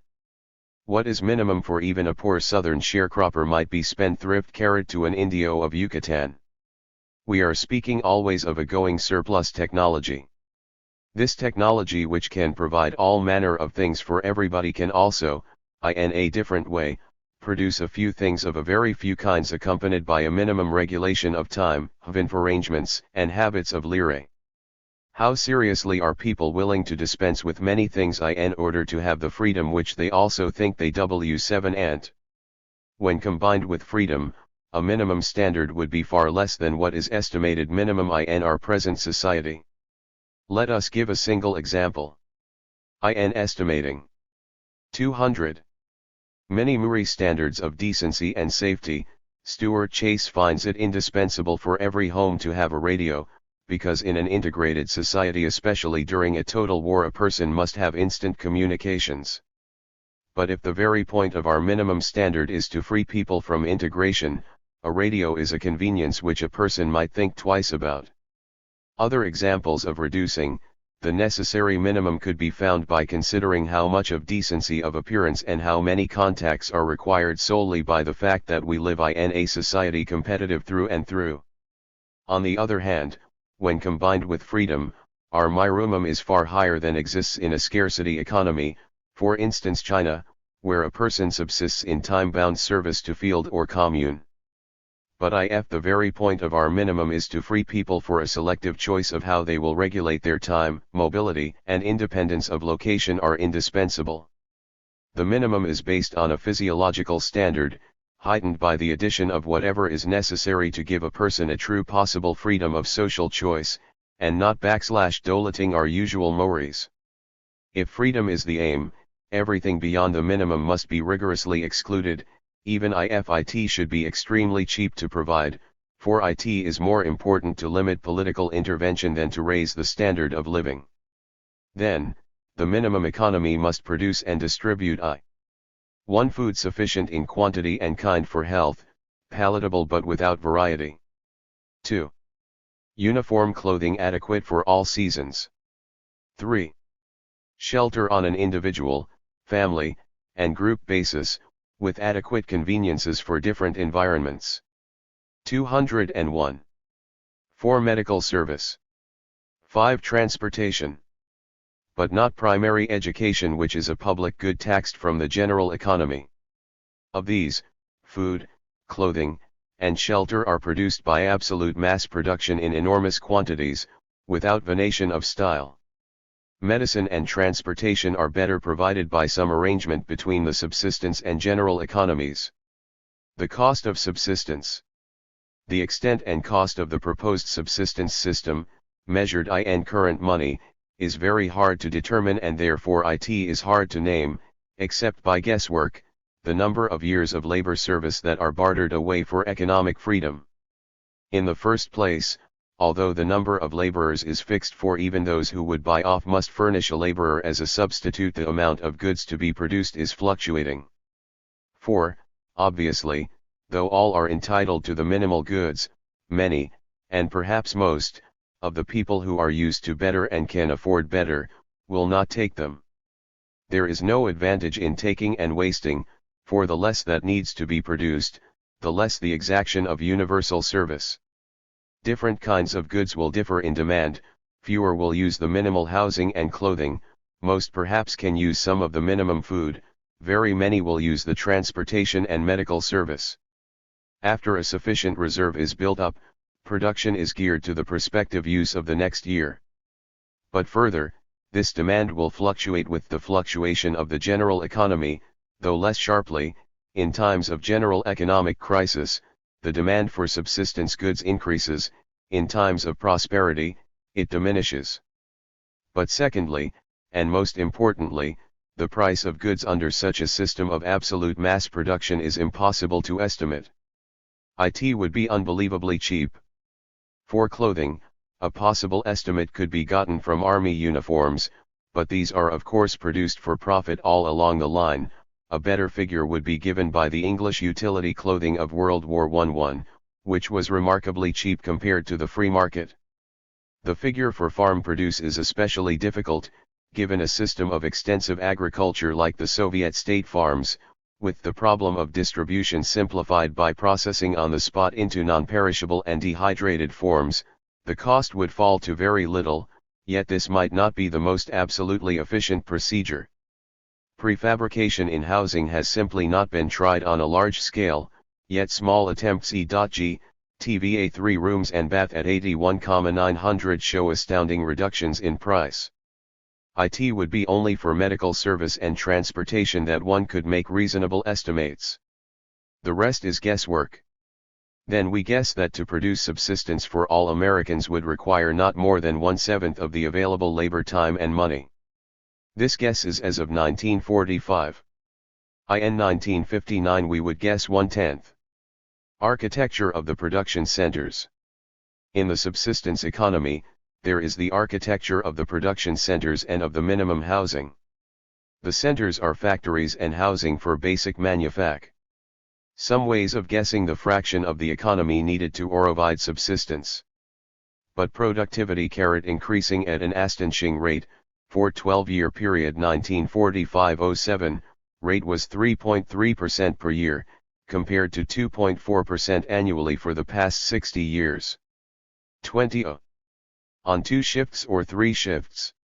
Ordinarily everything runs on maximum capacity. Centers should be decentralized to the point of maximum efficiency of distribution. The location of industrial farms depends on soil and climate. Provision is here being made for several million workers, perhaps as many as 12 million. But in the depths of the Great Depression there were that many unemployed, and during the war, provision was made for 10 million in the services, luxuriously equipped, without catastrophic dislocation. A production center for 50,000 workers, 1. Airport 2. Heavy manufacture 3. Light manufacture 4. Industrialized agriculture 5. Housing 6. Sports and social center. Minimum housing. The housing to be produced falls into several classes. The overall principles are, good functioning at a minimum standard, considerable mobility, combined with exchangeability, to allow freedom of location, mass production of the fewest possible types consistent with freedom of selection on crucial basic issues, longevity of 10 to 20 years, adaptation of the types to various communal environments, example those in which public utilities are available, those where they are not available, etc. The trailers are a restudy of similar houses found practical by the T/A. Another type is the geodesic structure of Fuller. A third is air-inflated. There are other possibilities. One class is adapted to a complete absence of public utilities, therefore has kerosene light, septic tank, etc. These are superior to the actual housing of millions of farm families, and they could be used by city families on vacation. Another class is adapted to trailer camps equipped with government utilities, electricity 7, running water, community kitchens. A somewhat similar community framework for migratory farm workers with tents has been analyzed by the Farm Security Administration. By good planning, larger houses for families can be combined from the units to which members are entitled as individuals. The plot of land on which the trailer or house is located presents little problem where there are no public utilities, where the population is sparse, and the value of the land submarginal. The difficulty increases where utilities, population, and value increase, up to the point of metropolitan concentration, where the problem is insuperable. This means that, quite apart from public or private ownership of land, to live in one place rather than another involves a fundamental difference in living standards. This is one of the choices put up to the individual, whether or not he will work for the extra money to pay the increment above the minimum. This is an extremely interesting question. Viewing the matter from the point of view of our problem, we learn a good deal about urban life. Metropolitan living, even under slum conditions, is in the class of luxuries. This is the converse to the well-known proposition that metropolitan living, even on Park Avenue, often has physiologically and sociologically the standard of a slum. If we break down the elements of metropolitan rent, we see the causes. First is the extraordinary multiplication of city services, pavements, street lighting and cleaning, water, sewage, etc., biologically necessary because of the concentration, sociologically necessary for policing, etc. Then there are items like parks and museums, ranging from psychological necessity to cultural convenience. These appear as city taxes. Again, the value of land intensively occupied and intensively used by juxtaposition, as by the number of persons passing a particular spot per hour. And the fact that land scarcity is of the essence of concentration, and therefore land is preempted as a business. These factors appear as interest on investment and payment for risk. And then there is the cost of building, which cannot be mass-produced because it is sporadic and has peculiar conditions. This appears as wages and profit. We must conclude that minimal subsistence as such jibes with decentralization but not with metropolitan concentration. The houses can be pitched only on the outskirts of cities as in Swedish plans for subsistence housing. In places of 100,000, this is perfectly adequate, but in metropolises it is precisely not being a member of the community. On the other hand, housing of a metropolitan type cannot be provided at a minimal standard. Public housing, heavily subsidized and built on condemned land, still rents at a 210 figure that eats up a fifth or a quarter of a man's income in the general economy. The metropolis exists by the intricacy of its social interdependencies, and it is to maintain these that each one must sacrifice his time and wealth. What is likely, however, is that one result of the subsistence system would be a shortage of common labor in the metropolises, and therefore the employers would have to make efforts to attract such labor. Away from these big cities, however, millions would live in mobile and exchangeable units, making use of scattered stations. And they would certainly desire, just set free from social necessity, not to settle down to a new job for a time, but to entertain themselves on the free goods of travel, to see like Ulysses, the places and many minds of men. These are the elements of a radically new kind of community, fluid rather than fixed. Such a profound difference would involve other profound changes, for instance in law. Teacher. Today again. Do we have to do what we want to do? Now supposing such a system of assured subsistence with almost complete freedom of economic ties were put into effect.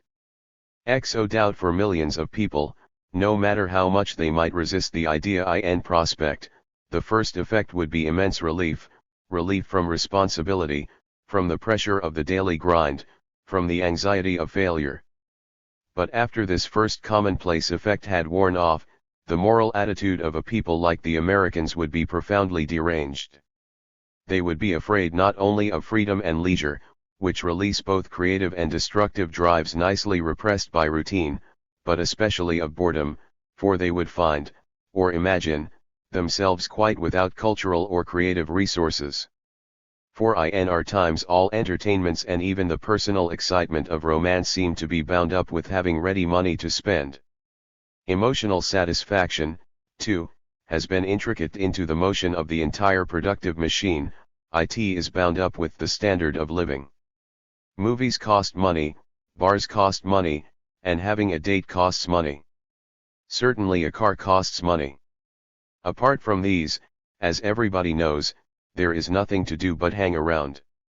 The Americans would suddenly find themselves rescued from the physical necessity and social pressure which alone, perhaps, had been driving them to their habitual satisfactions.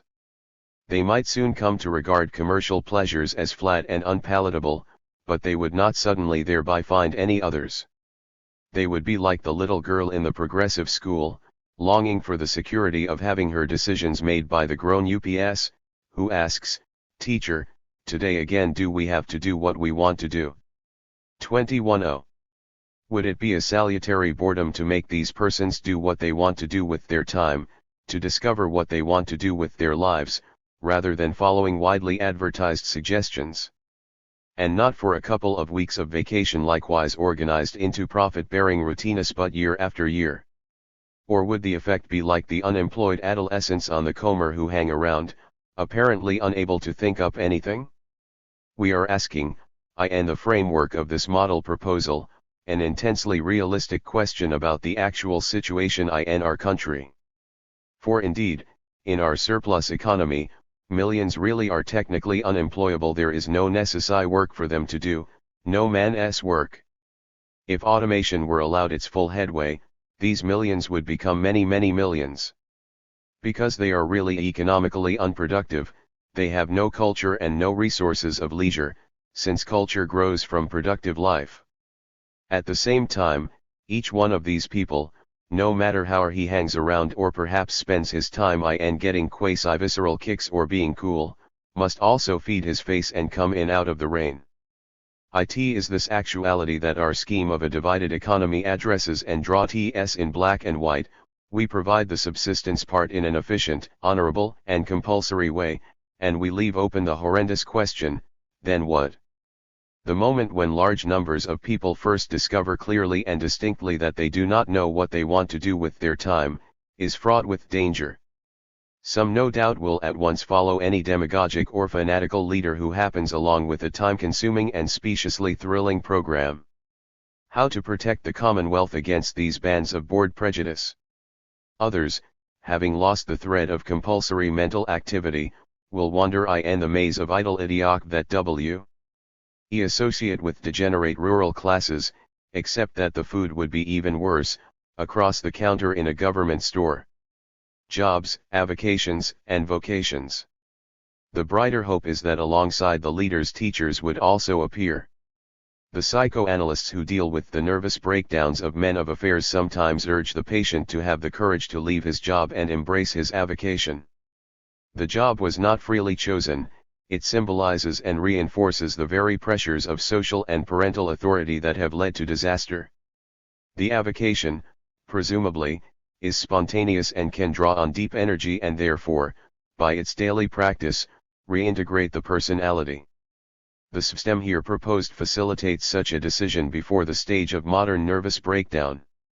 Economically, there would be a recrudescence of small enterprises and the outlay of small venture capital, for the risk of fundamental insecurity of life having been removed. Why should not one work to amass a little capital and then risk it in an enterprise that was always sneakingly attractive? Vocation and vocational guidance. What now passes for vocational guidance and aptitude testing is the exact contrary of vocation in the old sense, a man's natural or God-ordained work. The guidance test proceeds from the premise that there is an enormous social economic machine continually producing society's goods and that this machine must be manned by capable workmen who are cogs in the mechanism. A potential workman is then tested for his physical, emotional, and intellectual aptitudes to find if some part of the man is adapted to performing some role in the machine, most often the role of making a part of a product sold in a distant market. We have become so accustomed to this picture that it requires a strain of attention to see how simply fantastic it is. The working of the economic society is put first, the life-to-ID work of every individual member of society is not thought of at all. In general, a job takes on the nature of a vocation in the following stages. It satisfies the pressures of a money-centered society, it is an available means of making a living, it is personally interesting, has some relation to friend and family traditions, to childhood ambition, it is a phase of a strong avocation and draws on free creative energies, it is the kind of experience the man seeks out. The first, merely economic jobs, are what most men now have. Family and group jobs were common in older times. Avocational occupations are a legitimate goal for society for great numbers of its members, but it demands more freedom of opportunity and more mature personality than present circumstances permit. True vocation, however, is probably not within social means to further. The sociological zoo. A man suddenly withdrawn in will and schedule from the general economy, and with a lot of time on his hands, might begin to look at the immense activity of others as at the objects in a great zoo or museum, a sociological garden abounding in its tame and savage ways, many of them very near to humane social behavior and, as monkeys are to men, all the more curious on that account. This makes a vast difference in one's joy of life. Nothing but pleasant memories of New York or Paris, even during the summer season. He speaks of the variety of the city, its easy gait, its shops, parks, markets, and animated streets. And the fact is that he stayed in these places during the years that he did not have to work for a living. He was perhaps a student on a scholarship. Therefore he saw the variety and the out-of-the-way places that busy people do not stumble on. Projecting his own ease into the gait of the others, he cannot understand why other critics, for instance, transient visitors who rather project their own hurrying about, judge these people to be nervous or self-centered. Why should not the hot summer be pleasant to a person who can stroll out or not, or go on an excursion? But the rest of the people are hot, indignant, tired, nervous, and bored with their beautiful city, where they are working without much security at tasteless jobs. To beautify cities, the first step is to change the attitude with which people take their cities. A small boy, who would reflect the new security of his parents and never feel economic pressure at home, could not fail to find the sociological garden his best school. He would not resent it or distrust it. He would grow up pretty independent, ironical without fierceness, quite amiable, for nothing threatens, a smart aleck through and through who knows his way around. The standard of living.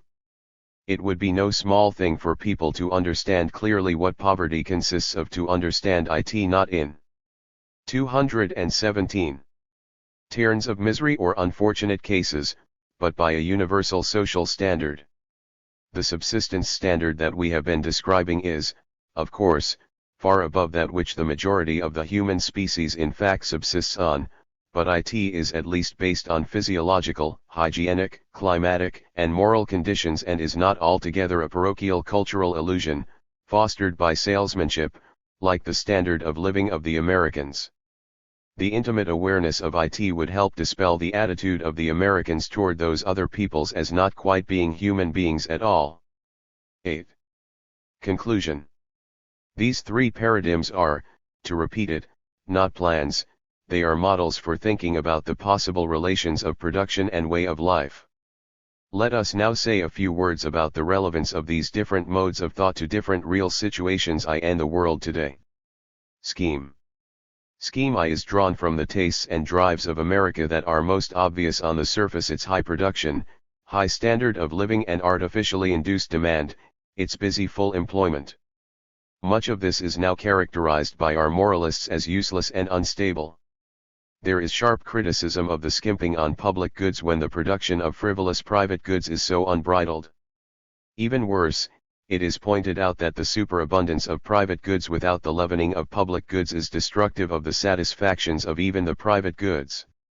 It is the aim of Scheme I to answer these complaints, to show how both public and private goods in full quantity can cooperate, assuming that we have the productivity for everything, which we have. To put it another way, our thought is to make a useless economy useful for something great, namely magnificence. The ideal of commercial grandeur is Venice, and we can aspire to it, to assume again the magnificence that human beings wear well. We have to think up some style or other to match the glamour of our coming interplanetary fleets. More particularly, we as New Yorkers have had in mind our native city, and we have set down some suggestions for the public improvement of New York. Scheme III. Scheme III, for the direct production of subsistence goods, has obvious applications to regions that are poorly industrialized but densely populated. Shaking off colonialism and aspiring to industrialism, these regions have tended to adopt just the opposite policy, to industrialize totally as rapidly as possible and catch up. The emphasis is on heavy industry, involving unaccustomed hard work now and abstaining from consumers' goods till the future. Also, so far as the Americans have given or lent capital to these regions, we have had no policy, and so our tendency is to repeat our own economic pattern. The policy of heavy industry has great disadvantages. It involves stringent dictatorship to plan huge goals and to enforce completely new work habits. There are no skills. IT involves the breaking up of age-old community forms with almost certain moral and youth problems coming in the wake. It guarantees much overinvestment and disastrous mistakes, with waste of wealth and human suffering. Just the opposite policy makes more sense, to start off by using the most advanced techniques to provide universal subsistence, and for the rich countries to give or lend the capital specific for this purpose. People are at once better off, they have more time. They then have the freedom to make their own community adjustments. Political pressure is low and state regulation is minimized. In the production of subsistence goods, there cannot be great mistakes, nothing is totally wasted. But further, the plan has the advantage of rapidly generating a more complicated economy and heavy industry under its own steam. For when people have once been raised above utter misery and given a tolerable security, they begin to have other wants and have the spirit and energy and a little money to try and satisfy them. Also, HAV 220. In use the machines for subsistence, they now have skills and work habits. It is at this point that the production and import of other capital goods will come by popular demand, in the people's own style. Finally, such a plan would involve less suffering. But in advanced countries too the scheme is not irrelevant. For surplus productivity can lead to widespread unemployment as a desirable possibility, and this is a simple, honorable, and stabilizing way of coping with the problem. Scheme II. Being artists, the authors of this book are naturally partial to the middle mode of thinking, Scheme II, where the producing and the product are of a piece and every part of life has value in itself as both means and end, where there is a community tradition of style that allows for great and refined work, and each man has a chance to enhance the community style and transform it. Such a commune is utopian, it is in the child heart of man, and therefore it is easiest to think of it as growing in virgin territory with new people. If we think of the underdeveloped regions that are sparsely settled and rich in resources, parts of Siberia, Alaska, or Africa, the Columbia River Basin or parts of South America, self-sufficient regionalism on a quality standard makes sense. Such regions could be most harmoniously developed not by importing into them the total pattern of advanced technology, but by the kind of industrial agricultural symbiosis we have described, drawing always on their own resources and working them up themselves. If the old total pattern is simply reproduced in the new place, the first stage of a virgin area will be a colonial dependency, exporting raw materials, the final stage will be emerging into the national whole with no new. 221. Cultural contribution. But we need the new contribution. On the other hand, the quicker and more harmoniously the new place achieves a regional self-sufficiency, the more independently and selectively it can cope with the complex national culture on its own terms, and the more characteristic its own contribution can be. A fresh region represents nature full of the possibilities of invention. An established economy is necessarily in the straitjacket of bad habits. Scheme 4, a substitute for everything. There is, of course, still a fourth attitude toward the economy of abundance that is socially viable and implies a fourth community scheme. This is to put the surplus into combustibles and, igniting these, to destroy a more or less regulated part of the production and consumption goods, and the producers and the consumers.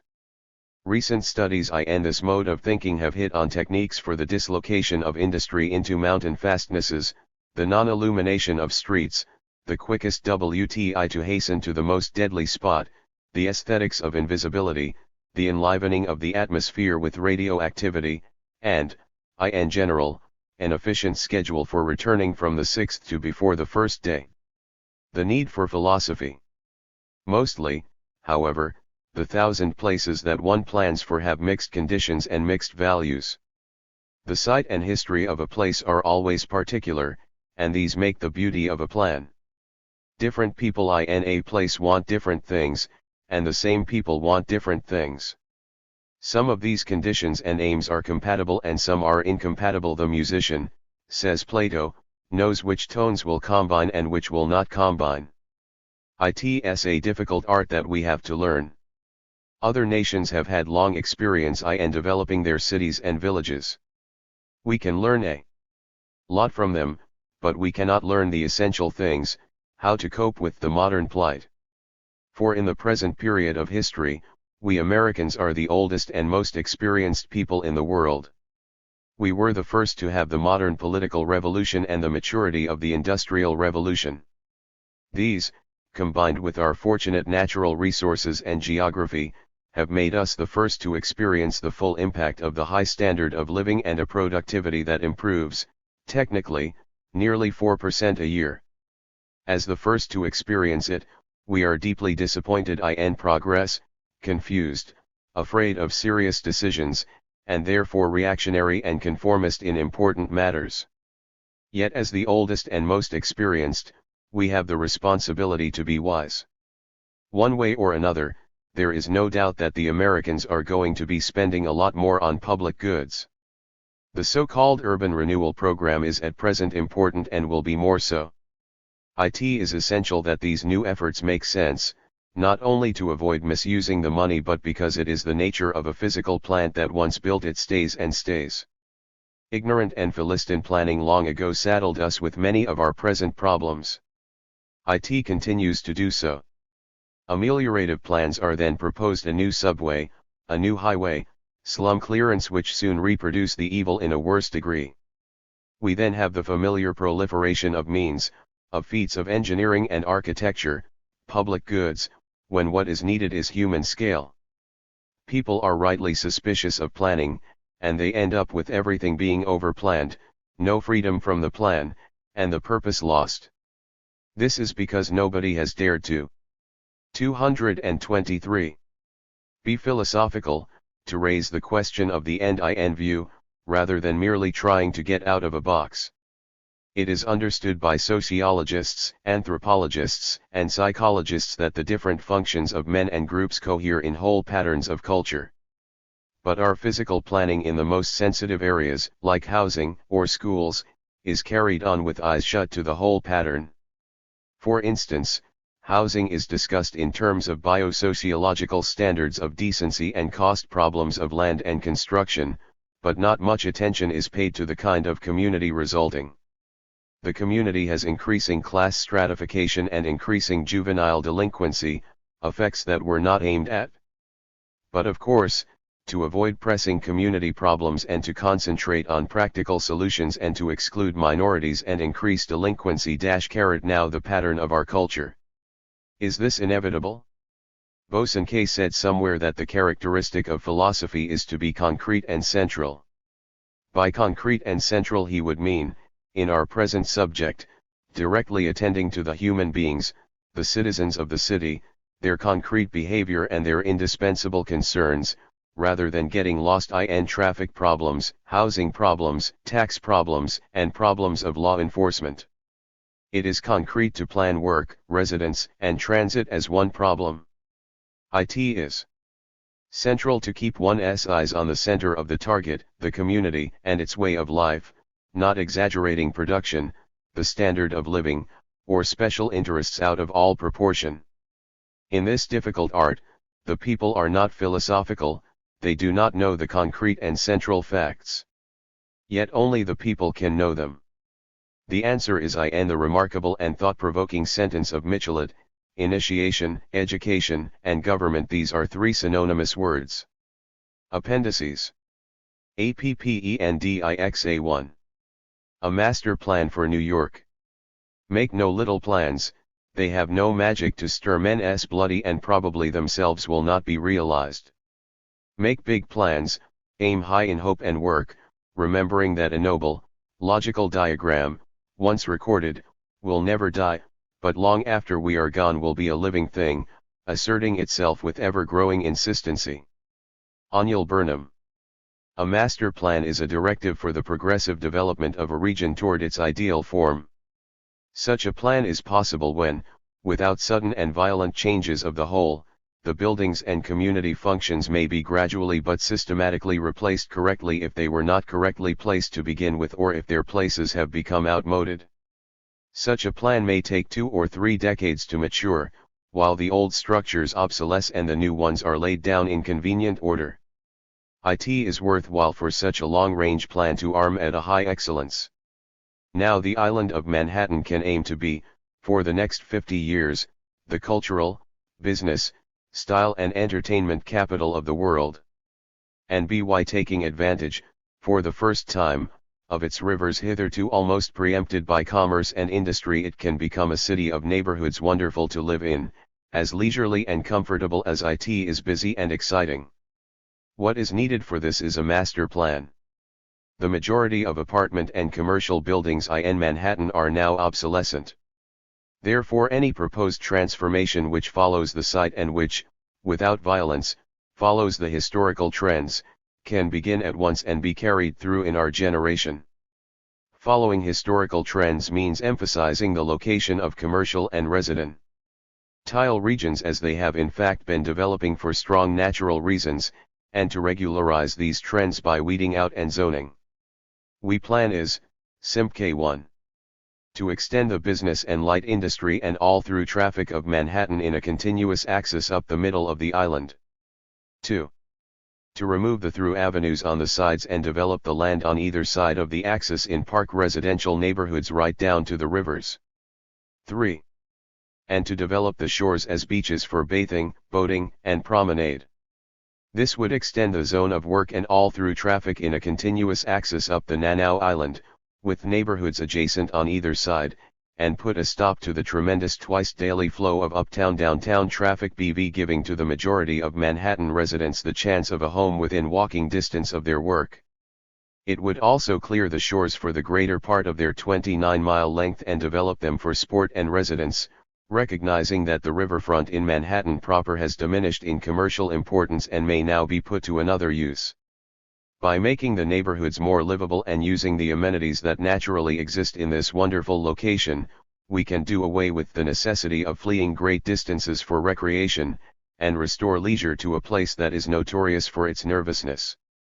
Historically, we may say that the first general plan of New York was the layout of the gridiron of avenues and streets around 1800, an expedient for land sale.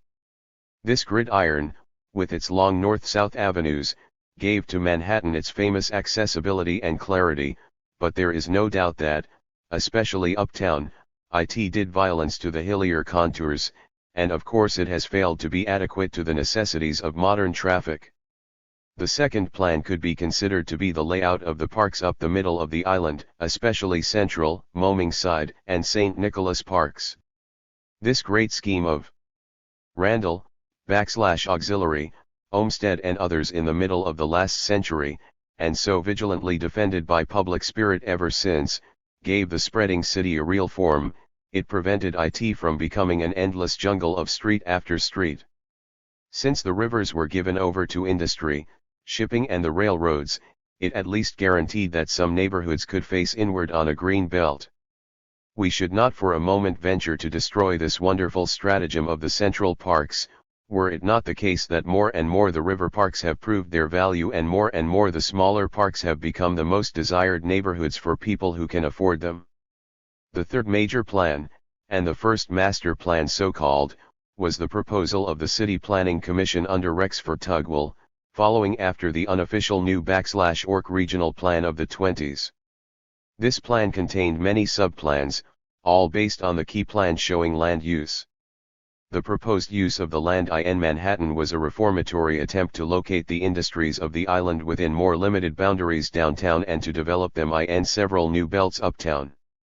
The subplans were accepted, the key plan was rejected, and the result is that, contrary to its charter, the greatest city in the world has no master plan.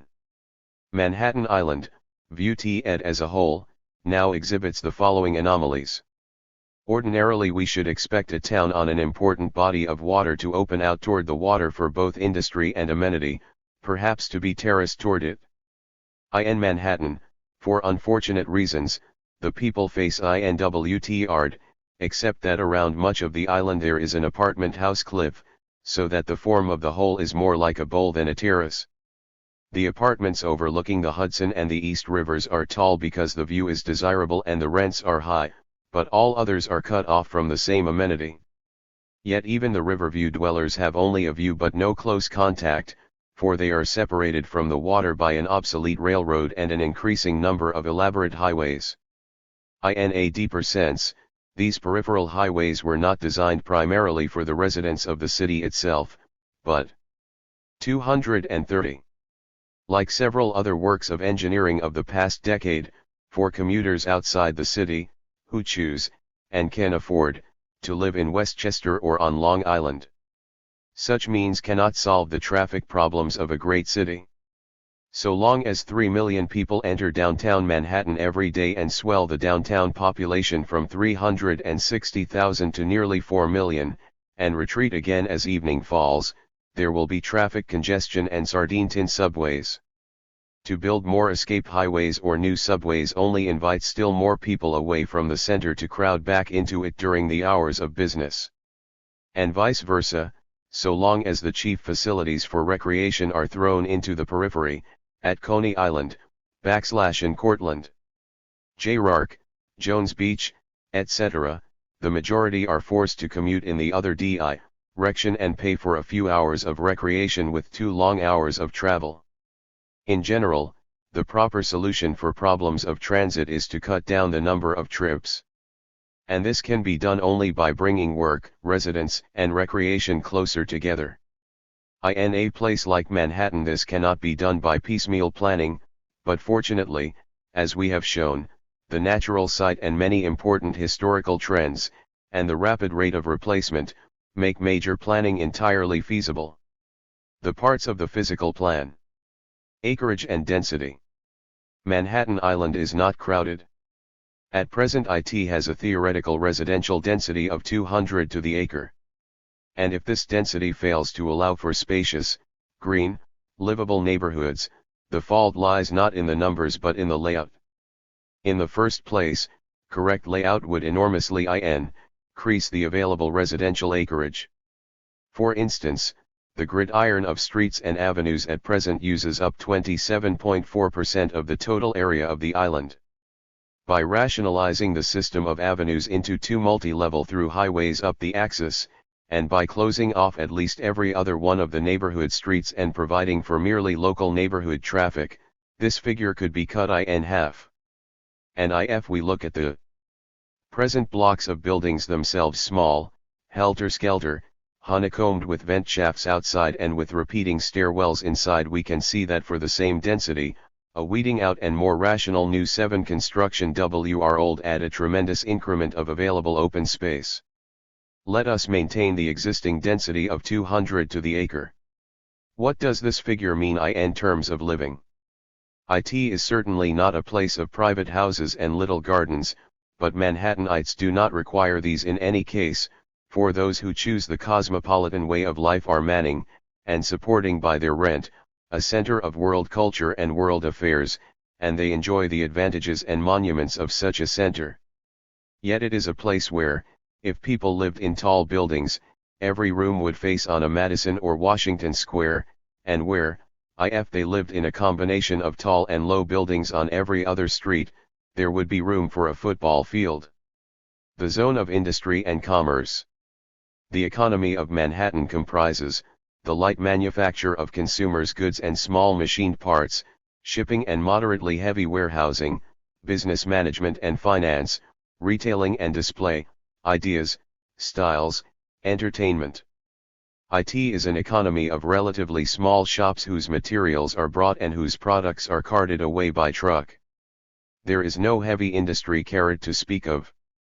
During peacetime the volume of heavy shipping was sharply falling off, and the war has shown that the present docks are 3 or 4 times too large for peacetime demands. Nothing therefore stands in the way of extending this economy up the entire island. Already in the THIRD-WORLDISM plan, following the actual trends, isolated new commercial districts were recommended uptown. We propose simply to unite these in a continuous belt served by continuous highways and to relocate uptown not only business but places of light manufacture. But the advantages of doing this are extraordinary, for it means that many hundreds of thousands of workers, instead of traveling the whole length of the island twice a day, could now live in the neighborhoods next to their work. Up and down this great main street, the different kinds 232 of industry would find their own zones. It is reasonable to assume that Midtown, the site of the great terminals and therefore of the great hotels, would continue to be the entertainment, style, and idea center, and that business and finance would cluster in its cliffs around Wall Street. The ships and warehouses must occupy the downtown shores. But the great mass of business and manufacture that now surgical mars the whole breadth of Manhattan could find its place anywhere from north to south between the highways. Airport. To provide for air transport OT persons and commodities, is perhaps the thorniest problem all cosmopolitan planning. No existent city is adapted for the large landing fields and the noise of an airport. The expedient up to now has been to locate the airport on the outskirts, requiring an hour's travel for a trip that itself may last only an hour. The airport must somehow be brought near the center. But the rapid evolution of air technique makes it again difficult to know what kind and how large a space can be allotted. A number of modern plans provide for helicopter landings on the roofs of large buildings. As a tentative proposal, we have chosen an area on the Hudson River from 42nd to 23rd Streets. The river provides an open space for maneuvering. Immediately accessible on one side is the Midtown section of the terminals and hotels, and on the other side the zone of shipping and warehousing. The airport itself is conceived as the roof of an enormous warehouse shed. Residential neighborhoods and the use of the rivers. We come now to the residential neighborhoods themselves, extending on either side of the axis right down to the Hudson, East, and Harlem rivers, served by regular cross highways to the main highways, but without any through traffic. These neighborhoods must be thought of not as places accessible to parks, but as parks in themselves, for the formal parks of Manhattan are being sacrificed to them. As our discussion of density has shown, it is not important whether the houses are high or low. Obviously there should be a combination of both. But their layout must be such as to be in a park, and, where possible, to face toward the water, to be terraced toward the water. The rivers, the park, and the habitations must be a continuous visual and ambulatory experience. The urban park must not be a place of escape but a place in which to live. It is to be hoped that such neighborhoods, where people feel they live rather than merely sleep, would develop sharp local peculiarities. For instance, let certain great masterpieces of art be decentralized from the Metropolitan Museum of Art and placed in neighborhood post offices and churches, or a world-famous statue on a fountain, then the neighbors might get to live with these in a rather closer way, and art lovers have to seek them out in parts of our city that they would otherwise never visit. Except for a few spots where the currents are dangerous, Manhattan's rivers are ideal for swimming and boating. Let them finally be used by everybody, as they are now by the venturesome boys. Visitors to Chicago or Rio, for instance, know what it means to have a great sweep of water for bathing at the foot of every street, and Manhattan has twice and three times as much shorefront per person. To make a bathing resort of residential Manhattan Island is a grandiose project, but it is not nearly so grandiose as for tens of thousands to go off on every hot day to places 10 to 50 miles away from their homes. The idea of Manhattan. This plan for Manhattan Island is not a plan for the New York region. Most often, to make such an isolated plan is ruinous, but Manhattan has a peculiar role not only in the New York region but in the world. Its problems, and its advantages, are not those of its surroundings. In general, the great urban communities of America would be better if they were smaller in size, if they had a closer and less parasitic dependence on the surrounding agriculture, if their manufacturers sprang more directly from their regional resources. This rule, we say, applies to 234 other cities. Yet there is no need to defend Manhattan Island, she has her own rule, there is no need to praise her, though we who are her sons are often betrayed into doing so. She has long been the capital not of a region but of a nation, and it is curious that this came about. For it was as a center through which produce passed and was processed that New York first became great.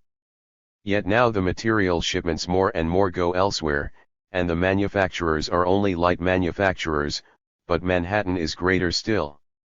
Within 10 years she has become the intellectual and artistic capital of the world, for all Europe has come here. She is the foster parent of lasting ideas and temporary fashions, of entertainments and of industrial plans that often go elsewhere to get their tangible body, but their spirit has something init of Manhattan. That is, of the seaport and its mixed races, and the politically subtle workers in light industry, the mass entertainers, and the free artists. Surely we people of Manhattan do not set as our ideal to live in a suburb, but to live as a matter of course in our own place, the most elegant and unhurried on earth. Feasibility. This plan is physically, economically, and socially feasible and advantageous. 1. In the interest of the shore neighborhoods, we diminish the waterfront available for shipping and remove the Hudson River tracks. But the tracks have long been moribund, and peacetime shipping is progressively being reduced. 2. Important progress toward the completion of the plan could begin immediately after the war. It is estimated that from 75 to 80% of the buildings in Manhattan are overage, and there will be vast reconstruction on any plan whatsoever. But the city's largest and newest buildings do fall in the zones here proposed. 3. The giving up of the parks in the central axis provides an enormous reservoir of land to exchange for the commercial and industrial property now located along the rivers, the sites of the future residential parks. As these business sites progressively obsolesce and are condemned, space can be allotted to them in the large buildings in the main axis, therefore the transition can be made with a minimum of hardship. Further, the money value of a square foot of land along the central main street would be at least 5 times that in the scattered sites to be condemned, and this would provide a great fund to carry out the plan. The amount of land available for exchange in the new Main Street zone comes close to 1,500 acres, valued at business center prices. 4. If it were possible to translate into dollars the time consumed by workers in excess travel, the result would be startling. At least 1 million persons spend 2 hours a day going to and from work in New York. At 50 cents an hour, this becomes $1 million a day, or $312 million a year. This is 3% of $10 billion, which would pay for rebuilding large sections of New York City without calculating revenues from rents. Cleveland Rogers. 5. The political and legal opposition to this plan is the same as that to any other master plan. Long-range and large-scale zoning involves the destruction of speculation in land values. Those who rely for their profits not on rents but on speculation, have contrived to veto even the modest proposals of the THIRD-WORLD plan. But it seems to us that the proposal here made is at once so arresting and so simple, so grounded in the site and the history of the city and the experience of its citizens, that it can arouse the public enthusiasm necessary to overcome this opposition, and end the anomaly of the greatest city in the world having no master plan at all. Improvement of Fifth Avenue. As early as 1870, it was proposed, by Egbert L. Veal and others, to double-deck Lower Broadway and Wall Street because of excessive and dangerous congestion. We hear. APPENDIXC. Housing in New York City. In New York City the housing problem is more difficult than elsewhere. There is too much substandard housing, not enough housing altogether, standard or substandard, and not enough space to build new housing before demolishing old, so there is the headache of relocation during the interims. Now in charge of building and financing such housing are many agencies, some designed for housing the poor, some for housing generally, some agents or the city but others agents of the state and federal governments. They are, in part, the Housing Authority, the Mayor's Commission on Slum Clearance and Urban Renewal, the Comptroller Office, the Board of Estimate, the Bureau of Real Estate, the Department of Buildings, and various state and federal housing agencies. Meantime, uncoordinated with these, there are agencies in charge of location of schools and playgrounds and parks. Transportation by rail falls to the Transit Authority, but if it is automotive it may fall to the Port Authority or the Triborough Bridge and Tunnel Authority. When cars are moving or parked in the streets, they belong to the traffic department, and safety in general belongs to the police. Nobody as such attends to the specific relation of workers and their particular industries, the cause of all this commutation, but there are zoning laws for broad kinds of occupancy, under the City Planning Commission. Neighborhood quarrels, family disruption, etc., might be handled by the police and various social agencies. Other departments, too, have a hand in the community planning of New York, example public works, gas, water, and electricity, etc. This is not very promising. Further, it is generally agreed that unaided private enterprise cannot fill 3/4 of the housing need. It is agreed that income segregation has undesirable effects, is a condition of juvenile delinquency, unsafe streets. Racial segregation is a problem not beginning to be solved. The traffic congestion is intolerable. Under the circumstances it seems reasonable to ask if the integration of all these various functions is not relevant. To give a partial list: housing, slum clearance, location of industries, transportation, adequate schools and teachers, clean streets, traffic control, social work, racial harmony, master planning, recreation. The list could be long extended, not to speak of a convenient and beautiful city and local patriotism. It is not to be hoped that in the near future we can have an efficient, viable, peaceful city. But we do have the right to demand that the manifold functions be regarded in an overall view as functions of one community. Apart from such a unified view, the apparent solution of this or that isolated problem inevitably leads to disruption elsewhere. Escape thoroughfares must aggravate central traffic. Slum clearance as an isolated policy must aggravate class stratification. New subways aggravate conurbation. Housing makes for double shift and overcrowded classrooms. No master plan guarantees foolishness. 242. Like the Lincoln Square project. These consequent evils then produce new evils among them. Isolated planning cannot make sense. Therefore we propose a community planning agency. Such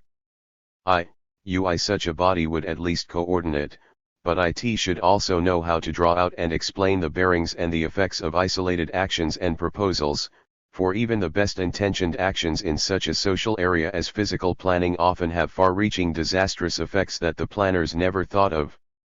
On the other hand, there are plans of multi-valued community benefit which require the cooperation of several departments, but which are not immediately relevant enough to anyone to get sponsorship. These would be precisely appropriate to a community planning agency. It would have community suggestions, ideals, and proposals of its own. It could set before the citizens reasonably integrated pictures of what various plans and policies concretely mean in each one's way of light, so that choices, e.g., referenda on financing public works, can be made not completely in the dark. And the agency would propose its own programs. 2. Isolated approaches can always have routine plans to fit narrow programs. Broadly conceived approaches, that try to cope with the complex reality, have no such wisdom. They must proceed variously and experimentally and find which hypotheses confirm themselves in action. It is not even sufficient to find out what people want and give them that, for, as Catherine Bauer put it, we can only want what we know. Deeper analysis may suggest some entirely novel arrangement. The only way such an arrangement can be tested is by experimentation with its actual use, not by asking opinions in advance. So the community approach must be not only varied and experimental but inventive. What warrants the uniformity of plans of the housing, as we pointed out in the text above? The standards fit the customs of neither the tenants nor the designers. They are sociological abstractions of an American standard with little imagination of the actual residents. Space is sacrificed for building services and domestic appliances. Poor tenants arrive and do not find room for the little furniture they have. Are the larger cold water railroad flats in the same neighborhood, at a TAO or rental necessarily less desirable? Not much use is made of sharing appliances. In a very GW categories, though specific occupants might have quite different needs. Given a minimum budget, is the standard bathroom a minimum?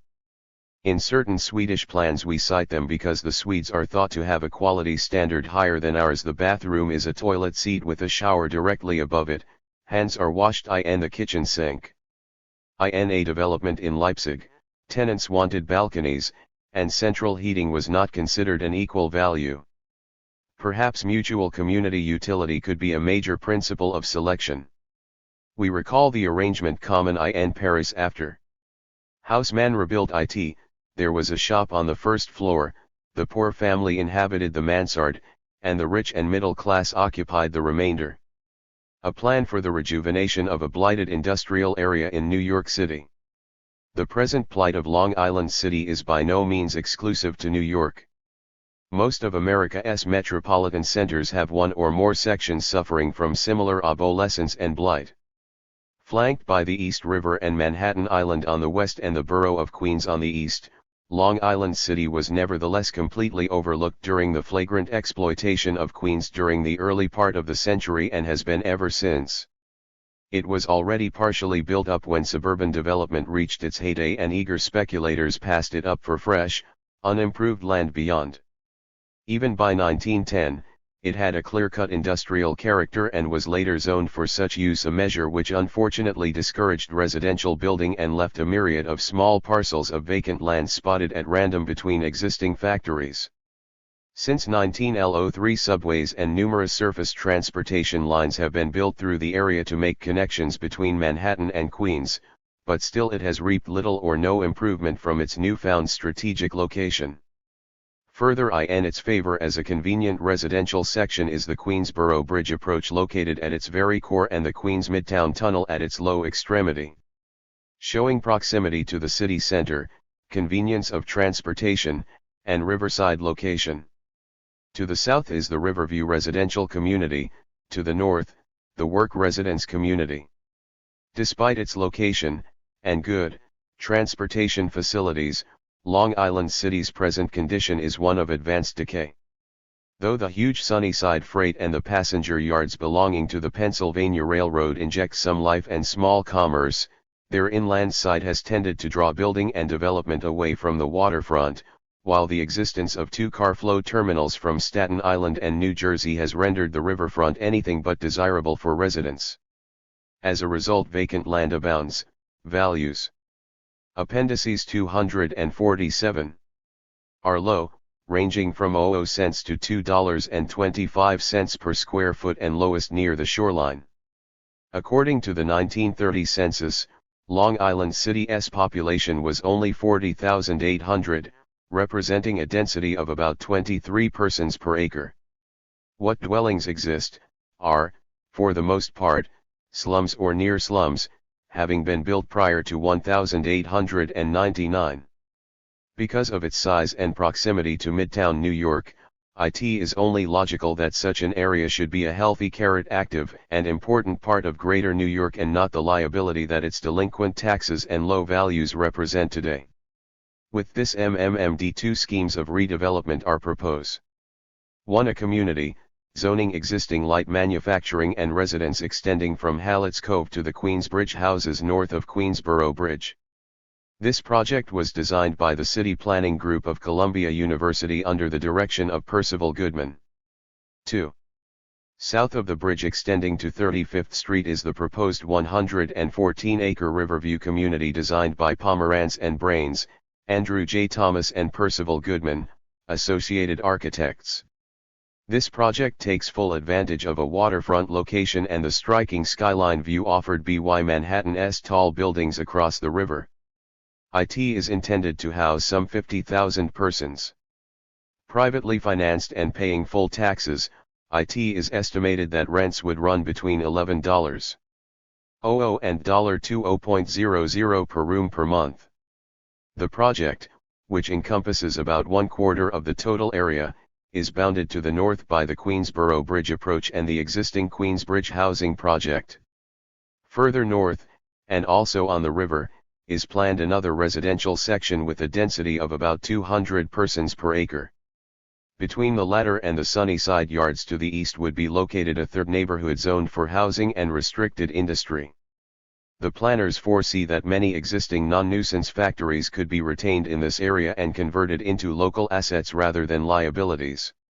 They feel that the existing street pattern should not be altered but merely blocked at given points to increase land values and improve the appearance of the community as a whole. 248. Naturally, such a plan calls for rezoning of the work residence type with its obvious advantages: lower transportation costs for the worker who can live near his place of emoluments, a rise in land values in the sections now overzoned for industry, replacement OT industrial slums with narcs and loppound and other public conveniences. Also eluded in the plan is provision toward the improvement or existing overhead transportation structures and replacing of through traffic at Queens Plaza, a nearby intersection and passenger transfer point of intense congestion.